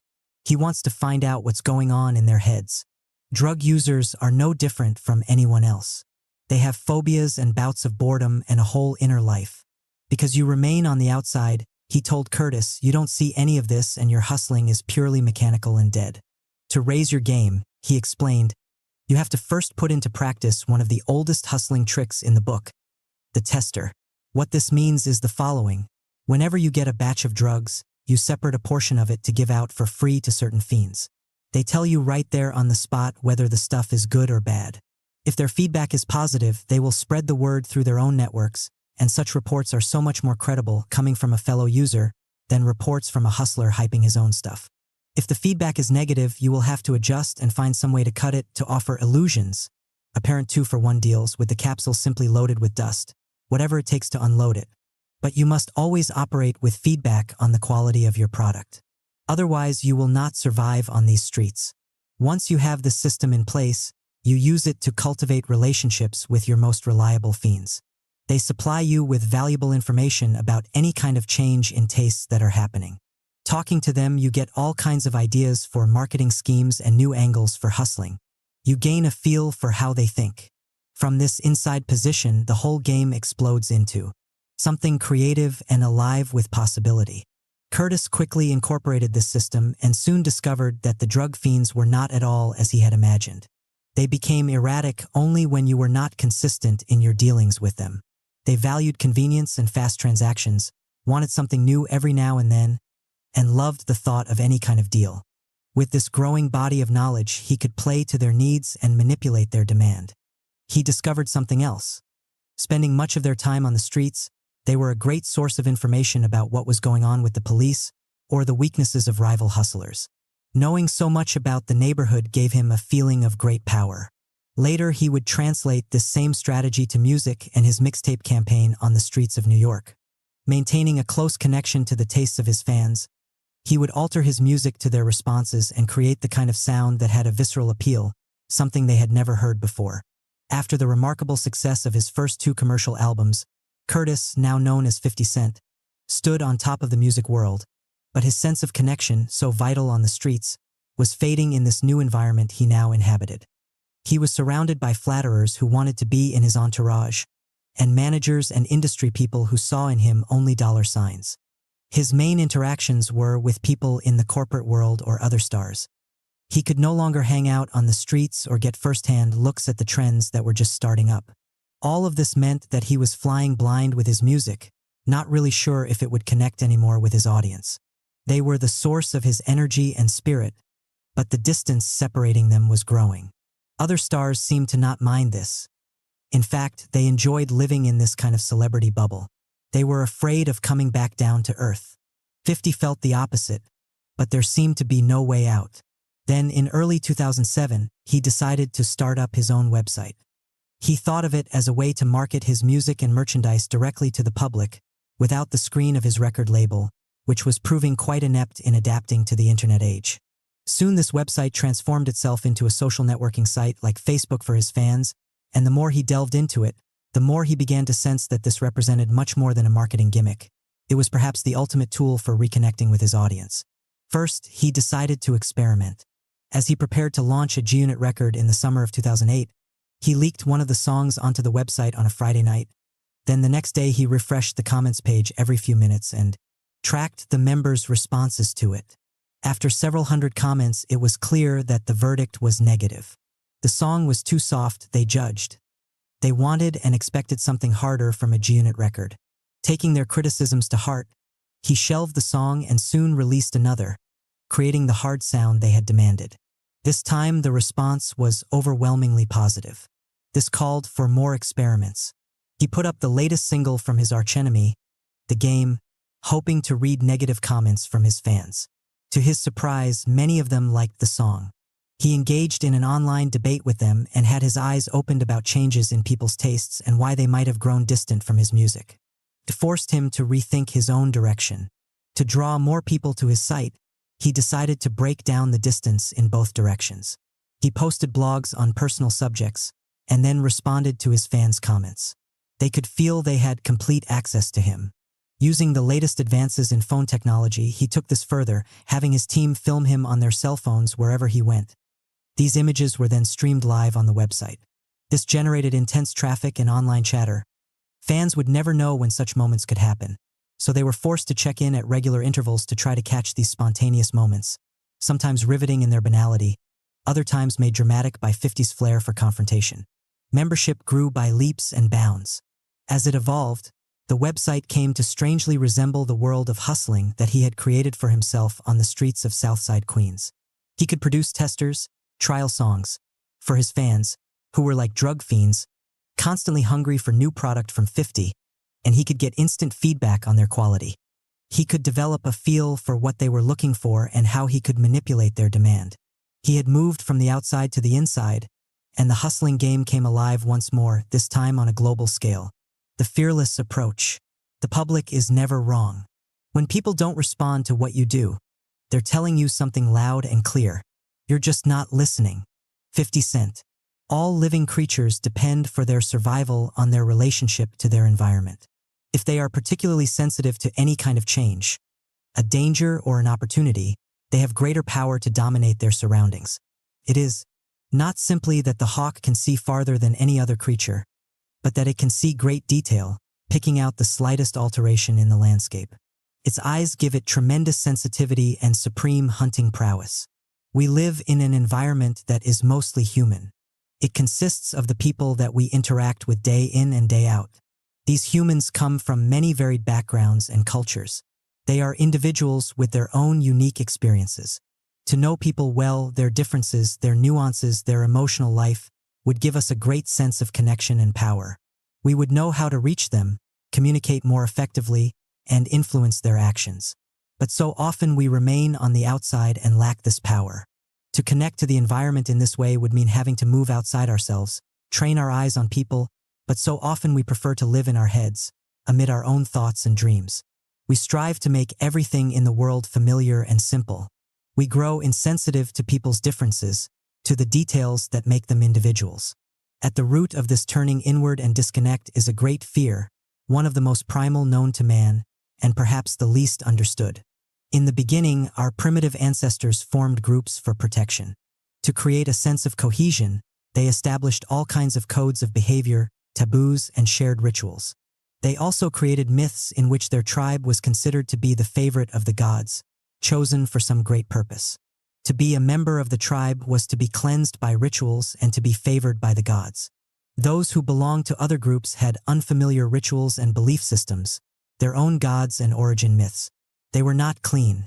They represented the other, something dark, threatening, and a challenge to the tribe's sense of superiority. This was part of our psychological makeup for thousands upon thousands of years. It transformed itself into a great fear of other cultures and ways of thinking. For Christians, this meant all heathens. And despite millennia of civilization, it lives on within us to this day, in the form of a mental process in which we divide the world into what is familiar and unfamiliar, clean and unclean. We develop certain ideas and values. We socialize with those who share those values, who form part of our inner circle, our clique. We form factions of rigid beliefs on the right, on the left, for this or for that.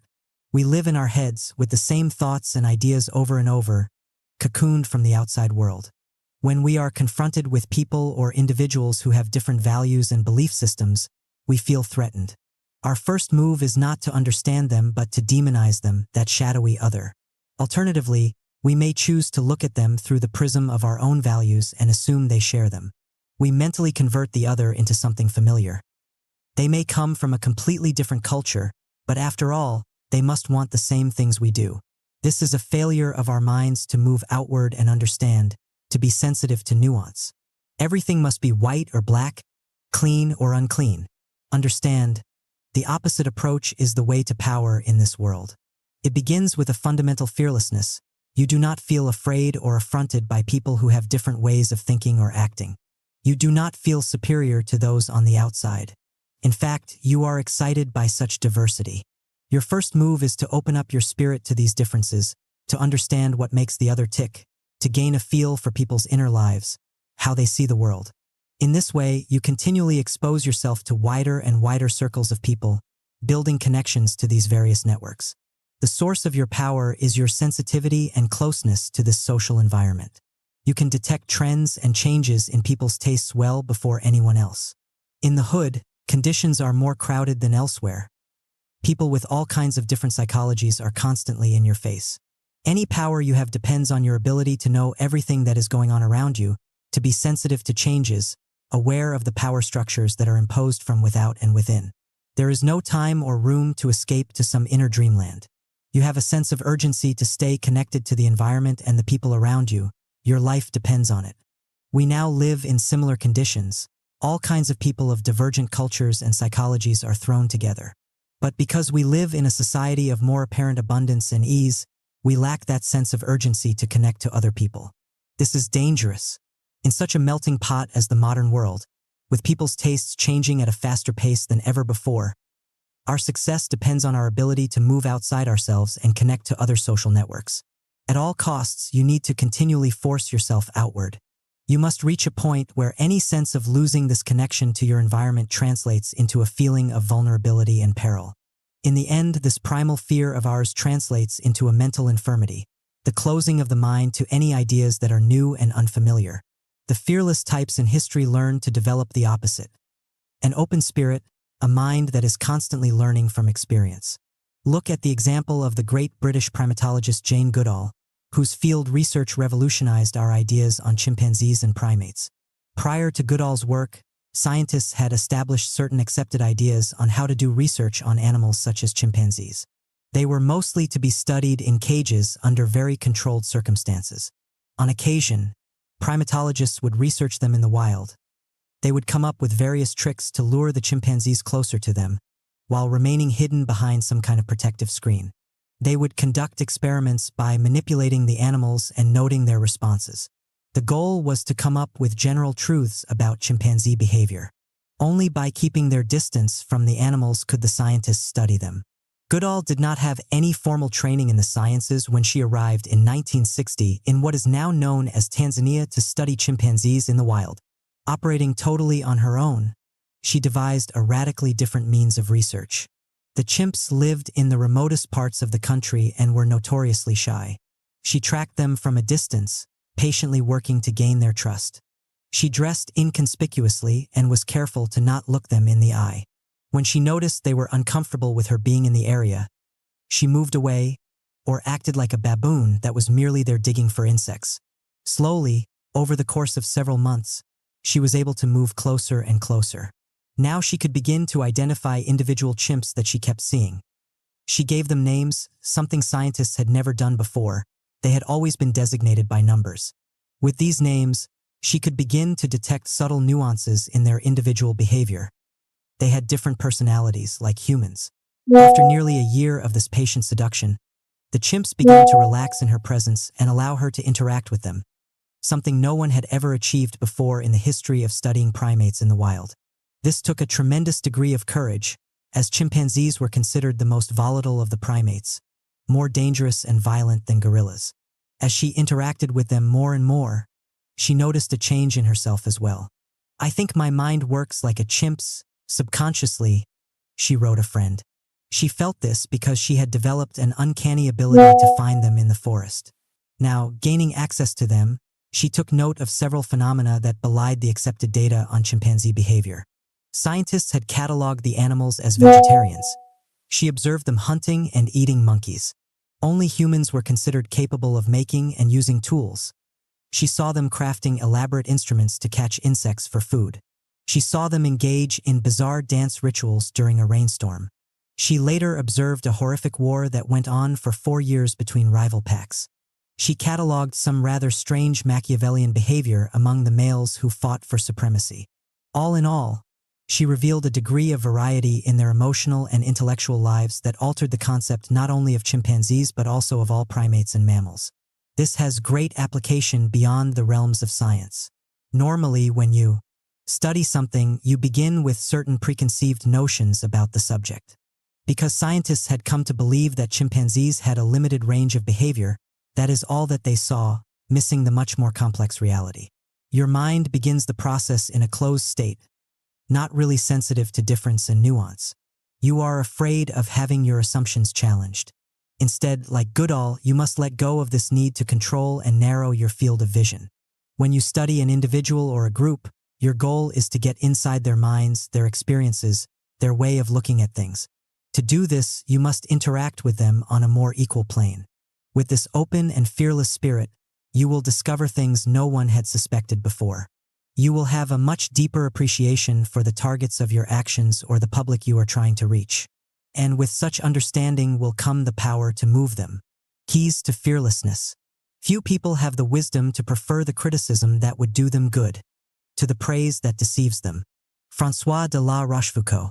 In the work that we produce for business or for culture, there is always a telling moment, when it leaves our hands and reaches the public for which it was intended. In that instant, it ceases to be something that was in our heads. It becomes an object that is judged by others. Sometimes this object connects with people in a profound way. It strikes an emotional chord, resonates, and has warmth. It meets a need. Other times it leaves people surprisingly cold. In our minds, we had imagined it having a much different effect. This process can seem rather mysterious. Some people seem to have a knack for creating things that resonate with an audience. They are great artists, politicians with the popular touch, or business people who are endlessly inventive. Sometimes we ourselves produce something that works, but we fail to understand why, and lacking this knowledge, we cannot reproduce our success.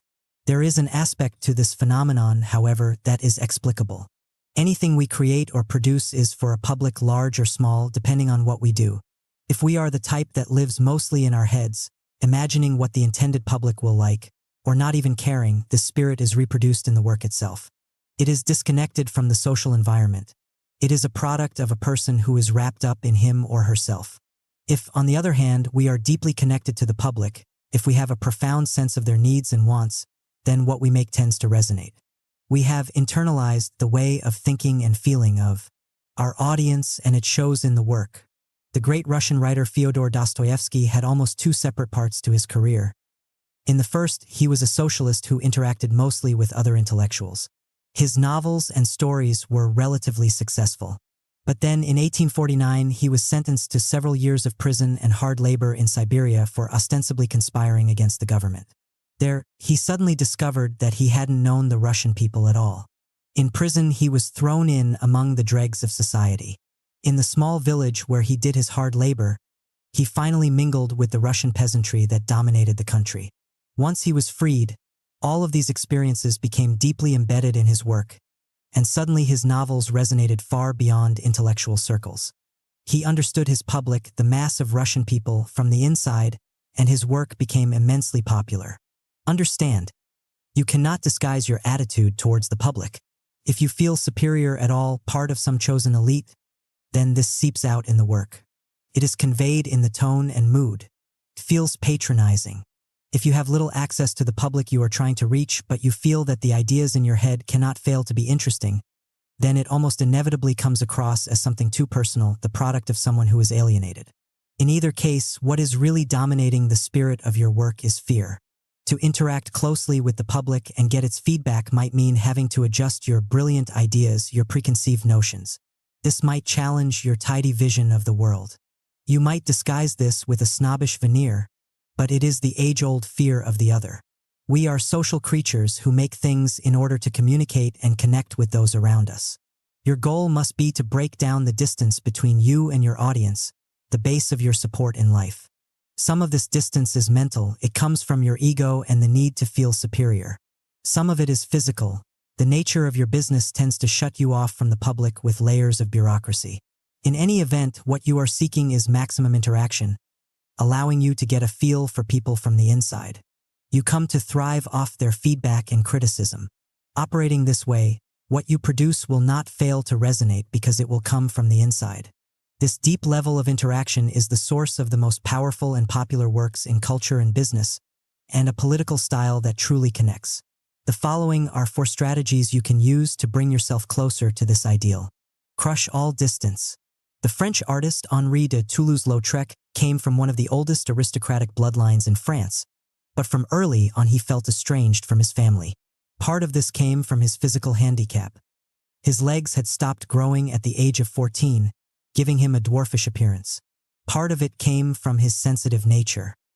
He turned to painting as his only interest in life, and in 1882, at the age of 18, he moved to Paris to study with a famous artist whose studio was in Montmartre, the bohemian and somewhat seedy part of the city. There Toulouse-Lautrec discovered a whole new world, the cafes and dance halls frequented by prostitutes, con artists, dancers, street performers, and all the shady characters who found themselves drawn to this quartier. Perhaps because of his own alienation from his family, he identified with these outcasts. And slowly he began to immerse himself deeper and deeper in the social life of Montmartre. He befriended the prostitutes and hired them as models, seeking to capture the essence of their lives on canvas. He returned to the dance halls often and sketched while he watched. He drank with the criminal types and the anarchist agitators who passed through the neighborhood. He absorbed every aspect of this world, including the habits of the rich people who came to the area for entertainment and to slum it. Other painters like Degas and Renoir, who both lived in Montmartre, painted many scenes of life there, but it was always with a sense of distance, as if they were outsiders peeking in. Toulouse-Lautrec was more of an active participant, and as his drawings and paintings began to reflect this immersion, his work drew more attention from the public. All of this culminated in the posters that he did for the dance hall the Moulin Rouge, which opened in 1889. The first and most famous one of all was a scandalous image of a dancer kicking so high you can see her underwear. The colors are intense and garish. But strangest of all is the kind of flat space he created, which gives viewers the sensation that they are there on stage with the performers, in the middle of all the activity and bright lights. No one had created anything quite like it before. When the poster was placed all over the city, people were mesmerized by the image. It seemed to vibrate with a life of its own. More and more posters followed of all the figures in the Moulin Rouge whom he came to know on intimate terms, and an entire new aesthetic was forged around his complete, democratic mingling with his subjects. His work became immensely popular. Understand, in this day and age, to reach people you must have access to their inner lives, their frustrations, aspirations, resentments. To do so, you must crush as much distance as possible between you and your audience. You enter their spirit and absorb it from within. Their way of looking at things becomes yours, and when you recreate it in some form of work, it has life. What shocks and excites you will then have the same effect on them. This requires a degree of fearlessness and an open spirit. You are not afraid to have your whole personality shaped by these intense interactions. You assume a radical equality with the public, giving voice to people's ideas and desires. What you produce will naturally connect in a deep way. Open informal channels of criticism and feedback. When Eleanor Roosevelt entered the White House as the First Lady in 1933, it was with much trepidation. She had a disdain for conventional politics and for the kind of cliquish attitude it fostered. In her mind, her husband's power would depend on his connection to the people who had elected him. To get out of the depression, the public had to feel engaged in the struggle, not merely be seduced by speeches and programs. When people feel involved, they bring their own ideas and energy to the cause. Her fear was that the bureaucratic nature of government would swallow up her husband. He would come to listen to his cabinet members and experts. His contact with the public would be relegated to formal channels such as reports, polls, and studies. This isolation would spell his doom, cutting him off from his base of support. Denied an official position within the administration, she decided to work to create informal channels to the public on her own. She traveled all over the country, to inner cities and remote rural towns, listening to people's complaints and needs. She brought many of these people back to meet the president to give him first-hand impressions of the effects of the New Deal.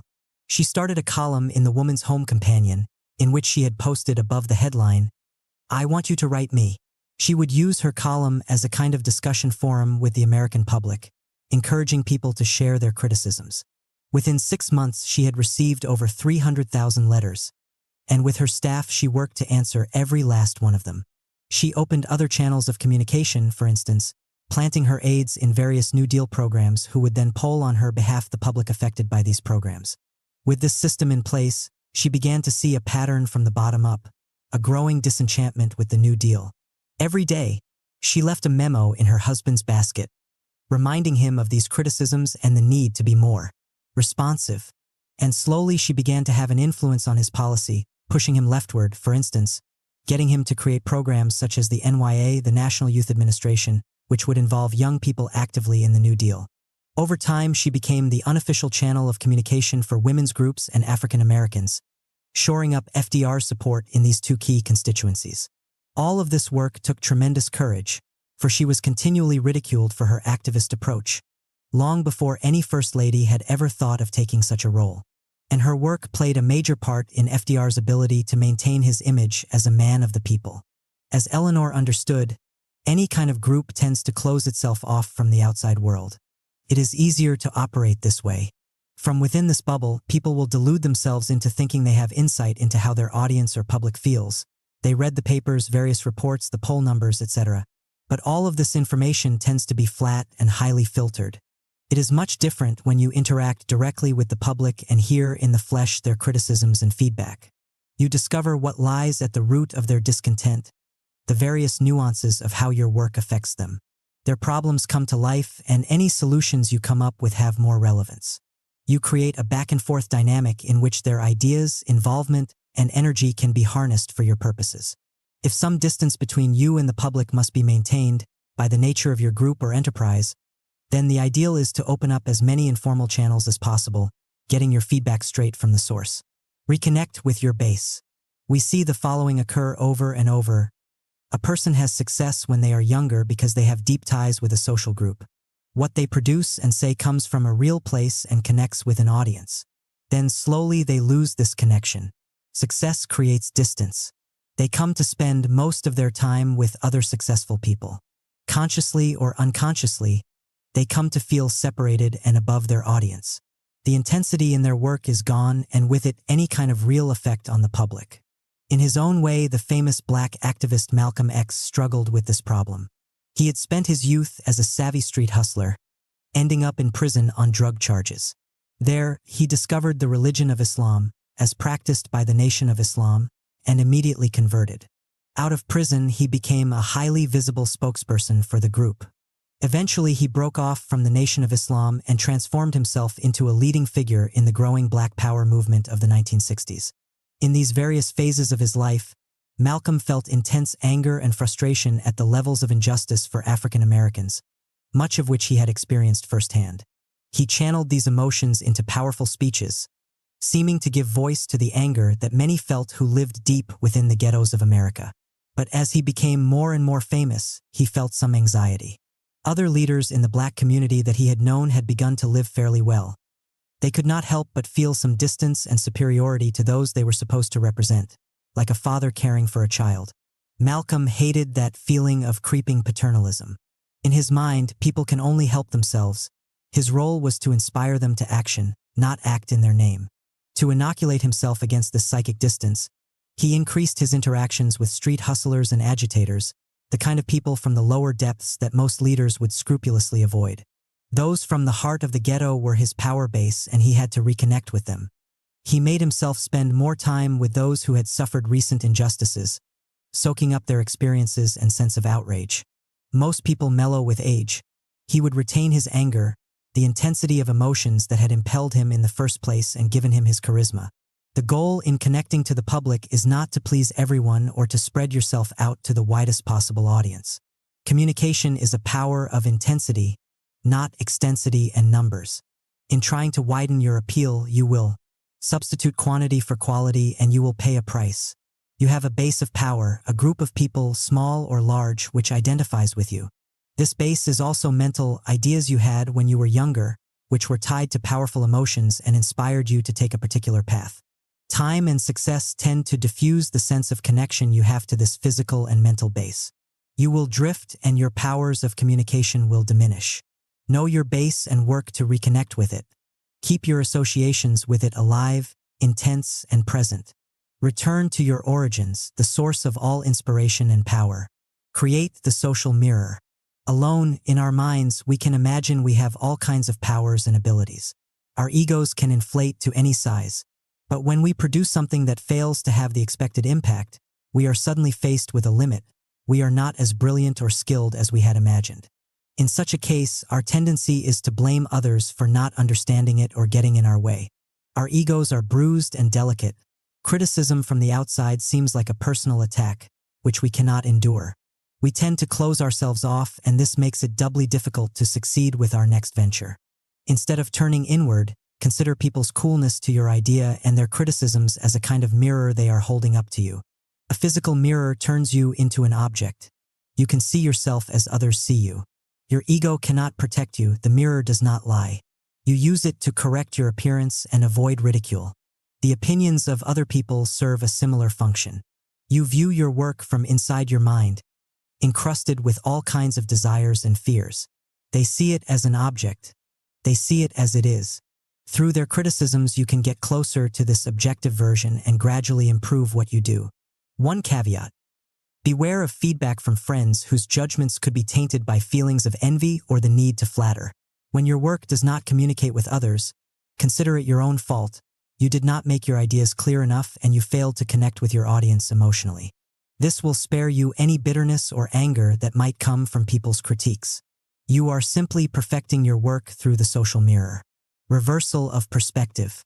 Science and the scientific method are very powerful and practical pursuits of knowledge that have come to dominate much of our thinking for the past few centuries. But they have also spawned a peculiar preconception that to understand anything we must study it from a distance and with a detached perspective. For example, we tend to judge a book that is full of statistics and quotes from various studies as carrying more weight because it seems to have that requisite scientific objectivity and distance. Science, however, often deals with matter that is inorganic or has a marginal emotional life. Studying such things from a detached perspective makes sense and yields profound results. But this does not translate so well when dealing with people and creatures who respond from an emotional core. The knowledge of what makes them tick on the inside is missing. To study them from the outside is merely a prejudice, often one stemming from fear. Dealing with people's experiences and subjectivity is messy and chaotic. Distance is cleaner and easier. It is time to reevaluate this preconception and see things from the opposite perspective. Knowledge of human nature and social factors, the kind that is often most valuable to us, depends on knowing people and networks from the inside, on getting a feel for what they are experiencing. This can best be gained by an intense involvement and participation, as opposed to the pseudoscientific pose of the intellectual addicted to studies, citations, and numbers, all designed to back up their preconceptions. This other form of knowledge, from the inside, must be the one that you come to esteem above all others in social matters. It is what will give you power to affect people. To the extent that you feel yourself to be distant and on the outside, you must tell yourself you do not understand what you are studying or trying to reach. You are missing the mark and there is work to be done. A really intelligent man feels what other men only know. Baron de Montesquieu, Chapter 8. Respect the process, mastery. The fools in life want things fast and easy money. Success. Attention. Boredom is their great enemy and fear. Whatever they manage to get slips through their hands as fast as it comes in. You, on the other hand, want to outlast your rivals. You are building the foundation for something that can continue to expand. To make this happen, you will have to serve an apprenticeship. You must learn early on to endure the hours of practice and drudgery, knowing that in the end all of that time will translate into a higher pleasure. Mastery of a craft and of yourself. Your goal is to reach the ultimate skill level. An intuitive feel for what must come next. Slow money. Master the instrument. master the music, then forget all that shit and play. Charlie Parker. Growing up in Southside Queens, the only people Curtis Jackson could see who had any money and power were the street hustlers. So at the age of 11 and with big dreams for the future, he chose just such a path for himself. Almost immediately, however, he saw that the life of a hustler was not glamorous at all. It consisted mostly of standing on a street corner day after day, selling the same stuff to the same fiends. It meant enduring hours with nothing to do, waiting for customers to come by, often in the bitter cold or the blistering heat. And in those long, tedious hours on the streets, Curtis's mind naturally would wander. He would find himself wishing for money that would come faster and easier, with more excitement. There were opportunities for this in the hood. They mostly involved crime or some dubious scheme. Sometimes he would feel tempted to try them, but in such moments he would remind himself of the endless stories of the hustlers he had known who had fallen for the illusion of fast, easy money. All suckers who inevitably ended up dead or broke. There was his friend TC who got tired of hustling and fell in with a crew that would spend the summer robbing convenience stores and occasionally a bank. He made quite a haul of money over those 3 months and then blew it all over the fall and winter. The following summer, he was back at it again. It wasn't just the money. It was the thrill that came in flirting with so much danger. But that second summer, his luck ran out and he was killed in a gunfight with the police. There was Curtis's colleague Spite, a few years older, who had managed to save some money from his hustling but had dreams of something much bigger. He convinced himself he could make a fortune fast by buying a piece of a franchise business that was new to the hood but that he felt was certain to be hot. He poured all of his money into the venture, but he was too impatient. He had not taken the time to accustom the public to his new life. Everyone believed the business was just a front for some drug operation. They avoided it, and it soon became a hangout for hustlers and fiends. It failed within a few months, and he never recovered from the experience. This was the gist of the problem. To be a successful hustler, you had to accustom yourself to the slow, grinding pace of the job. But in the hood, the future rarely seemed promising. It was hard for hustlers to imagine saving their money for some rainy day in the future when that day would probably never come. Inevitably, the desire for something faster would creep into their blood, and if they gave in, they created a cycle they could never escape. If they were able to get some fast money, it would act like a drug. They would get excited and spend it all on items to impress people. With no money left, they would return to dealing drugs, but now it seemed too slow and boring. They would try again for something fast. They became trapped by their own greed, and as the years went by, they would fail to develop any kind of patience or discipline. They could not manage this up and down pace for too long. By the age of 25 or 30, they would burn themselves out and have no skills or money to show for their years of work. Their fate after that was generally unpleasant. To resist this temptation, Curtis decided he would force himself in the opposite direction. He treated hustling as a job. He showed up on the street corner at the same hour every day, working from dawn to dusk. Gradually, he accustomed himself to this slow pace. During the long hours with nothing to do, he would contemplate the future and come up with detailed plans of what he would accomplish year by year, ending with his eventual escape from street hustling. He would move into music and then into business. To take the first step, he would have to save his money. The thought of this goal helped him endure the daily tedium of the job. In these slow hours, he also devised new hustling schemes, with the idea of continually improving himself at this job. He took up boxing to discipline his mind and body. He was terrible at first, but he was tenacious, training day in and day out, eventually becoming a skilled fighter. This taught him invaluable lessons. He could get whatever he wanted through sheer persistence rather than by violence or force. Progressing step by step was the only way to succeed in anything. By the age of 20, he made his break into music, all according to his original plan. In 1999, after a few years of apprenticing with Jam Master Jay, Curtis, now known as 50 Cent, signed a deal with Columbia Records. It seemed like a dream come true, but as he looked around at the other rappers who had been at the label a little longer, he saw the dangers around him had only increased. The tendency, as he saw it, was to immediately let up in your energy and focus. Rappers would feel that they had arrived, and unconsciously they wouldn't work as hard and would spend less time learning their craft. That sudden influx of money would go to their heads. They would imagine they had the golden touch and could keep it coming. One hit song or record would make this even worse. Not building something slowly, a career, a future, it would all fall apart within a few years, as younger and more eager rappers would take their place. Their life would be all the more miserable for having once tasted some glory. To Curtis, the solution was simple. This was a new world he had entered. He had to take his time and learn it well. In the fast environment of hip-hop, he would slow everything down. He avoided the partying and kept mostly to himself. He decided to treat Columbia Records as a university, his one chance to educate himself in the business. He would record his music at night and spend the entire day at the Columbia offices, talking shop to people in every division. Gradually, he taught himself more and more about marketing and distribution and the nuts and bolts of the business. He studied all aspects of production, what went into making a hit song. He practiced his music over and over. When the label sent him and dozens of other rappers to a retreat in upstate New York to write songs, he returned with 36 tracks, while most of the others could barely muster 5 or 6. In the wake of the assassination attempt on 50 in 2000, Columbia Records dropped him from the label, but by then he had outgrown his need for their expertise. He had accumulated so much knowledge and skill that he was able to apply it all to his mixtape campaign, creating songs at an insane pace and marketing his music as smartly as any professional. Step by step he advanced, the campaign gaining the attention of Eminem, who signed him to his label at Interscope in 2003. Years later, he found himself in the corporate world, and he quickly discovered it was not much different from the streets. So many of the business people and executives he met had that same level of impatience. They could only think in terms of months or weeks. Their relationship to money was emotional, a way to impose their importance and feed their ego. They would come to him with schemes that seemed intriguing in the present but that led nowhere down the road. They were not attuned to the immense changes going on in the world and, planning to exploit them in the future, that would take too much effort and time. These business types came at him from all directions with endorsement deals that would make him some fast millions. They assumed he was like all the other rappers who grabbed at such opportunities. But endorsement deals would not help him build anything solid or real. It was illusion money.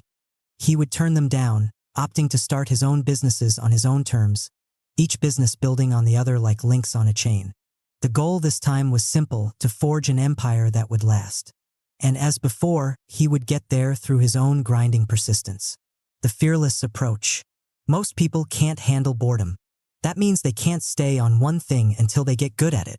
And they wonder why they're unhappy. 50 Cent. For our most primitive ancestors, life was a constant struggle, entailing endless labor to secure food and shelter. If there was any free time, it generally was reserved for rituals that would give meaning to such a hard life. Then, over thousands of years of civilization, life gradually became easier for many, and with that came more and more free time. In such moments, there was no need to work the fields or worry about enemies or the elements, just an expanse of hours to somehow fill. And suddenly a new emotion was born into this world, boredom. At work or in rituals, the mind would be filled with various tasks to accomplish. But alone in one's house, this free time would allow the mind to roam wherever it wanted. Confronted with such freedom, the mind has a tendency to gravitate towards anxieties about the future, possible problems and dangers. Such empty time faintly echoes the eternal emptiness of death itself. And so with this new emotion that assailed our ancestors came a desire that haunts us to this day, to escape boredom at all cost, to distract ourselves from these anxieties. The principal means of distraction are all forms of public entertainment, drugs and alcohol and social activities. But such distractions have a drug-like effect, they wear off. We crave new ones, faster ones, to lift us out of ourselves and divert us from the harsh realities of life and creeping boredom. An entire civilization, ancient Rome, practically collapsed under the weight of this new need and emotion. Their economy became tied to the creation of novel luxuries and entertainments that sapped its citizens' spirit. Few were willing anymore to sacrifice their pleasures for hard work or the public good. This is the pattern that boredom has created for the human animal ever since. We look outside ourselves for diversions and grow dependent on them. These entertainments have a faster pace than the time we spend at work. Work then is experienced as something boring, slow, and repetitive. Anything challenging, requiring effort, is viewed the same way. It's not fun. It's not fast. If we go far enough in this direction, we find it increasingly difficult to muster the patience to endure the hard work that is required for mastering any kind of craft. it becomes harder to spend time alone. Life becomes divided between what is necessary, time at work, and what is pleasurable, distractions and entertainment. In the past, these extremes of boredom assailed mostly those in the upper classes. Now it is something that plagues almost all of us. There is, however, another possible relationship to boredom and empty time, a fearless one that yields much different results than frustration and escapism. It goes as follows. You have some large goal that you wish to achieve in your life, something you feel that you are destined to create. If you reach that goal, it will bring you far greater satisfaction than the evanescent thrills that come from outside diversions. To get there, you will have to learn a craft, educate yourself, and develop the proper skills. All human activities involve a process of mastery. You must learn the various steps and procedures involved, proceeding to higher and higher levels of proficiency. This requires discipline and tenacity, the ability to withstand repetitive activity, slowness, and the anxiety that comes with such a challenge. Once you start down this path, two things will happen. First, having the larger goal will lift your mind out of the moment and help you endure the hard work and drudgery. Second, as you become better at this task or craft, it becomes increasingly pleasurable. You see your improvement. You see connections and possibilities you hadn't noticed before. Your mind becomes absorbed in mastering it further, and in this absorption you forget all your problems, fears for the future or people's nasty games. But unlike the diversion that comes from outside sources, this one comes from within. You are developing a lifelong skill, the kind of mental discipline that will serve as the foundation of your power. To make this work, you must choose a career or a craft that excites you in some deep way. You are creating no dividing line between work and pleasure. Your pleasure comes in mastering the process itself, and in the mental immersion it requires. In the hood, most of the jobs that are available offer low money and the kind of menial work that leads to no real skills. Even hustling is tedious and not really a path with a future. In the face of this reality, people can go in one of two directions. They can seek to escape this reality through drugs, alcohol, gang activity, or whatever immediate pleasures can be had. Or they can get out of the cycle by developing an intense work ethic and discipline. The types who go in the latter direction have a deep hunger for power and a sense of urgency. Nipping at their heels at all times is the possibility of a life of crap jobs or dangerous distractions. They teach themselves to be patient and to practice something. They have learned from early on, through their jobs or through hustling, to endure the long, boring stretches of time that are necessary to master a process.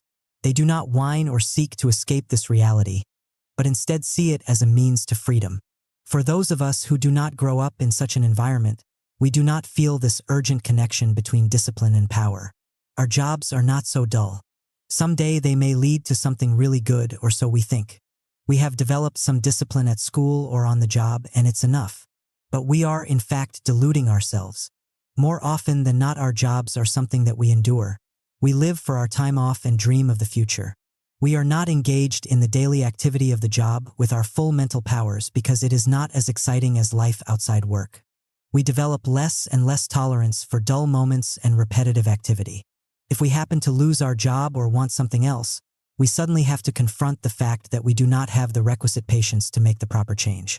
Before it is too late, we must wake up and realize that real power and success can come only through mastering a process, which in turn depends on a foundation of discipline that we are constantly keeping sharp. The fearless types in history inevitably display in their lives a higher tolerance than most of us for repetitive, boring tasks. This allows them to excel in their field and master their craft. Part of this comes from seeing early on in life the tangible results that come from such rigorousness and patience. In this vein, the story of Isaac Newton is particularly illuminating.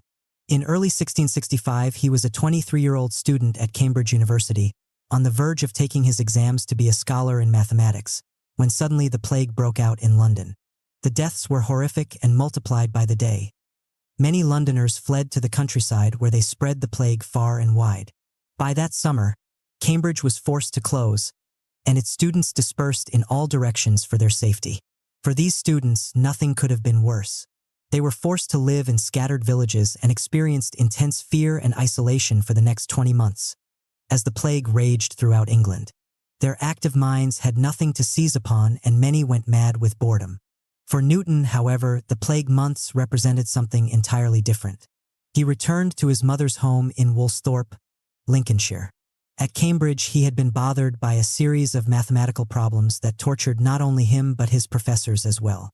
He decided he would spend the time in Woolsthorpe working over such problems. He had carried with him a large number of books on mathematics that he had accumulated, and he proceeded to study them in intense detail. He went over the same problems, day after day, filling notebooks with endless calculations. When the sky was clear, he would wander outside and continue these musings, seated in the apple orchards surrounding the house. He would look up at an apple dangling on a branch, the same size to his eye as the moon above, and he would ponder the relationship between the two, what held the one on the tree and the other within the Earth's orbit, leading him to ideas about gravity. Staring at the sun and its optical effect on everything around him, he began to conduct his own experiments on the movement and properties of light itself. His mind flowed naturally from problems of geometry to how it all related to motion and mechanics. The deeper he went into these studies, the more he would see connections and have sudden insights. He solved problem after problem, his enthusiasm and momentum quickening as he realized the powers he was unleashing in himself. While the others were paralyzed with fear and boredom, he passed the entire 20 months without a thought of the plague or any worries for the future. And in that time, he essentially created modern mathematics, mechanics, and optics.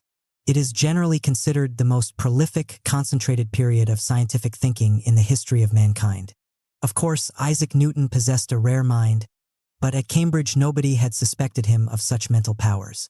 It took this period of forced isolation and repetitive labor to transform him into a genius. When we look at those who stand out in history, we tend to focus on their achievements. From such an angle, it is easy for us to be dazzled and see their success as stemming from genetics and perhaps some social factors. They are gifted. We could never reach their level, or so we think.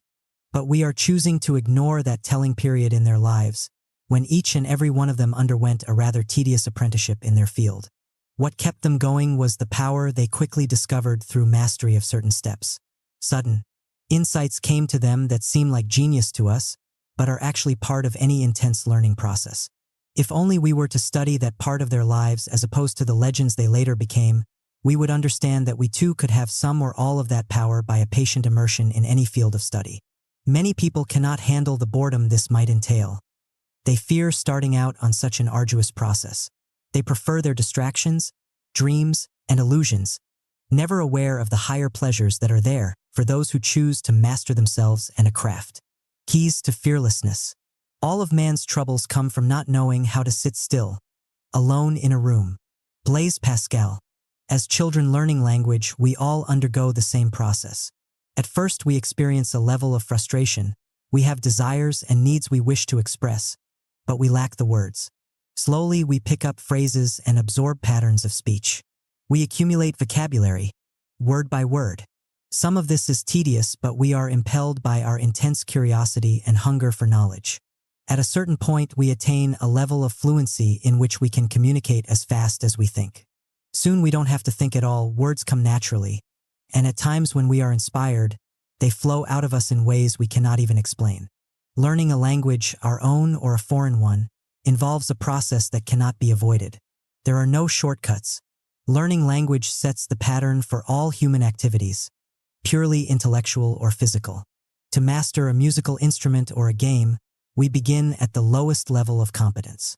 The game seems boring as we have to learn the rules and play on a simple level. As with learning language, we feel frustrated. We see others play well and we imagine how that could feel, but we are locked in this mode of tedious practice and repetition. At such a point, we either give in to our frustration and give up the process, or we proceed, intuiting the power that lies just around the corner. Slowly, our ability rises and the frustration lowers. We don't need to think so much. We are surprised by our fluency and connections that come to us in a flash. Once we reach a certain level of mastery, we see there are higher levels and challenges. If we are disciplined and patient, we proceed. At each higher level, new pleasures and insights await us. One's not even suspected when we started out. We can take this as far as we want. In any human activity, there is always a higher level to which we can aspire. For thousands of years, this concept of learning was an elemental part of practical wisdom. It was embedded in the concept of mastering a craft. Human survival depended on the construction of instruments, buildings, ships, and more. To build them well, a person had to learn the craft, spending years as an apprentice, advancing step by step. With the advent of the printing press and books that could be distributed widely, this discipline and patience was then applied to education, to formally gaining knowledge. Those who posed as people who possessed learning, without the years of accumulating knowledge, were thought of as charlatans and quacks, to be despised. Today, however, we have reached a dangerous point in which this elemental wisdom is being forgotten. Much of this is due to the destructive side of technology. We all understand its immense benefits and the power it has brought us. But with the intense speed and ease with which we can get what we want, a new pattern of thinking has evolved. We are by nature creatures of impatience. It has always been hard for us to want something and not have the capacity to get it. The increased speed from technology accentuates this childish aspect of our character. The slow accumulation of knowledge seems unnecessarily boring. Learning should be fun, fast, and easy. On the internet, we can make instant connections, skimming along the surface from one subject to the next. We come to value breadth of knowledge over depth, the power to move here or there rather than digging deeper to the source of a problem and finding out how things tick. We lose a sense of process. In such an atmosphere, charlatans sprout like weeds. They offer the age-old myth of the quick transformation, the shortcut to power, beauty, and success. In the form of books, CDs, seminars, ancient secrets brought back to life. And they find many suckers on which to prey. This new pattern of thinking and learning is not progress. It creates a phenomenon that we shall call the short circuit. To reach the end of anything, to master a process, requires time, focus, and energy. When people are so distracted, their minds constantly moving from one thing to another, it becomes increasingly difficult to maintain concentration on one thing for a few hours, let alone for months and years. Under this influence, the mind will tend to short-circuit. It will not be able to go all the way to the end of a task. It will want to move on to something else that seems more enticing. It becomes hard to make things well when the focus is broken, which is why we find a gradual increase in products that are shoddy, made with less and less attention to detail. Understand, the real secret, the real formula for power in this world, lies in accepting the ugly reality that learning requires a process, and this in turn demands patience and the ability to endure drudge work. It is not sexy or seductive at first glance, but this truth is based on something real and substantial, an age-old wisdom that will never be overturned. The key is the level of your desire.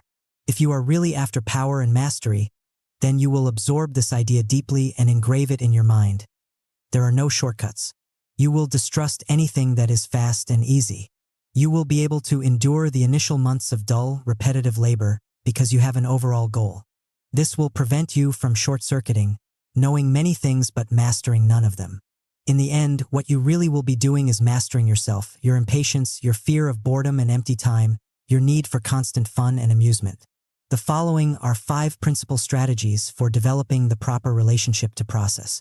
Progress through trial and error. Based on his street fighting as a teenager, Jack Johnson had the feeling that he could someday become a great boxer. But he was black and poor, too poor to afford a trainer. And so in 1896, at the age of 18, he began a rather remarkable process. He looked for any conceivable fight he could have in the ring, with any kind of opponent. In the beginning, he suffered some terrible beatings from boxers who used him as sparring material. But since this was his only form of education, he quickly learned to become as evasive as possible, to prolong the fights so he could learn. At the time, fights could go a full 20 rounds, and Johnson's goal was always to drag them out to the maximum. In that time, he would carefully study his opponents. He observed how some types would move in familiar patterns and how others would telegraph their punches. He could categorize them by the look in their eye and their body language.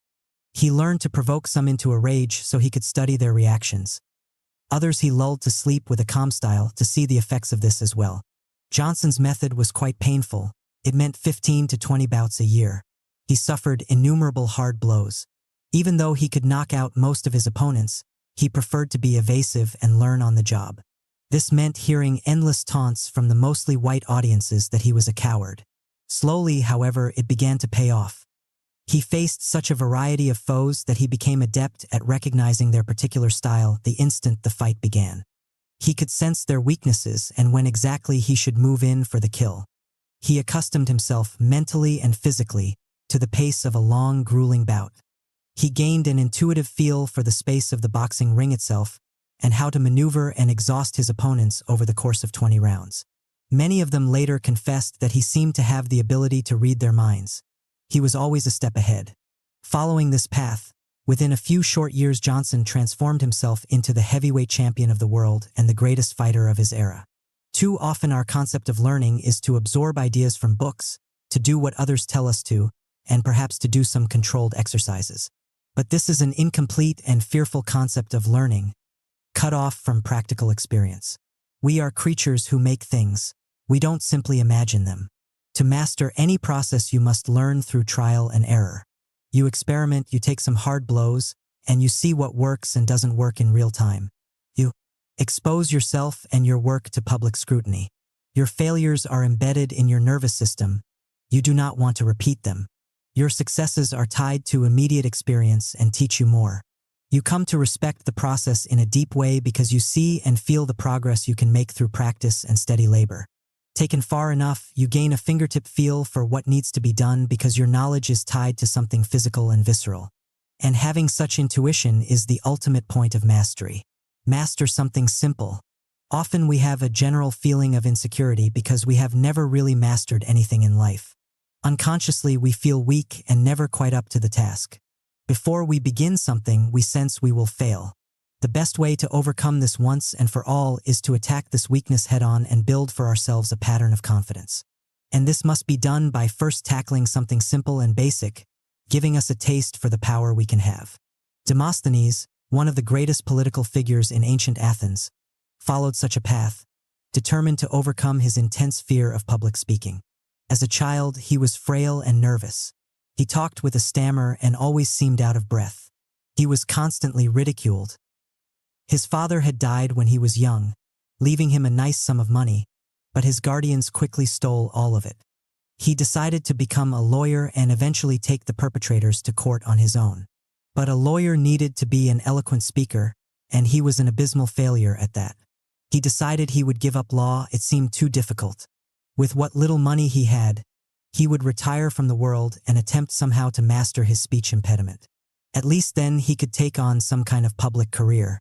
He built an underground study where he could practice alone. He shaved half his head so he would be too embarrassed to go out in public. To overcome his stammer, he walked along the beach with his mouth full of pebbles, forcing himself to speak without stopping, louder and more forcefully than the waves. He wrote speeches that he then recited while running up steep slopes to develop better breathing techniques.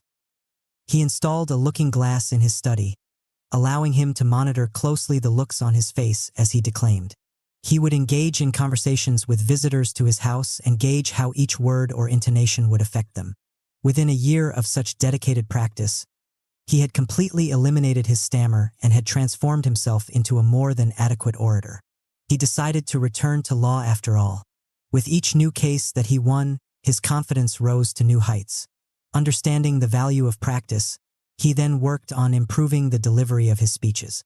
Slowly, he transformed himself into the supreme orator of ancient Athens. This newfound confidence translated into everything he did. He became a leading political figure, renowned for his fearlessness in the face of any foe. When you take the time to master a simple process and overcome a basic insecurity, you develop certain skills that can be applied to anything. You see instantly the reward that comes from patience, practice, and discipline. You have the sense that you can tackle almost any problem in the same way. You create for yourself a pattern of confidence that will continue to rise. Internalize the rules of the game. As a law student at Howard University in the early 1930s, Thurgood Marshall could contemplate many injustices that blacks experienced in the United States, but the one that burned in him most deeply was the vast inequalities in education. He had toured the South on fact-finding missions for the NAACP and had seen firsthand the abysmal quality of schools set apart for blacks. And he had felt this injustice himself. He had wanted to go to the University of Maryland near his home. It had an excellent law school. But black students were not admitted there, no matter their academic record. They were directed towards black universities such as Howard, which at the time were inferior. Marshall vowed that someday, in some way, he would help take this unjust system apart. Upon graduation from Howard in 1933, he faced a crucial decision for his future. He had been offered a scholarship at Harvard University to study for an advanced law degree. This represented an incredible opportunity. He could carve out for himself a nice position within the academic world and promote his ideas in various journals. It was also the middle of the Depression, and jobs for black people were few and far between. A degree from Harvard would ensure him a prosperous future. But something impelled Marshall in the opposite direction. He decided instead to set up a private practice in Baltimore and learn from the ground up how the justice system worked. At first, it seemed a foolish decision. He had little work and his debts were mounting. The few cases he had, he lost and he could not figure out why. The justice system seemed to have its own rules and codes to which he had no access. Marshall decided to employ a unique strategy to overcome this. First, he made sure that his legal briefs were masterpieces of research and detail, without any errors or erasures. He made a point of always dressing in the most professional manner and acting with the utmost courtesy, without appearing to bow and scrape. In other words, he gave no one the slightest pretext for judging against him. In this way, he diffused suspicion, began to win a few cases, and gained entree to the world of white lawyers. Now he studied that world closely.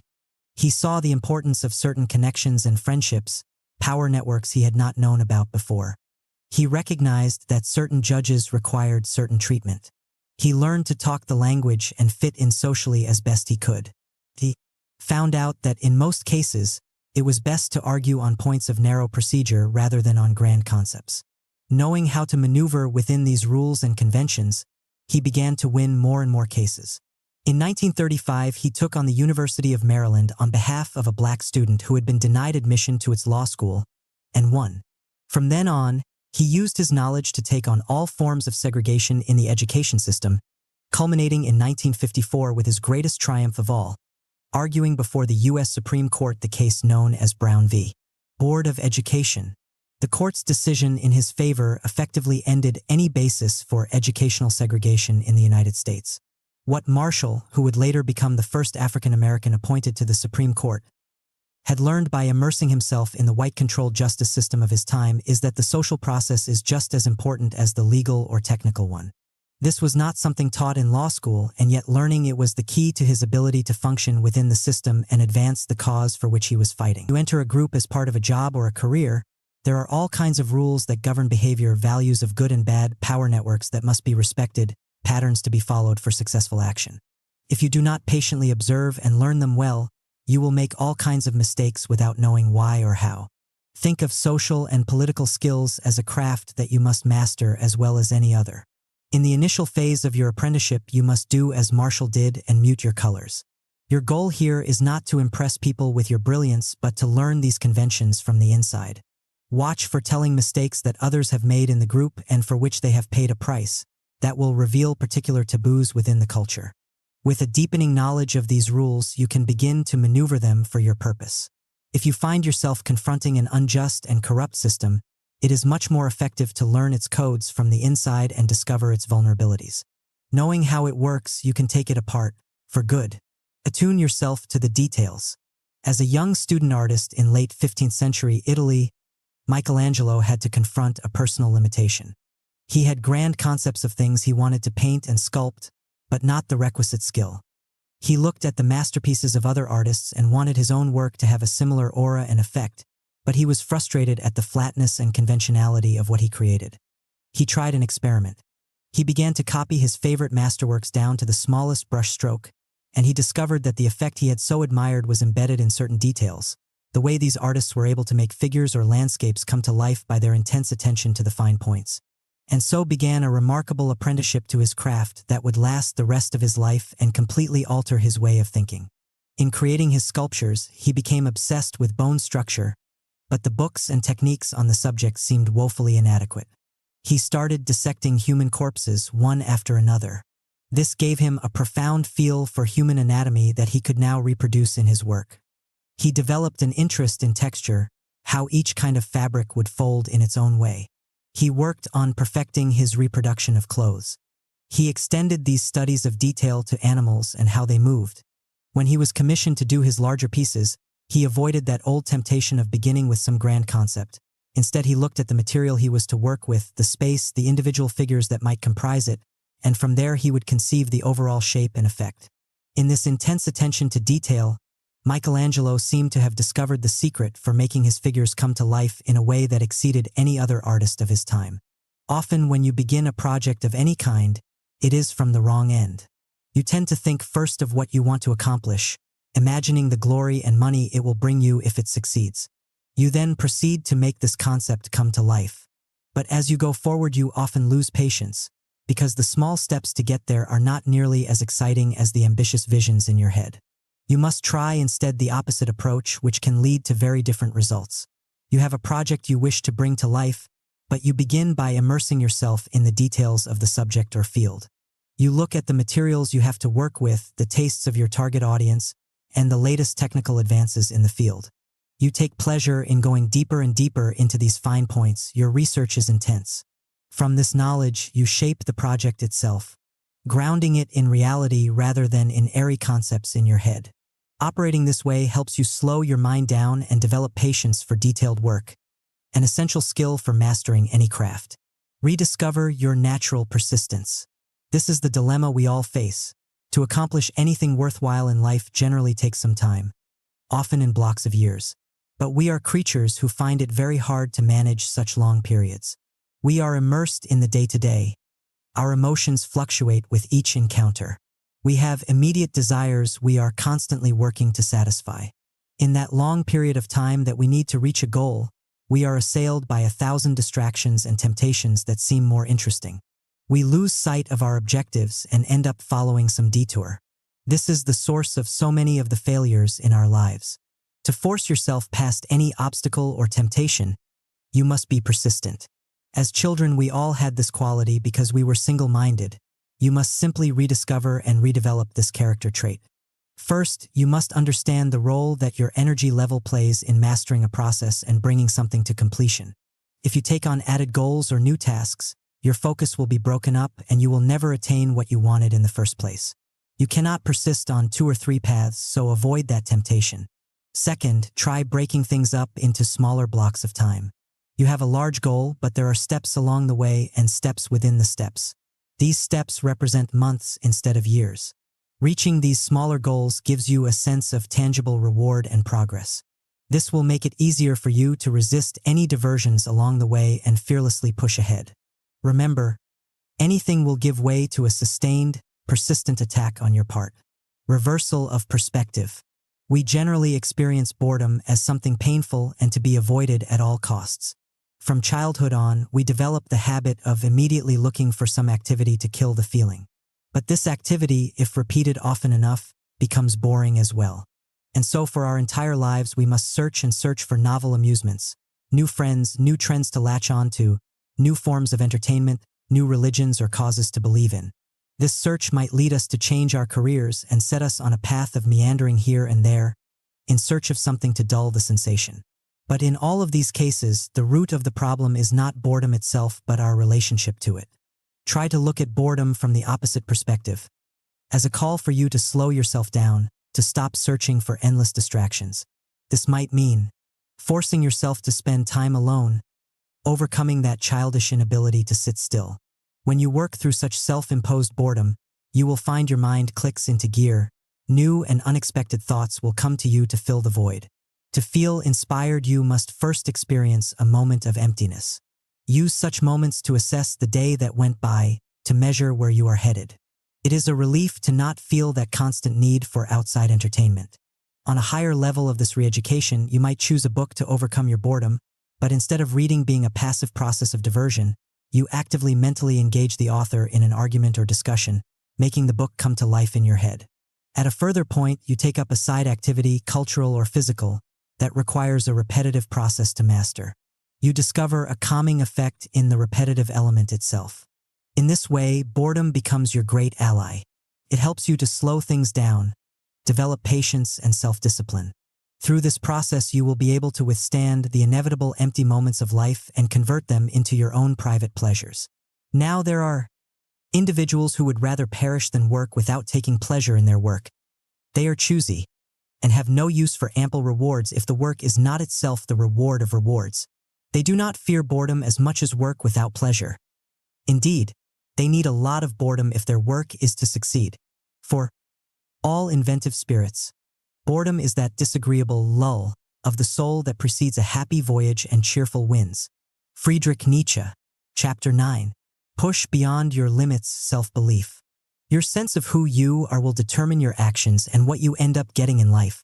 If you see your reach as limited, that you are mostly helpless in the face of so many difficulties, that it is best to keep your ambitions low, then you will receive the little that you expect. Knowing this dynamic, you must train yourself for the opposite. Ask for more, aim high, and believe that you are destined for something great. Your sense of self-worth comes from you alone, never the opinion of others. With a rising confidence in your abilities, you will take risks that will increase your chances of success. People follow those who know where they are going. So cultivate an air of certainty and boldness, the hustler's ambition. Let me point out to you that freedom is not something that anybody can be given. Freedom is something people take, and people are as free as they want to be. James Baldwin. Curtis Jackson's mother, Sabrina, had one powerful ambition in her life: to somehow make enough money to move her and her son far away from the hood. She had had Curtis when she was 15, and the only reasonable outlet at that age for making any good money was dealing drugs. It was a particularly dangerous life for a female hustler, and so she built up an intimidating presence to protect herself. She was tougher and more fearless than many of the male dealers. Her only soft spot was her son. She wanted a different fate for him than hustling. To shelter him from the life she led, she had him stay with her parents in Southside Queens. As often as possible, she would show up with presents for the boy and to keep an eye on him. Someday soon they would move to a better place. As part of a drug beef, Sabrina was murdered at the age of 23, and from that moment on, it looked like Curtis's fate in this world had been sealed. He was now essentially alone, no parents or real mentor to give him a sense of direction. It seemed almost certain that the following scenario would play itself out. He would drift towards life on the streets. To prove his toughness, he would eventually have to resort to violence and crime. He would find his way into the prison system, and he would probably return for several stints. His life would basically be confined to this neighborhood, and as he got older he could turn to drugs or alcohol to see him through, or at best a series of menial jobs. All the statistics on parentless children growing up in such an environment pointed towards this limited and bleak future. And yet, in his mind, something much different was taking shape. With his mother gone, he spent more and more time alone and began to indulge himself in fantasies that carried him far beyond his neighborhood. He saw himself as a leader of some sort, perhaps in business or in war. He visualized in great detail the places where he would live, the cars he would drive, the outside world he would someday explore. It was a life of freedom and possibility. But these were not mere fantasies, they were real. They were destined to happen. He could see them clearly. Most important, he felt that his mother was looking after him. Her energy and ambition were inside him now. Oddly enough, he would follow in her footsteps with the same plan: to hustle and get out of the game. To avoid her fate, he forged an intense belief that nothing could stop him. Not a gunshot, the schemes of other hustlers, or the police. These streets would not confine him. In May of 2000, Curtis, now known as 50 Cent, somehow survived the 9 bullets that a hired assassin had pumped into his body. The timing of the attack had been particularly poignant. After years of hustling on the streets and in music, his first album had been about to come out. But then, in the aftermath of the shooting, Columbia Records canceled the album and dropped him from the label. He would have to start all over. In the months to come, as he lay in bed recovering from his wounds, he began to reconstruct himself mentally, much as he had done after the murder of his mother. He saw in his mind, in even fresher detail than ever, the path he would now have to take. He would conquer the rap world with a mixtape campaign the likes of which no one had ever seen before. It would come from his intense energy, his persistence, the even tougher sound he would create, and the image he would now project of an indestructible gangsta. Within a year of the shooting, he was on his way to making this vision a reality. His first songs hit the streets and created a sensation. As he progressed on this path, however, he saw one very large impediment still blocking his path. The assassins were looking to finish the job, and they could show up at any moment. 50 was forced to keep a low profile and stay on the run, but this feeling of being hunted was intolerable. He would not live this way, and so he decided that what he needed was a group of tight-knit disciples who would help protect him and overcome his sense of isolation. To make this a reality, he told his closest friends to convene a meeting in his grandparents' house in Southside, Queens. They were to invite his most fervent fans in the neighborhood, the young men whom they knew to be loyal and dependable, and they should all bring guns to help secure the street before 50 showed up. When 50 finally entered the living room of his grandparents' house the day of the meeting, he could feel the energy and excitement. The space was filled with over 20 young men, all ready to do his bidding. He began by painting for them his precise vision of the future. His music now was hot, but it was going to get a lot hotter. Within 2 more years, he was certain to land a major record deal. In his head, he already could hear the songs for his first record, visualize the cover and the overall concept. It was to be the story of his life. This record, he assured them, would be an astronomical success because he had figured out a kind of formula for how to make and market hit songs. He was not the usual rap star, he explained. He was not in this for the bling or the attention, but for the power. He would take the money from the record sales to establish his own businesses. This was destiny. Everything in his life was meant to happen as it did, including the assassination attempt, including this very meeting that afternoon. He was going to forge a business empire and he wanted to take all of them with him. Whatever any of them wanted, he would provide, as long as they proved themselves dependable and shared his sense of purpose. They could be rappers on the record label he would establish or road managers for his tours, or they could go to college and get a degree. He would pay for it all. You are like my pack of wolves, he explained, but none of this will happen if the alpha wolf is killed. What he asked for was their help, in providing security, in keeping him in touch with what was happening on the streets, and in doing some of the legwork for the promotion and distribution of his mixtapes. He needed followers and he had chosen them. Almost all of them agreed to the proposal, and over the years to come many of them stayed on to gain important positions within his expanding empire. And if they ever stopped to think about it, it was uncanny how close the future had come to resemble the picture he had painted so many years before. By 2007, after the tremendous success of his first 2 records, 50 began to sense a problem looming on the horizon. He had created an image for the public, a 50 myth that centered on his tough and menacing presence and his indestructibility. This was projected in his videos and interviews, and the photos of him with his glare and tattoos. Most of it was real, but it was all heightened for dramatic effect. This image had brought him a great deal of attention, but it was turning into an elaborate trap. To prove to his fans that he was still the same 50, he would have to keep upping the ante, engaging in more and more outrageous antics. He could not afford to seem like he was going soft, but it was not real to him anymore. He had moved on to a different life, and to stay rooted in this past image would prove to be the ultimate limit to his freedom. He would be trapped in the past and the prisoner of the very image he had created. It would all grow stale and his popularity would wane. In each phase of his life, he had found himself challenged by some seemingly insurmountable obstacle. Surviving on the streets without parents to guide him, keeping away from the violence and time in prison, eluding the assassins on his heels, etc. If at any moment he had doubted himself or accepted the normal limits to his mobility, he would be dead or powerless, which was as good as dead in his mind. What had saved him in each case was the intensity of his ambition and self-belief. Now was not the time to get complacent or have doubts about the future. He would have to transform himself again.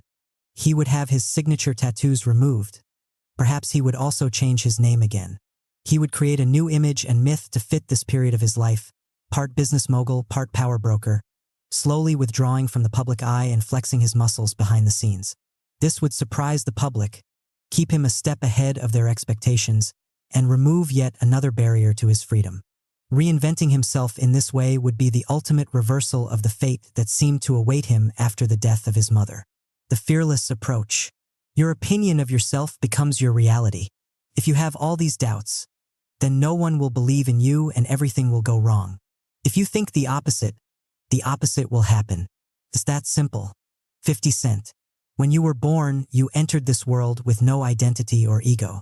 You were simply a bundle of chaotic impulses and desires. But slowly you acquired a personality that you have more or less built upon over the years. You are outgoing or shy, bold or skittish, a mix of various traits that defines you. You tend to accept this personality as something very real and established. But much of this identity is shaped and constructed by outside forces, the opinions and judgments of hundreds of other people who have crossed your path over the years. This process began with your parents. As a child, you paid extra close attention to what they said about you, modeling your behavior to win their approval and love. You closely monitored their body language to see what they liked and didn't like. Much of this had a tremendous impact on your evolution. If, for example, they commented about your shyness, it could easily strengthen any tendencies you had in that direction. You suddenly became aware of your own awkwardness and it stuck inside you.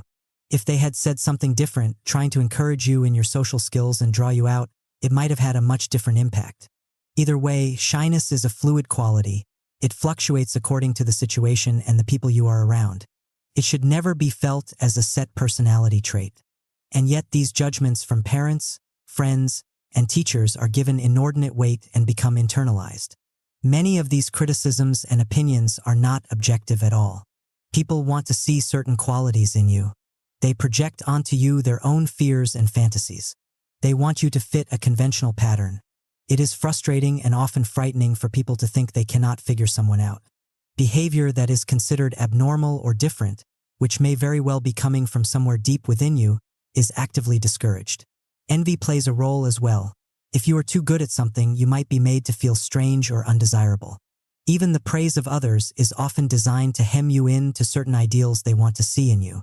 All of this shapes your personality, limits your range of behavior, and becomes like a mask that hardens on your face.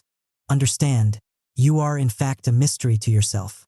You began life as someone completely unique, a mix of qualities that will never be repeated in the history of the universe. In your earliest years, you were a mass of conflicting emotions and desires. Then something foreign to you is placed over this reality. Who you are is much more chaotic and fluid than this surface character. You are full of untapped potential and possibility. As a child, you had no real power to resist this process, but as an adult, you could easily rebel and rediscover your individuality. You could stop deriving your sense of identity and self-worth from others. You could experiment and push past the limits people have set for you. You could take action that is different from what they expect. But that is to incur a risk. You are being unconventional, perhaps a bit strange in the eyes of those who know you. You could fail in this action and be ridiculed. Conforming to people's expectations is safer and more comfortable, even if doing so makes you feel miserable and confined. In essence, you are afraid of yourself and what you could become. There is another, fearless way of approaching your life. It begins by untying yourself from the opinions of others. This is not as easy as it sounds. You are breaking a lifelong habit of continually referring to other people when measuring your value. You must experiment and feel the sensation of not concerning yourself with what others think or expect of you. You do not advance or retreat with their opinions in mind. You drown out their voices that often translate into doubts inside you. Instead of focusing on the limits you have internalized, you think of the potential you have for new and different behavior. Your personality can be altered and shaped by your conscious decision to do so. We barely understand the role that willpower plays in our actions. When you raise your opinion of yourself and what you are capable of, it has a decided influence on what you do. For instance, you feel more comfortable taking some risk, knowing that you are always able to get back up on your feet if it fails. Taking this risk will then make your energy levels rise. You have to meet the challenge or go under, and you will find untapped reservoirs of creativity within you. People are drawn to those who act boldly, and their attention and faith in you will have the effect of heightening your confidence. Feeling less confined by doubts, you give freer rein to your individuality, which makes everything you do more effective. This movement towards confidence has a self-fulfilling quality that is impossible to deny. Moving towards such self-belief does not mean you cut yourself off from others and their opinions of your actions.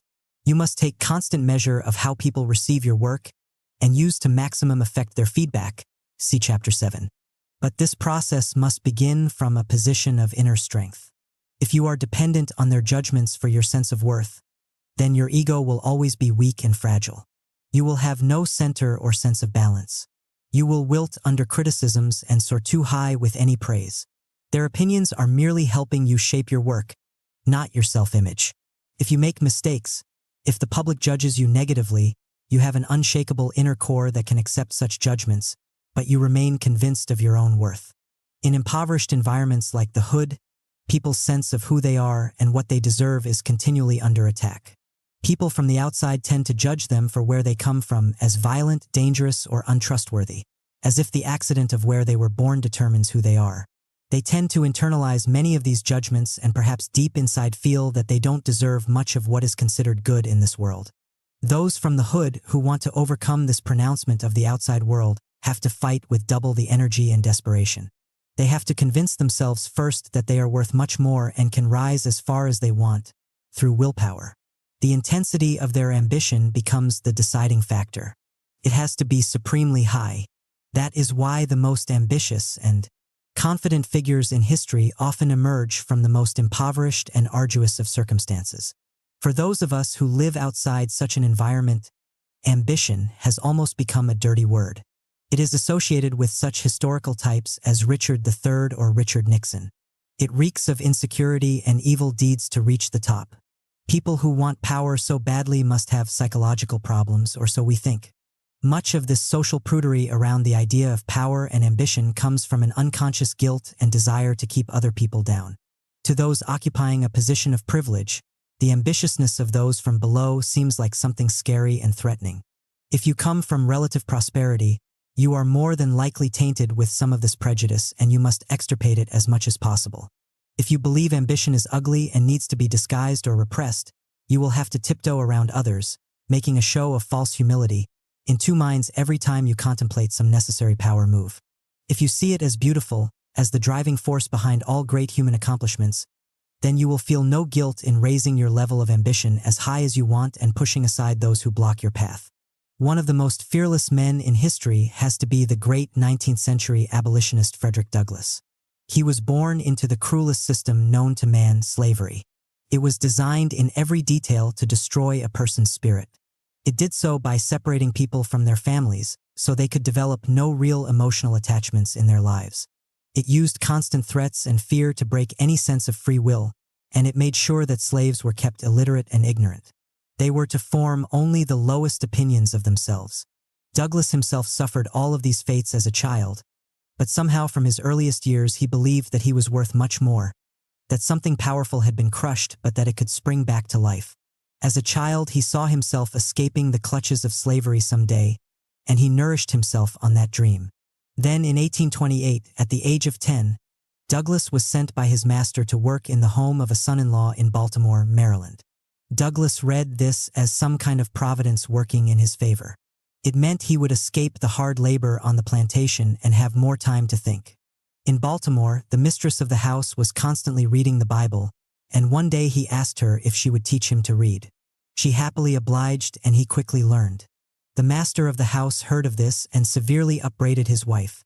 A slave must never be allowed to read and write. He forbade her to continue with the teachings. Douglass, however, could now manage on his own, getting books and dictionaries for himself on the sly. He memorized famous speeches which he could go over in his mind at any time of day. He saw himself becoming a great orator, railing against the evils of slavery. With growing knowledge of the outside world, he came to resent even more bitterly the life he was forced to lead. This infected his attitude, and his owners sensed it. At the age of 15, he was sent to a farm run by a Mr. Covey, whose sole task in life was to break the spirit of a rebellious slave. Covey, however, was not successful. Douglass had already created in his mind an identity for himself that would not match what Covey wanted to impose on him. This image of his own high value, believed in with all his energy, would become reality. He maintained his inner freedom and his sanity. He converted all of the whippings and mistreatment into a spur for him to escape to the north. It gave him more material to someday share with the world on the evils of slavery. Several years later, Douglass managed to escape to the north. There he became a leading abolitionist, eventually founding his own newspaper and always pushing against the limits people tried to impose on him. Understand, people will constantly attack you in life.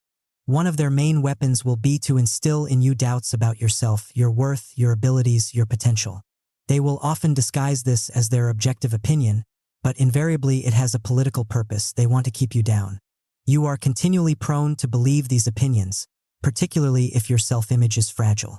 In every moment of life, you can defy and deny people this power. You do so by maintaining a sense of purpose, a high destiny you are fulfilling. From such a position, people's attacks do not harm you. They only make you angry and more determined. The higher you raise this self-image, the fewer judgments and manipulations you will tolerate. This will translate into fewer obstacles in your path. If someone like Douglas could forge this attitude amid the most unfree of circumstances, then we should surely be able to find our own way to such inner strength. Keys to fearlessness. One's own free, untrammeled desires, one's own whim.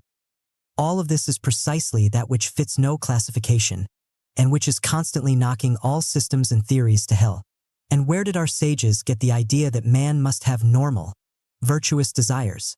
What man needs is only his own independent wishing, whatever that independence may cost and wherever it may lead. Fyodor Dostoevsky. In today's world, our idea of freedom largely revolves around the ability to satisfy certain needs and desires. We feel free if we can gain the kind of employment we desire, buy the things we want, and engage in a wide range of behavior, as long as it does not harm others. According to this concept, freedom is something essentially passive. It is given and guaranteed to us by our government, often by not meddling in our affairs and various social groups. There is, however, a completely different concept of liberty. It is not something that people grant us as a privilege or right. It is a state of mind that we must work to attain and hold on to with much effort. It is something active and not passive. It comes from exercising free will. In our day-to-day affairs, much of our actions are not free and independent. We tend to conform to society's norms in behavior and thinking. We generally act out of habit without much thought as to why we do things. When we act with freedom, we ignore any pressures to conform. We step beyond our usual routines. Asserting our will and our individuality, we move on our own. Let us say we have a career that affords us enough money to live comfortably and offers us a reasonable future. But this job is not deeply satisfying. It doesn't lead us anywhere we want to go. Perhaps we also have to deal with a boss who is difficult and imperious. Our fears for the future, our comfortable habits, and our sense of propriety will compel us to stay on. All of these factors are forces that limit and confine us. But at any moment we could let go of the fear and leave the job, not really certain where we are headed but confident we can do better. In that moment we have exercised free will. It initiates from our own deepest desire and need. Once we leave, our mind must rise to the challenge. To continue on this path, we have to take more independent actions, because we cannot depend on habits or friends to see us through. Free action has a momentum of its own. Many will argue that this idea of active freedom is basically an illusion. We are products of our environment, so they say. If people become successful, it is because they benefited from certain favorable social circumstances. They were in the right place at the right time. They got the proper education and mentoring. Their willpower played a part, no doubt, but a small part. If circumstances were different, so the argument goes, these types would not have had the success they had, no matter how strong their willpower. All kinds of statistics and studies can be trotted out to support this argument, but in the end this concept is merely a product of our times and the emphasis on passive freedom. It chooses to focus on circumstance and environment, as if the exceptionally free actions of a Frederick Douglass could also be explained by his physiology or the luck he had in learning to read. In the end, such a philosophy wants to deny the essential freedom we all possess to make a decision independent of outside forces. It wants to diminish individuality. We are just products of a social process, they imply.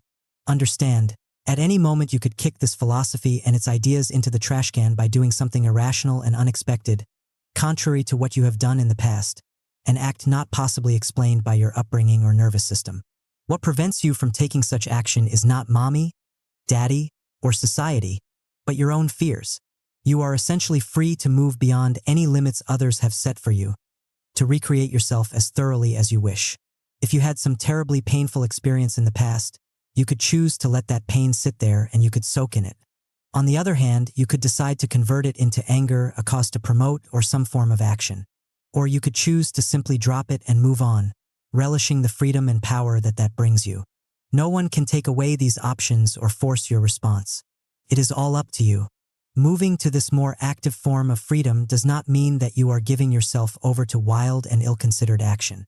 Your decision to alter a career path, for instance, is based on careful consideration of your strengths and deepest desires and the future you want.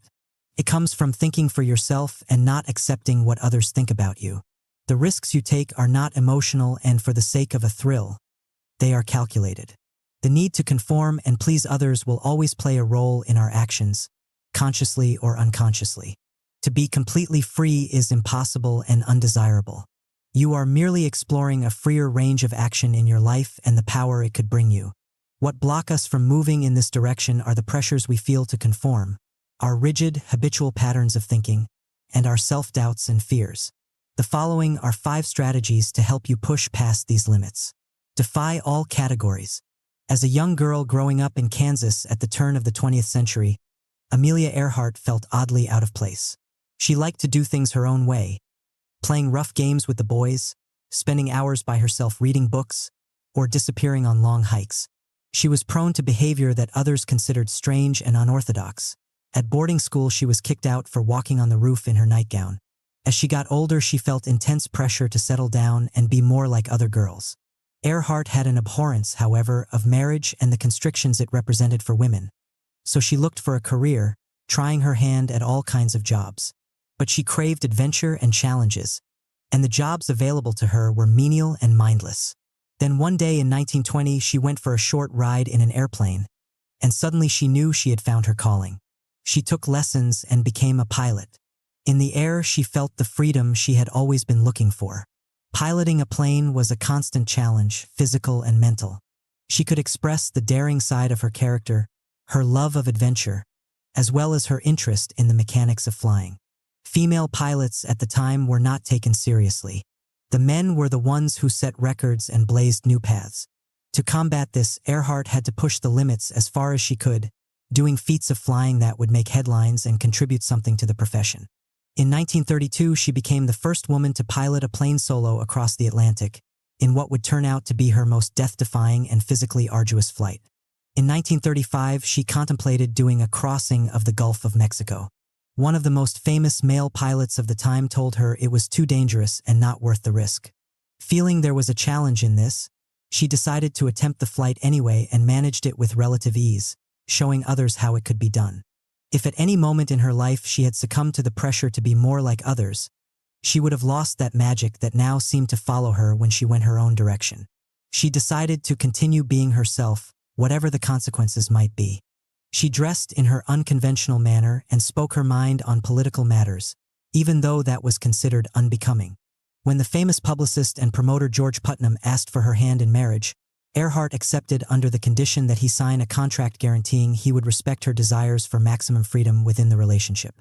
People who met her invariably commented that she was not really masculine or feminine or even androgynous, but completely herself, a unique mix of qualities.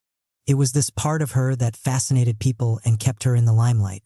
In 1937, she attempted the riskiest flight of her career, to circle the world via the equator, including a stopover on a tiny island in the Pacific. She disappeared somewhere near the island, never to be found, all of which only added to the legend of Earhart as the consummate risk-taker who did everything her own way.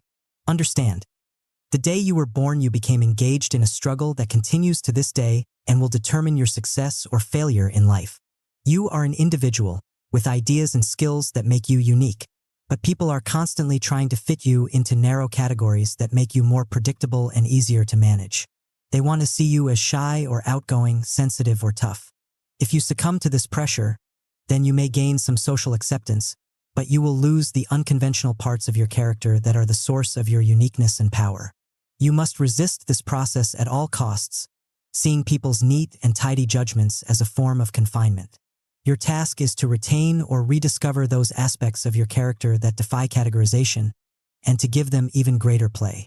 Remaining unique, you will create something unique and inspire the kind of respect you would never receive from tepid conformity.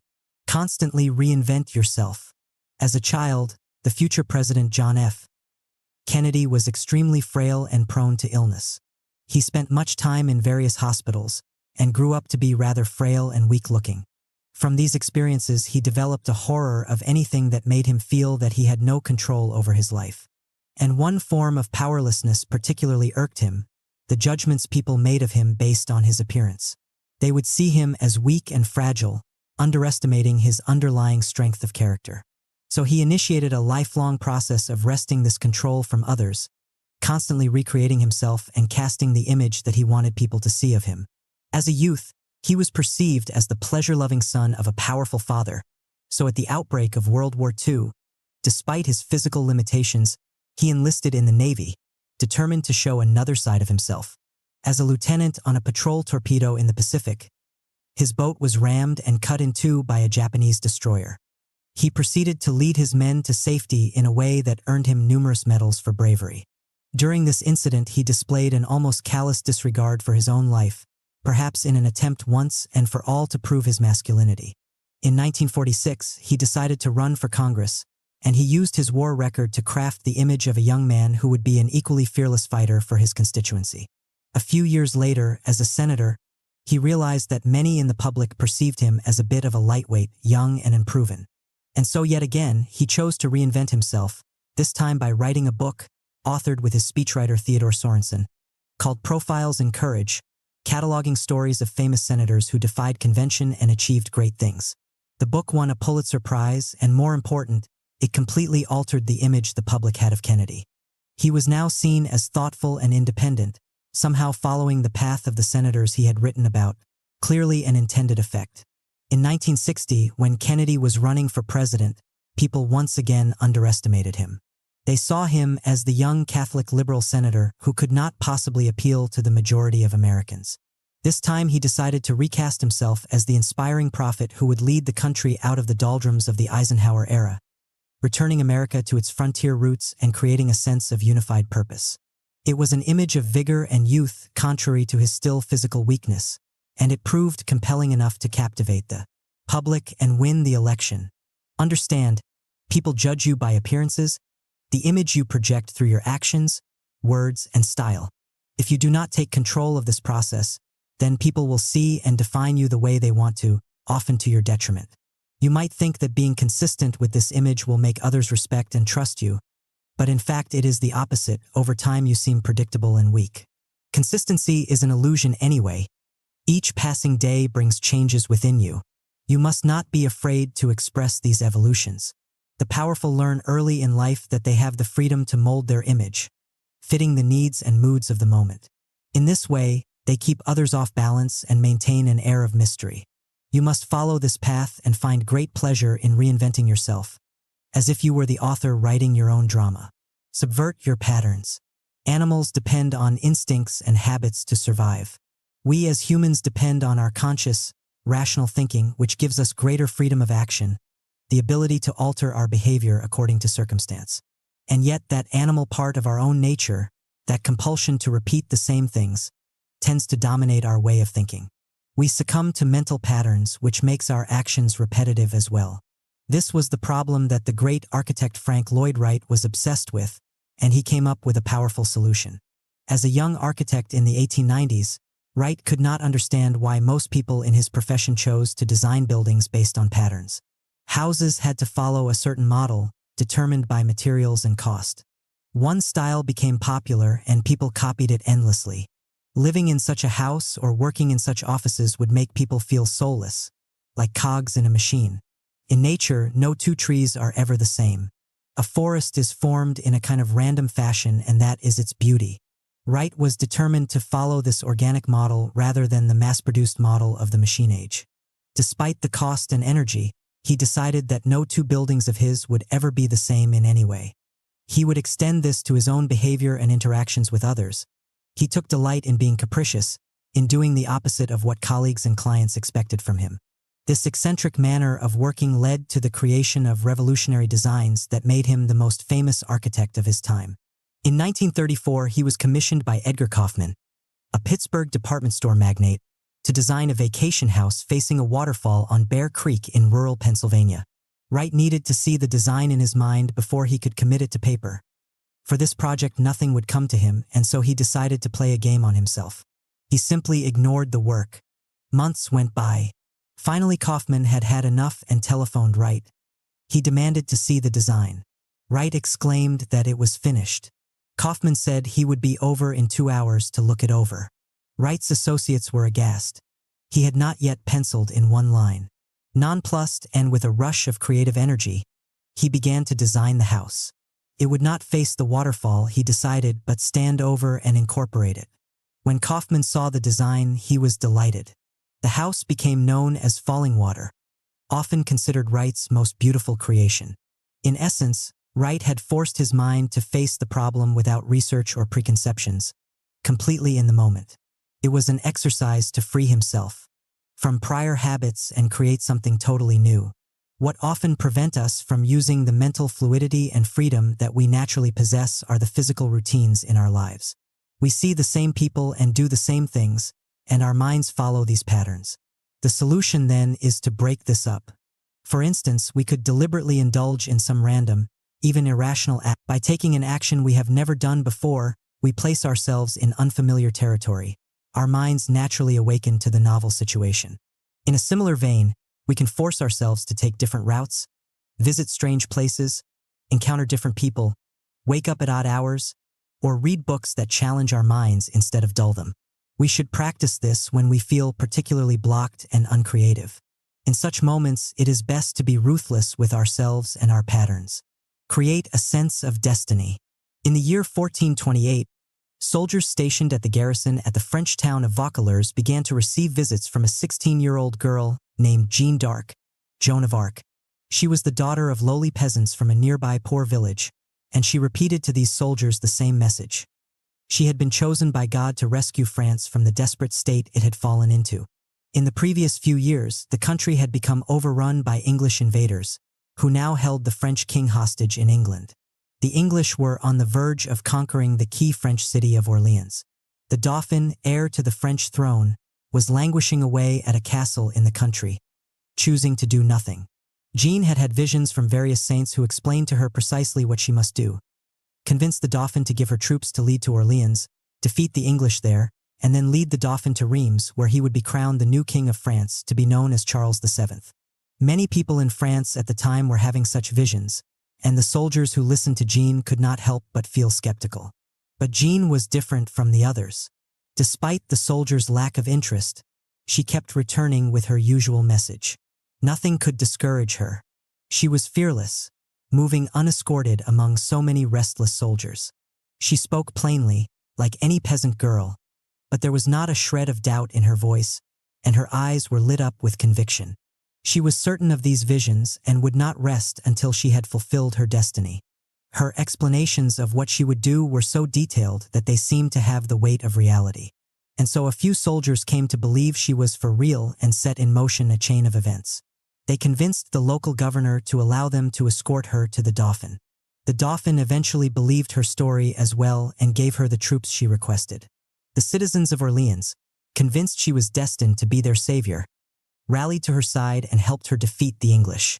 The momentum she brought to the French side continued for well over a year, until she was captured and sold to the English and, after a lengthy trial, burned at the stake as a witch. The story of Jeanne d'Arc demonstrates a simple principle. The higher your self-belief, the more your power to transform reality.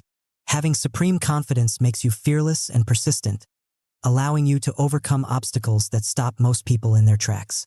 It makes others believe in you as well. And the most intense form of self-belief is to feel a sense of destiny, impelling you forward.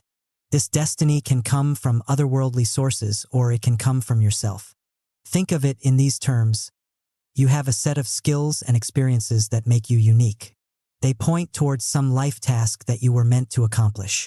You see signs of this in the predilections of your youth, certain tasks you were naturally drawn to. When you are involved in this task, everything seems to flow more naturally. Believing you are destined to accomplish something does not make you passive or unfree, but the opposite. You are liberated of the normal doubts and confusions that plague us. You have a sense of purpose that guides you but does not chain you to one way of doing things. And when your willpower is so deeply engaged, it will push you past any limits or dangers. Bet on yourself. It is always easy to rationalize your own doubts and conservative instincts, particularly when times are tough. You will convince yourself that it is foolhardy to take any risks, that it is better to wait for when circumstances are more propitious. But this is a dangerous mentality. It signifies an overall lack of confidence in yourself that will carry over to better times.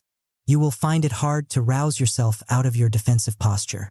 The truth is that the greatest inventions and advances in technology or business generally come in negative periods because there is a greater necessity for creative thinking and radical solutions that break with the past.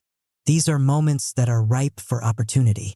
While others retrench and retreat, you must think of taking risks, trying new things, and looking at the future that will come out of the present crisis. You must always be prepared to place a bet on yourself, on your future, by heading in a direction that others seem to fear. This means you believe that if you fail, you have the inner resources to recover. This belief acts as a kind of mental safety net. When you move ahead on some new venture or direction, your mind will snap to attention. Your energy will be focused and intense. By making yourself feel the necessity to be creative, your mind will rise to the occasion. Reversal of perspective. For most of us, the words ego and egotism express something negative. Egotistical people have an oversized opinion of themselves. Instead of considering what is important for society, a group, or family, they think first and foremost of themselves and act upon this. Their vision is narrowed to the point of seeing everything in reference to their needs and desires. But there is another way to look at it. We all have an ego, a sense of who we are. And this ego or self-relationship is either strong or weak. People with a weak ego do not have a secure sense of their worth or potential. They pay extra attention to the opinions of others. They might perceive anything as a personal attack or affront. They need constant attention and validation from others. To compensate for and disguise this fragility, they will often assume an arrogant, aggressive front. This needy, dependent, self-obsessed variety of ego is what we find irritating and distasteful. A strong ego, however, is completely different. People who have a solid sense of their own value and who feel secure about themselves have the capacity to look at the world with greater objectivity. They can be more considerate and thoughtful because they can get outside of themselves. People with a strong ego set up boundaries. Their sense of pride will not allow them to accept manipulative or hurtful behavior. We generally like to be around such types. Their confidence and strength is contagious. To have such a strong ego should be an ideal for all of us. So many people who attain the heights of power in this culture, celebrities for instance, have to make a show of false humility and modesty, as if they got as far as they did by accident and not by ego or ambition. They want to act as if they are no different from anyone else and are almost embarrassed by their power and success. These are all signs of a weak ego. As an egotist of the strong variety, you trumpet your individuality and take great pride in your accomplishments. If others cannot accept that or judge you as arrogant, that is their problem, not yours. We are free when our acts proceed from our entire personality, when they express it, when they exhibit that indefinable resemblance to it which we find occasionally between the artist and his work. Henri Bergson, Chapter 10. Confront your mortality, the sublime. In the face of our inevitable mortality, we can do one of two things. We can attempt to avoid the thought at all costs, clinging to the illusion that we have all the time in the world. Or we can confront this reality, accept and even embrace it, converting our consciousness of death into something positive and active. In adopting such a fearless philosophy, we gain a sense of proportion, become able to separate what is petty from what is truly important. Knowing our days to be numbered, we have a sense of urgency and mission. We can appreciate life all the more for its impermanence. If we can overcome the fear of death, then there is nothing left to fear. The hustler's metamorphosis. I had reached the point at which I was not afraid to die. This spirit made me a freeman in fact, while I remained a slave in form. Frederick Douglass. By the mid-1990s, Curtis Jackson felt supremely dissatisfied with his life as a hustler. The only way up and out that he could see was music. He had some talent as a rapper, but that wouldn't get him very far in this world. He felt somewhat confused about how to break into the business, and he was impatient to begin the process. Then one evening in 1996, all of that changed. At a Manhattan nightclub, Curtis, now known as 50 Cent, met the famous rapper and producer Jam Master Jay. He could sense that this was his one opportunity, and he would have to make the best of it. He talked Jay into letting him visit his studio the following day to hear him rap. There he managed to impress him enough that Jay agreed to serve as his mentor. It seemed that everything now would fall into place. 50 had saved money to tide him over while he moved into this new career, but it wouldn't last forever. Jay got him a few gigs, but they didn't pay. On the streets near his home, he would see his hustler friends doing well, while his funds were dwindling to nothing. What would he do when he ran out of money? He had already sold his car and jewelry. He had recently fathered a son with his girlfriend and he needed money to support the child. He started to feel more impatient than ever. After much persistence, he got someone at Columbia Records to hear his music, and the label became interested in signing him to a deal. But to get out of a contract he had signed with Jay, he had to give him almost all of the advance money from Columbia. What was worse, at Columbia he now found himself lost amid all the other rappers signed to the label. His future looked more uncertain than ever. With his savings almost gone, he would now have to return to hustling on the streets, and this made him feel bitter. His former colleagues were not too happy to see him again. Feeling like he needed money fast, he became more aggressive than usual and made some enemies on the streets who began to threaten him. He had been splitting his time between the record studio and hustling, and his first album at Columbia was about to come out, but the label was doing nothing to promote it. Everything in his life seemed to be unraveling at the same time. Then one afternoon in May of 2000, as he got into the back seat of a friend's car, a young man suddenly appeared at the car window brandishing a gun and began firing at him at close range. The bullets went all over, 9 of them piercing his body, including one that opened a giant hole in his jaw. The assassin then hurried away to an awaiting car, certain he had done his job with the shot to 50's head. 50's friends quickly drove him to the nearest hospital. As it all unfolded, the event itself didn't appear real to him. It was like a movie, something he had seen happen to others. But at one point while he was being operated on, he sensed that he was close to death and suddenly it all seemed very real. A searing light flooded his eyes, and for a few seconds a shadow crept over it, while everything else came to a stop. It was an oddly calm moment. Then it passed. In the months to come he would stay in his grandparents' house, recovering from the near-mortal wounds he had suffered. As he regained his strength he could almost laugh at the whole thing. He had cheated death. Of course, for hustlers in the hood this was no big deal and nobody would feel sorry for him.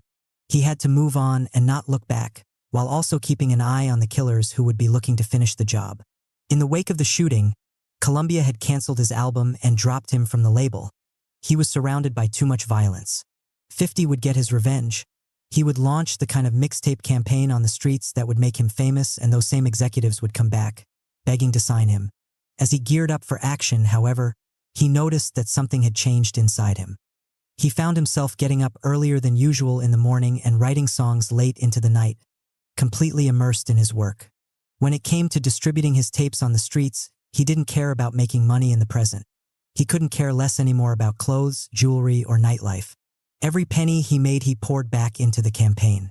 He didn't pay attention to all of the petty squabbles others were trying to drag him into. His eyes were focused on one thing alone, and nothing else mattered. Some days he would work with an intensity that surprised him. He was putting everything he had into this one shot at success. There was no plan B. In the back of his mind, he knew that it was that moment near death that had changed him for good.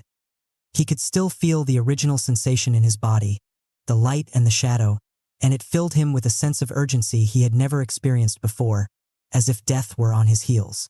In the months before the shooting, everything had been falling apart. Now it was all falling into place, like destiny. Years later, as he amassed his business empire, 50 began to encounter more and more people playing strange power games. A company that had partnered with him would suddenly want to renegotiate their contract or act skittish and consider pulling out, acting as if they had just found out about his notorious past. Perhaps it was just a ruse to squeeze out better terms. Then there were those at his record label who treated him with increasing disrespect and offered him meager publicity or marketing money in a take-it-or-leave-it ploy. Finally, there were those who had worked for him from the beginning, but now, smelling money from his success, began to make unreasonable demands. Certain things mattered to him more than anything else. Maintaining his long-term mobility, working with those who were excited and not mercenary, controlling his image and not muddying it for the sake of quick money. What this translated into was simple. He would exercise his power to walk away from any situation or person that compromised these values. He would tell the company trying to renegotiate terms that he was no longer interested in working with them. With the record label, he would ignore the ploy and pour his own money into the marketing of his album, with the idea of leaving them soon and striking out on his own. He would cut loose the former friends without a second thought. In his experience, whenever he felt as if he had too much to lose and he held on to others or to deals out of fear of the alternative, he ended up losing a lot more. He realized that the key in life is to always be willing to walk away. He was often surprised that in doing so, or even feeling that way, people would come back to him on his terms, now fearing what they might lose in the process. And if they didn't return, then good riddance. If he had thought about it at the time, he would have realized that turning his back in this way was an attitude and philosophy that had crystallized in his mind that afternoon of the shooting, when death had brushed against him. Clinging to people or situations out of fear is like desperately holding on to life on even the worst terms, and he had now moved far beyond such a point. He was not afraid of death, so how could he be afraid of anything anymore? The fearless approach. People talk about my getting shot like it represented something special. They act like they're not facing the same thing. But someday everybody has to face a bullet with his or her name on it. 50 Cent. With the language skills that our primitive ancestors developed, we humans became rational creatures, gaining the ability to look into the future and dominate the environment. But with this good came a bad that has caused us endless suffering. Unlike any other animal, we are conscious of our mortality. This is the source of all our fears. This consciousness of death is nothing more than a thought of the future that awaits us, but this thought is associated with intense pain and separation. It comes with an attendant thought that occasionally haunts us. What good is it to work so hard, defer immediate pleasures, and accumulate money and power, if one day, perhaps tomorrow, we die? Death seems to cancel out all our efforts and make things meaningless. If we were to give ourselves up to these two trains of thought, the pain and the meaninglessness, we would almost be paralyzed into inaction or driven to suicide. But consciously and unconsciously, we invented two solutions to this awareness. The most primitive was the creation of the concept of an afterlife that would alleviate our fears and give our actions in the present much meaning. The second solution, the one that has come to dominate our thinking in the present, is to attempt to forget our mortality and bury ourselves in the moment. This means actively repressing any thought of death itself. To aid in this, we distract our minds with routines and banal concerns. Occasionally, we are reminded of our fear when someone close to us dies, but generally we have developed the habit of drowning it out with our daily concerns. The problem, however, is that this repression is not really effective. We generally become conscious of our mortality at the age of 4 or 5. At that moment, such a thought had a profound impact on our psyches. We associated it with feelings of separation from loved ones, with any kind of darkness, chaos, or the unknown, and it troubled us deeply. This fear has sat inside of us ever since. It is impossible to completely eradicate or avoid such an immense thought. It sneaks in through another door, seeps into our behavior in ways we cannot even begin to imagine. Death represents the ultimate reality, a limit to our days and efforts in a definitive fashion. We have to face it alone and leave behind all that we know and love, a complete separation. It is associated with physical and mental pain. To repress the thought, we must then avoid anything that reminds us of death. We therefore indulge in all kinds of fantasies and illusions, struggling to keep out of our minds any kind of hard and unavoidable reality. We cling to jobs, relationships, and comfortable positions, all to elude the feeling of separation. We grow overly conservative because any kind of risk might entail adversity, failure, or pain. We keep ourselves surrounded by others to drown out the thought of our essential aloneness. We may not be consciously aware of this, but in the end we expend an intense amount of psychic energy in these repressions. The fear of death does not go away. It merely returns in smaller anxieties and habits that limit our enjoyment of life. There is a third and fearless way, however, to deal with mortality. From the moment we are born, we carry inside ourselves our death. It is not some outside event that ends our days, but something within us. We have only so many days to live. This amount of time is something unique to us. It is ours alone, our only true possession. If we run away from this reality by avoiding the thought of death, we are really running away from ourselves. We are denying the one thing that cannot be denied. We are living a lie. The fearless approach requires that you accept the fact that you have only so much time to live, and that life itself inevitably involves levels of pain and separation. By embracing this, you embrace life itself and accept everything about it. Depending on a belief in an afterlife or drowning yourself in the moment to avoid pain is to despise reality, which is to despise life itself. When you choose to affirm life by confronting your mortality, everything changes. What matters to you now is to live your days well, as fully as possible. You could choose to do this by pursuing endless pleasures, but nothing becomes boring more quickly than having to always search for new distractions. If attaining certain goals becomes your greatest source of pleasure, then your days are filled with purpose and direction, and whenever death comes, you have no regrets. You do not fall into nihilistic thinking about the futility of it all, because that is a supreme waste of the brief time you have been given. You now have a way of measuring what matters in life. Compared to the shortness of your days, petty battles and anxieties have no weight. You have a sense of urgency and commitment. What you do, you must do well with all of your energy, not with a mind shooting off in 100 directions. To accomplish this is remarkably simple. It is a matter of looking inward and seeing death as something that you carry within. It is a part of you that cannot be repressed. It does not mean that you brood about it, but that you have continual awareness of a reality that you come to embrace. You convert the terrified, denial-type relationship to death into something active and positive. Finally released from pettiness, useless anxieties, and fearful, timid responses. This third, fearless way of approaching death originated in the ancient world, in the philosophy known as Stoicism.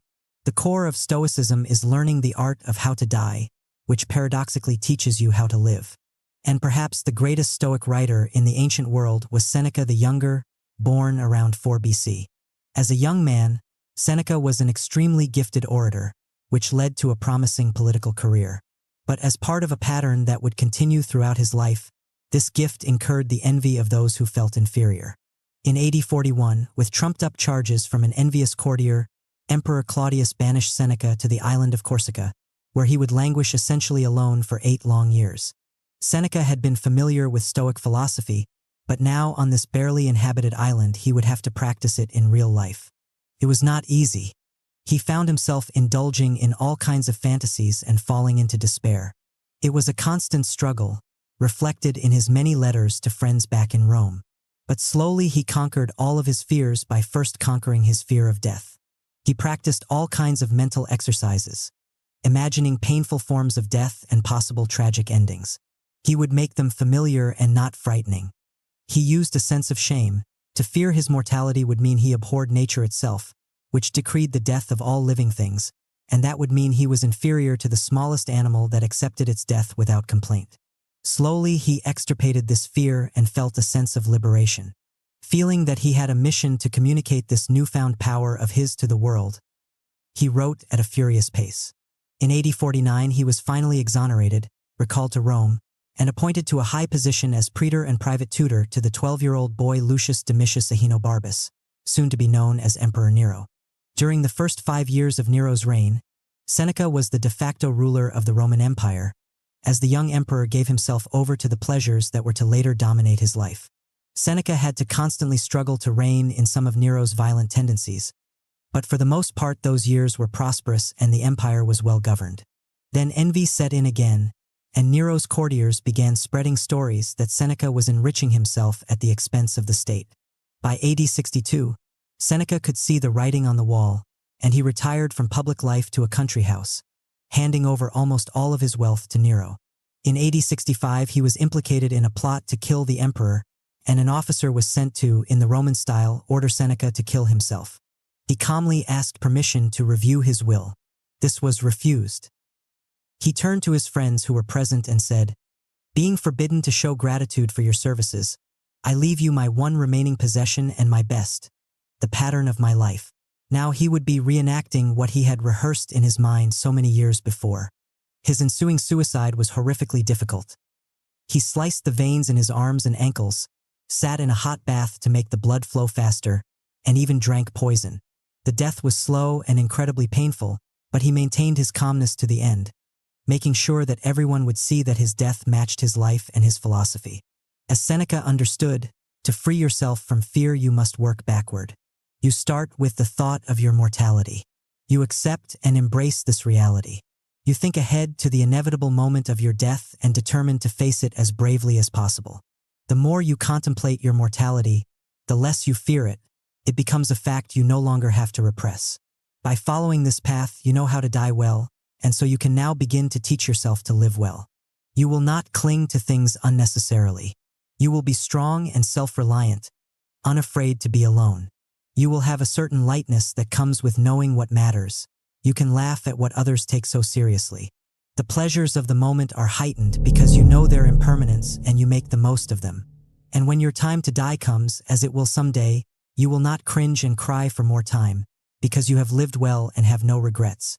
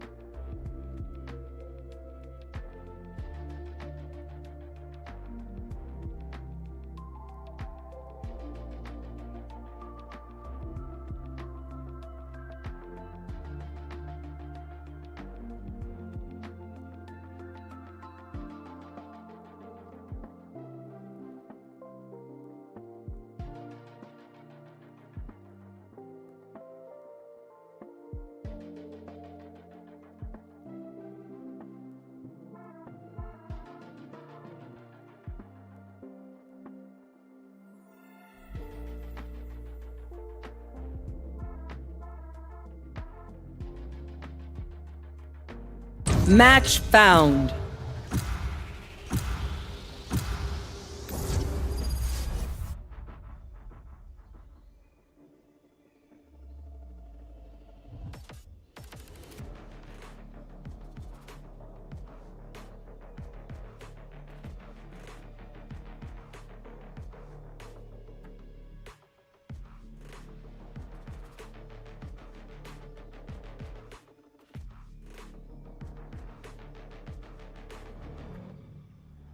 Hello. Hello, hello.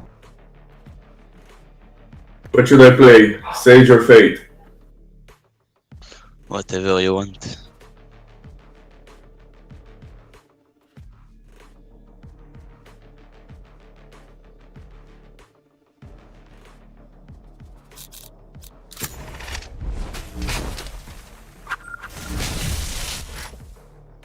Hello, team. Oh.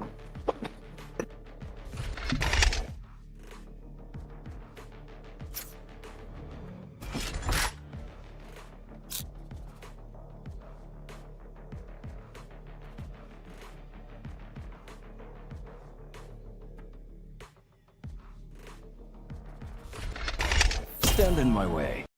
I dare you. خلاص ما تقلق.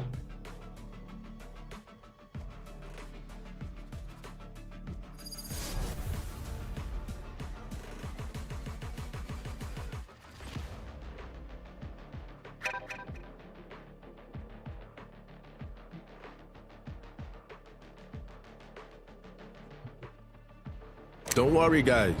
They say I'm a prodigy. Not my words. Not my words, baby. My words, baby.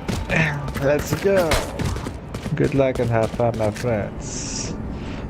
To you too, bro.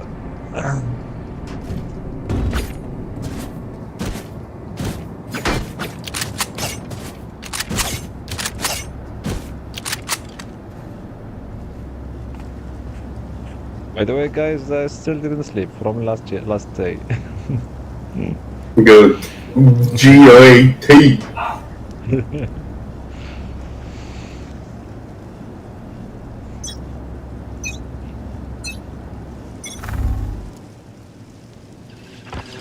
Enemy spotted B. Flash out! What the fuck?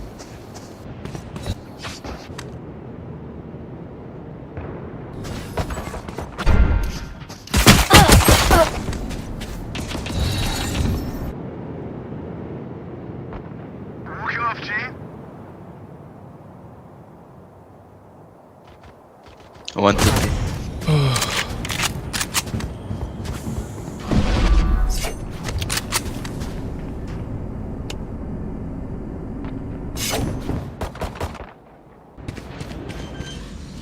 Planting A. Wait, Spike planted. what the fuck is going on? I'm hearing like sound far away.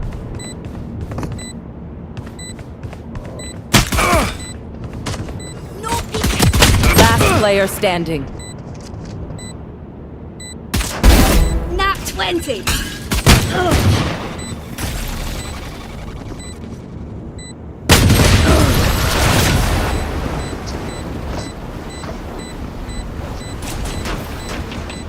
Don't be spending too many brain cells figuring them out.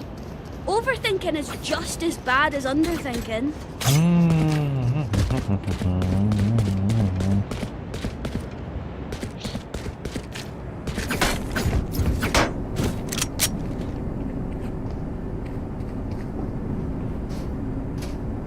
Please, Sage, try to shoot from there. Gonna burn you up, Phoenix. Phoenix, that's right.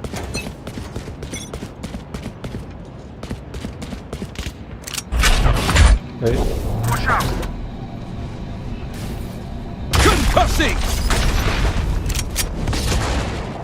Drop in a smoke.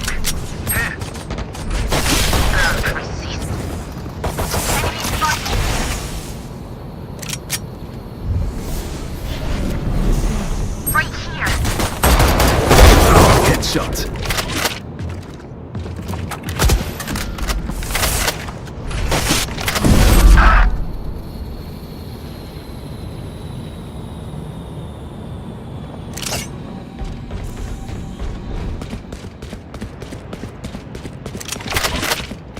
B. Here. Here. Last player standing. Set showers.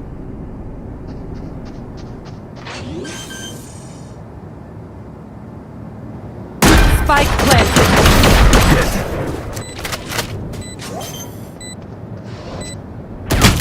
One enemy remaining.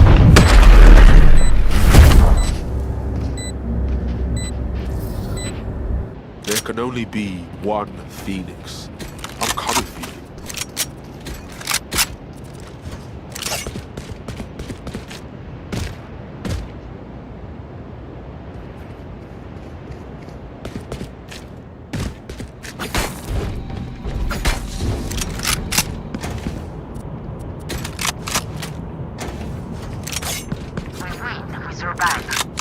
Prends ta place.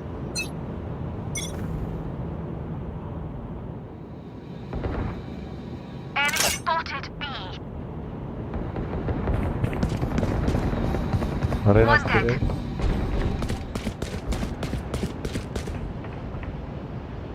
Stay on safe, stay on safe.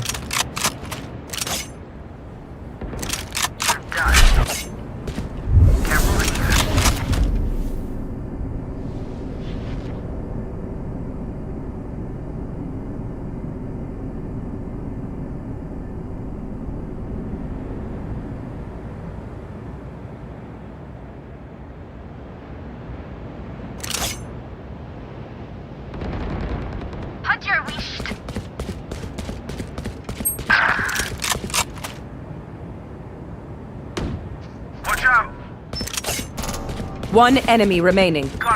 Spike down A.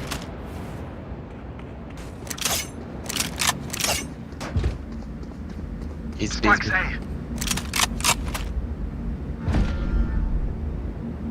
30 seconds left.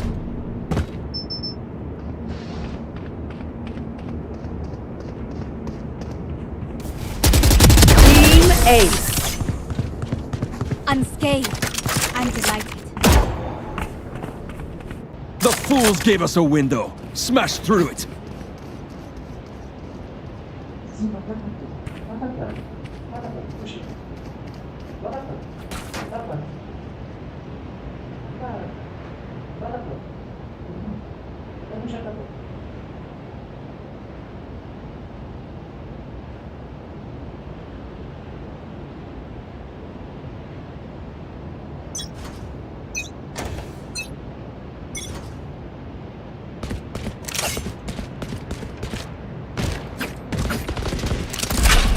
And have one of these. Forever! Clearing out! Spike planted.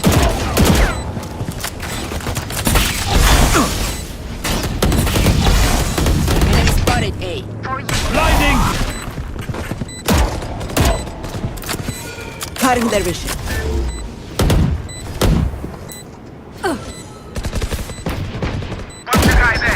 Reloading. Enemies cutting their vision. Reload. Omen here. One enemy remaining. My ultimate is ready. A. Must I do everything? You know what we should do? I'll tell you.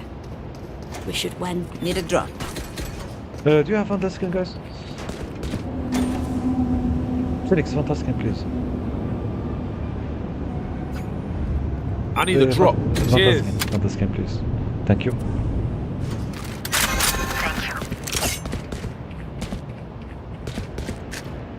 Serious face on.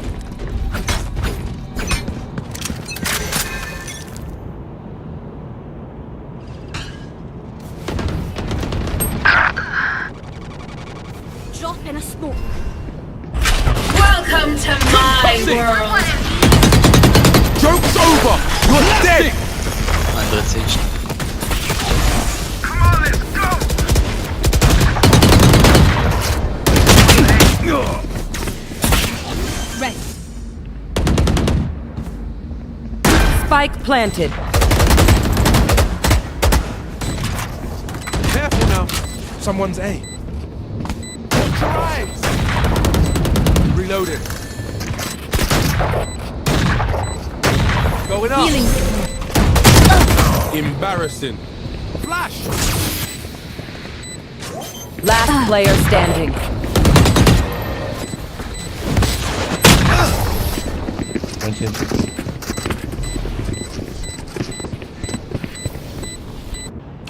lucky socks. Don't fail me now.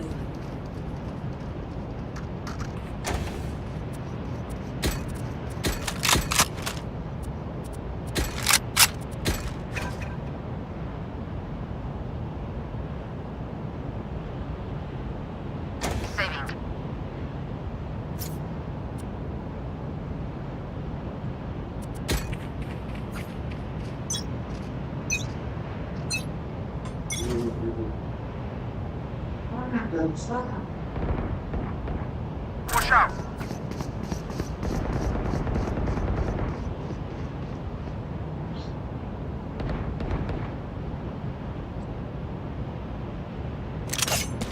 Stand down.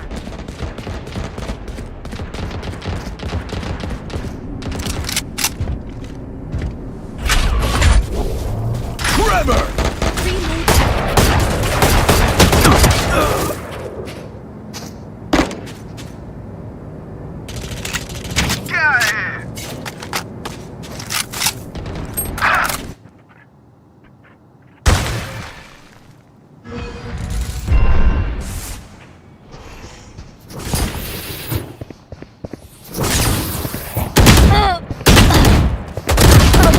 Last player standing.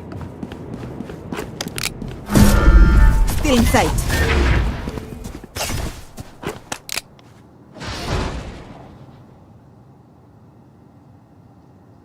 Thirty seconds left.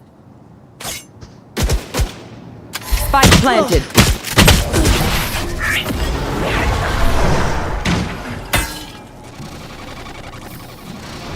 If you're not being shot at, you're doing something wrong.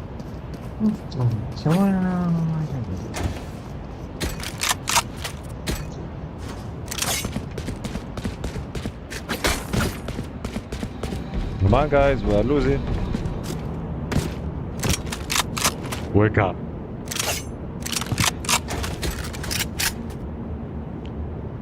We go.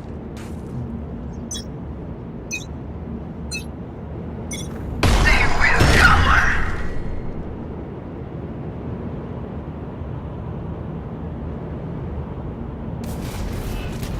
Smokes A.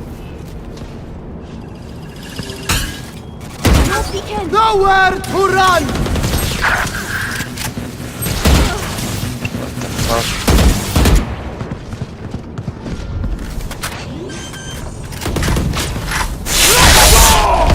Spike planted. Out. Someone's A.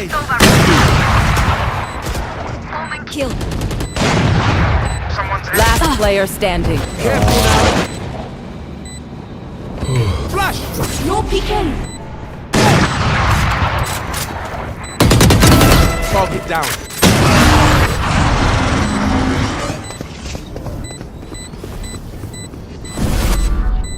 Time to Ult stop is back ready. up. Need a drop.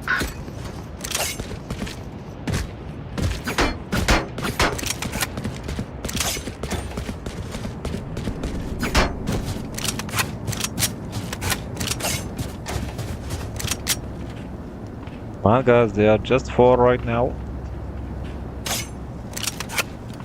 If we lose that, just delete the game.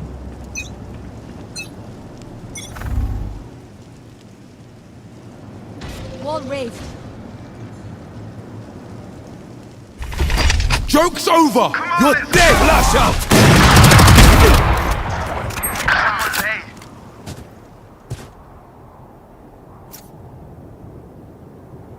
Someone's A. Spike planted. Someone's A.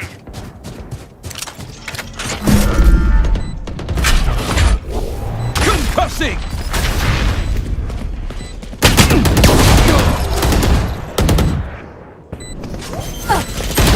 Last player standing. Phoenix, Come please. on. One enemy remaining. They are easy as fuck. What? Killjoy. They are fucking easy. Clutch. My heart's racing.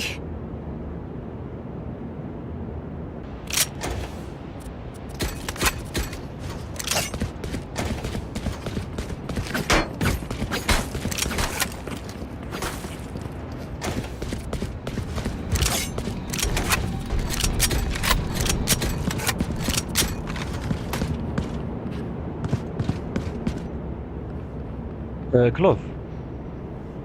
Can you smoke please here? Well. Right there. Right there. Fast please. Hey, they are here.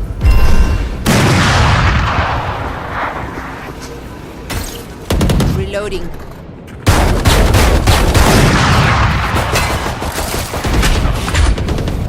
Trevor! Blinding! Spike down A. Spike is safe. Blasting! Phoenix was strzał. Flash out!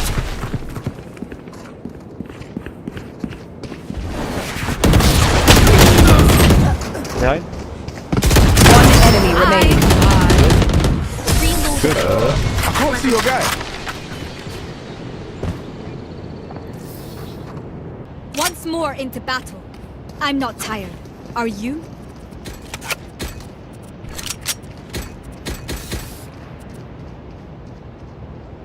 I need a drop. Can someone buy me please? Tack. Thank you, Felix.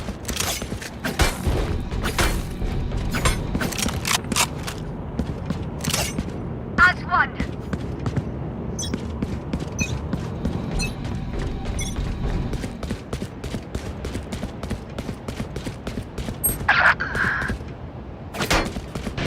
Imposter killed. Sure. Joke's over! You're dead!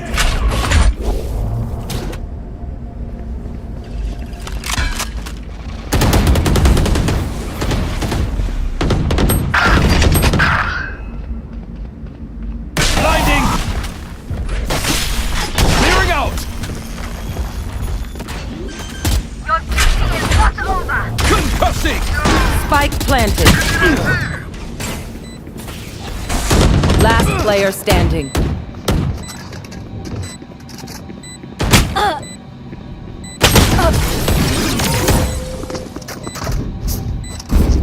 Drop in a smoke. The enemy only looks composed.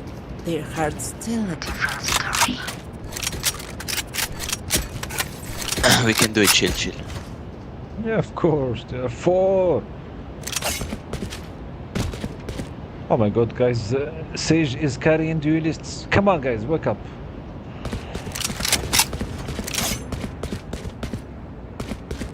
Okay, nu kör vi!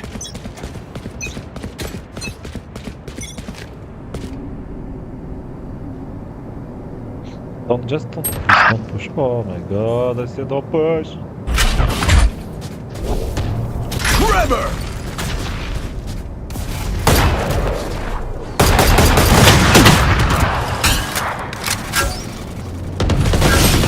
Blasting!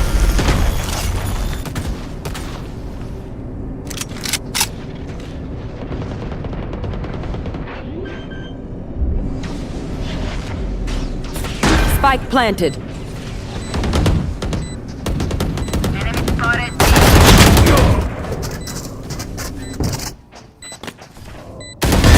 Pew pew. Last player standing. No peeking.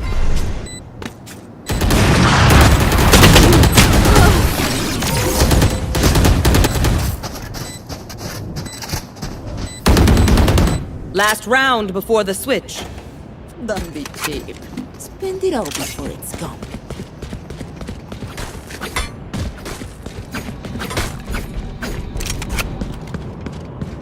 Guys, please don't push. Just stay in the back until everybody's come to the side.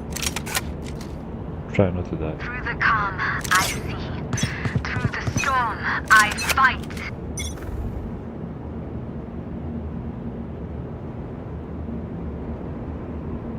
Watch out! B. Again. One stay.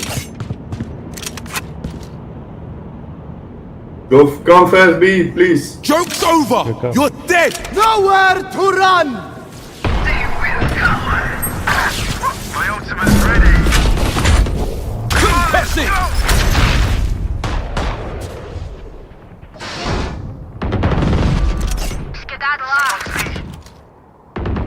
One enemy remaining. Bridge.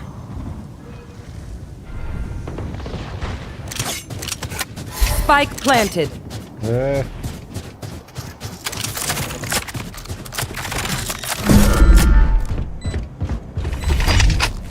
Flash out! Blinding!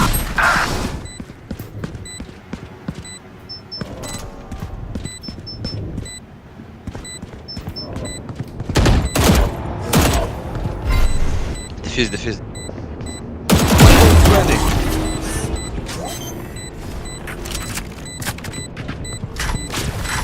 Let's go! Well, that's Out of just charges. grand. Just kidding. Fancy vacuum deactivated.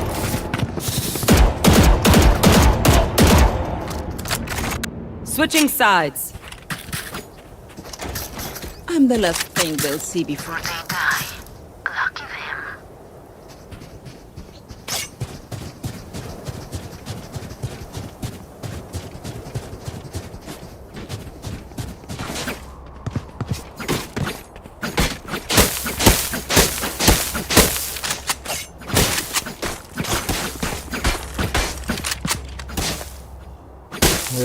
Guys, let's go maybe A. Or if you want to go B, I will go long. Embarrassing.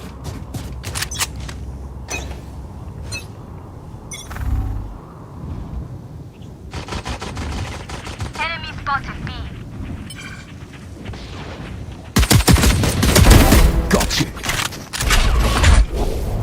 Trevor! Ah, close.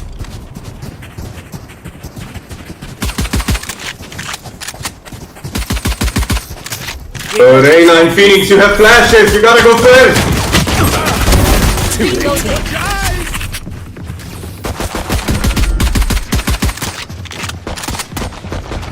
Enemy spotted B. One enemy remaining.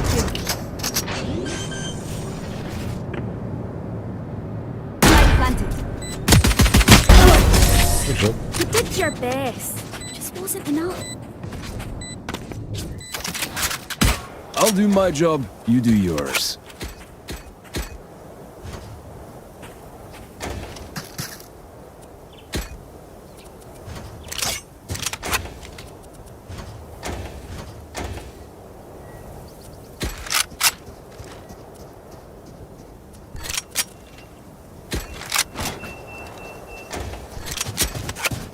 Come on then.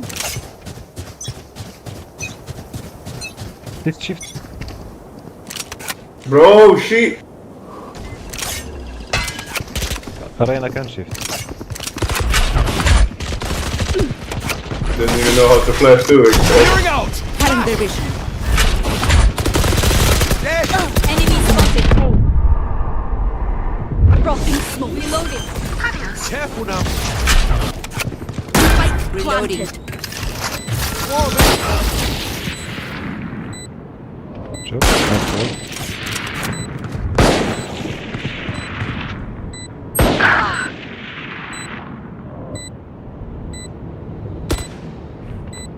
One enemy remaining. Shovel. Concussing! Flash out!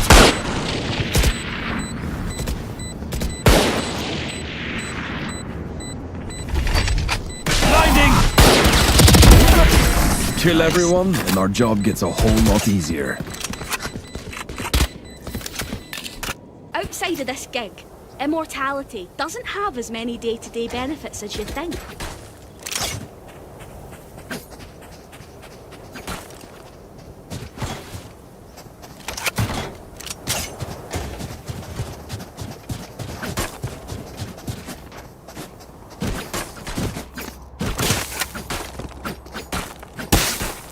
Alright, muckers, off we go.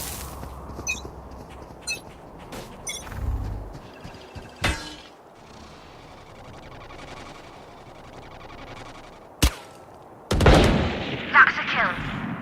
Okay, I will flank to A.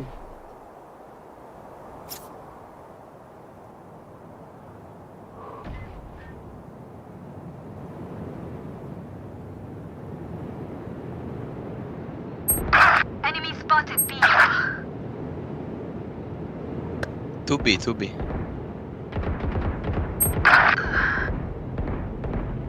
Enemy spotted B. Go, run A. Sage, please. Oh my god.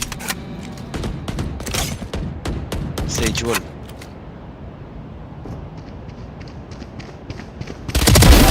No Nice. go day. Go back up. Forever.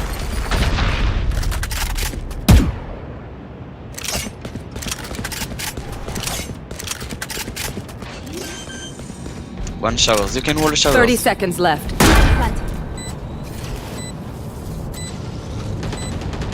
Good job.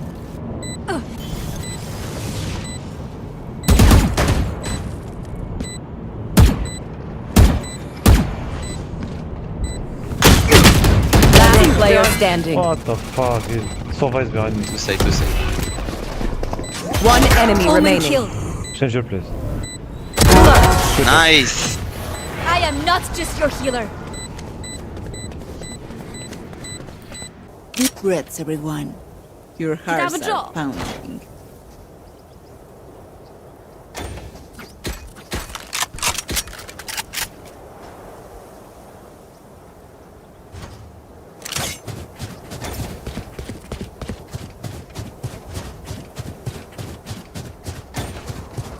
Can someone buy me? Take him. Thank you. No problem.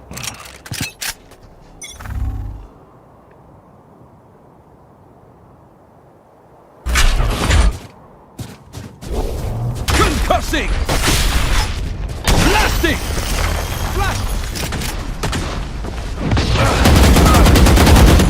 Joke's over. Reloading. You're dead. Here, catch. Our carrier's dead. Yo, Reyna, I'm Phoenix. This flash does not exist or something. Please tell me. Our spike carrier's down. Heads up! Someone's B. I got the spike.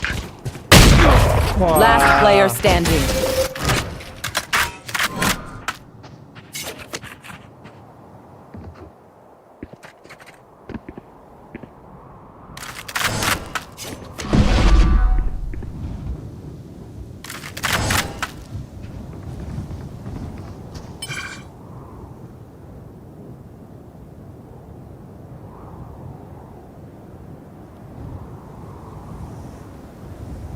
Thirty seconds left.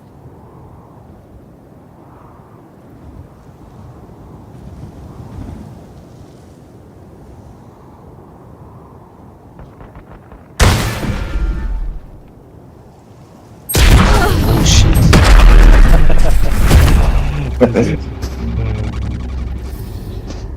Just swapping in new fusion cells.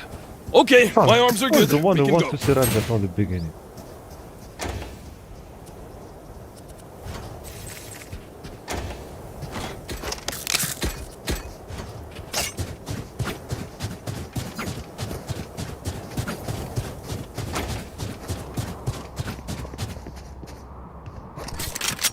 Behind me.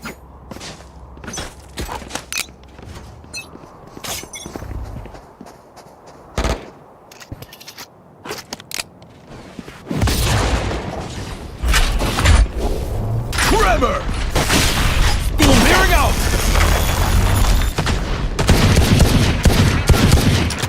Watch your eyes!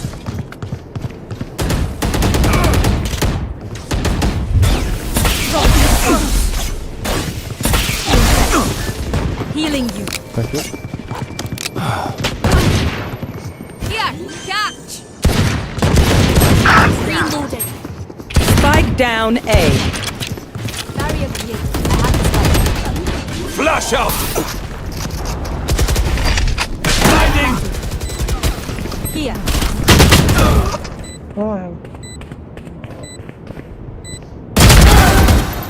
Вашу.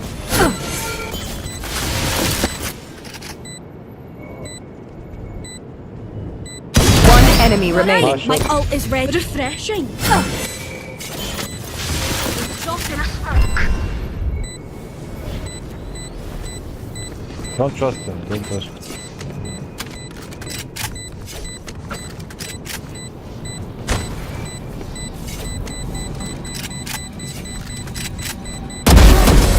Sorry, Yeah. Snake Lady.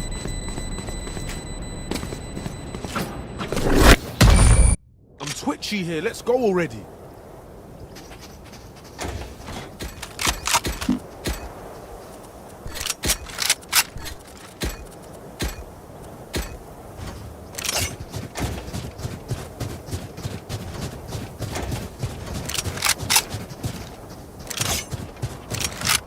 Breach, come with me and just flash it. I'm ready.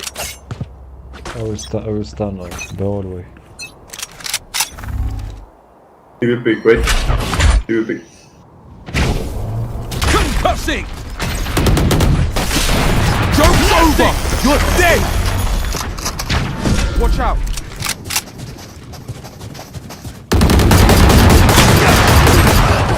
Reloading. Flash out! Sage, can you heal? Sage, can you heal? Oh my god. I can't, I gotta heal myself. Have one of these. I have 5. I had 20. Oh my god. Bro, guys, I killed 2, go inside! Jesus!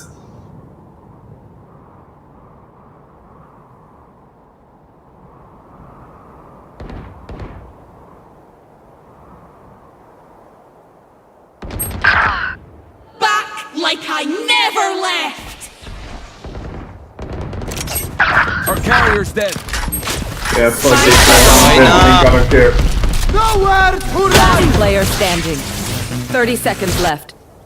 Jesus fucking my drones.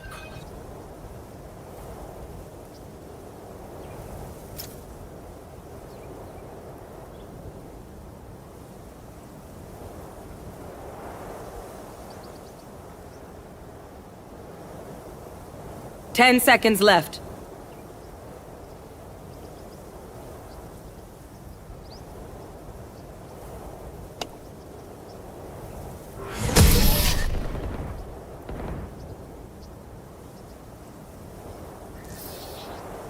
I hate waiting.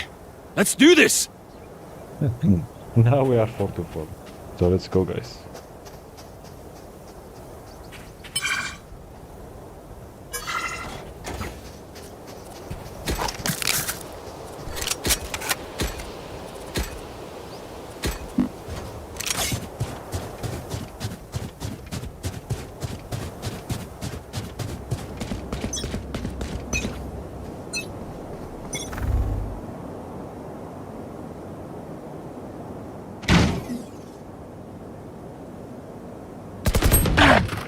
Oh no. Come on, let's go!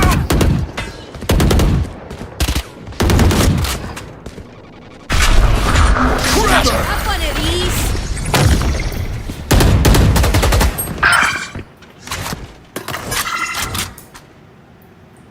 Reloading.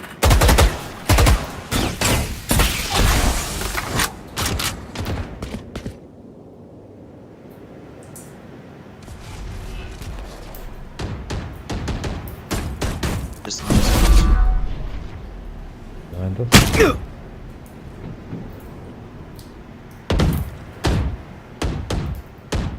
Last player standing. Spike down A.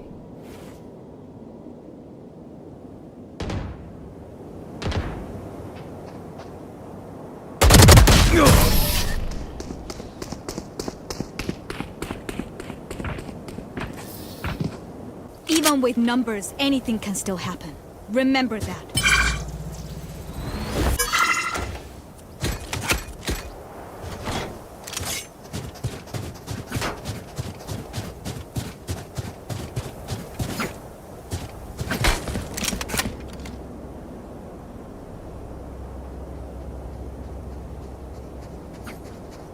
Don't hold back. Shift, guys. Shift. We need to play strategically. Shift.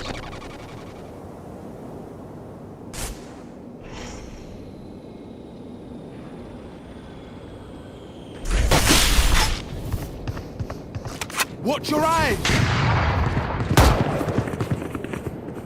To be. Dropping smokes.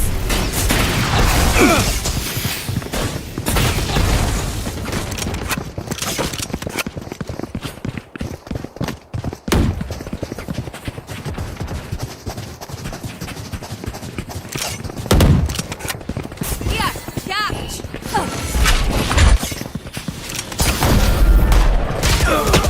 Oh my. You fought well. Last player Carriers standing. down. Down B.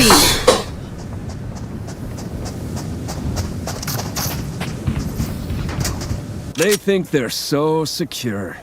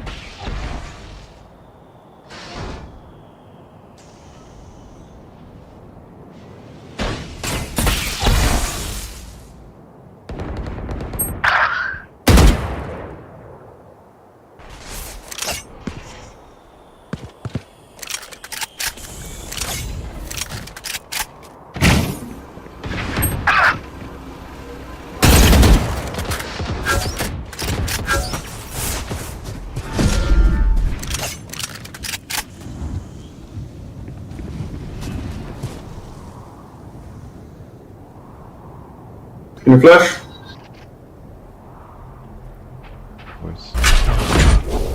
Concussing! Blinding! Last player standing.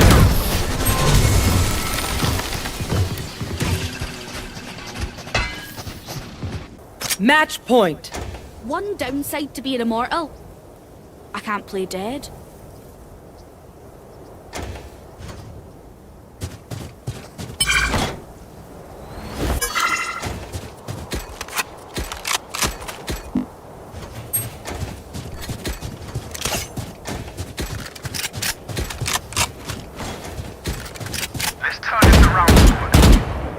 I need a drop.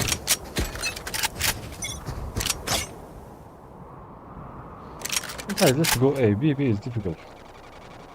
We are just 4. Can't enter B. Joke's over! You're dead! And Phoenix have Flash! have ult every round. Going up! That's done! Forever! Dropping smokes. Careful now!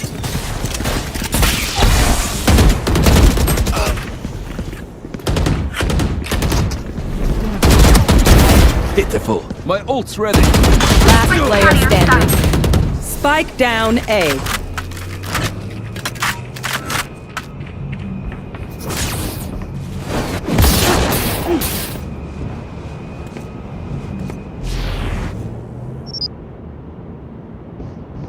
One enemy I remaining. shot somebody. My ult is ready. Here, catch! 30 seconds left. Dropping a smoke.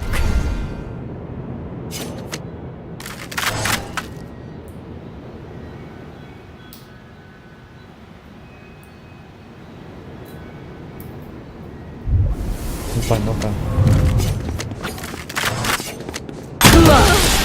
Jesus, you're stupid. You guys are fucking drunk with the game.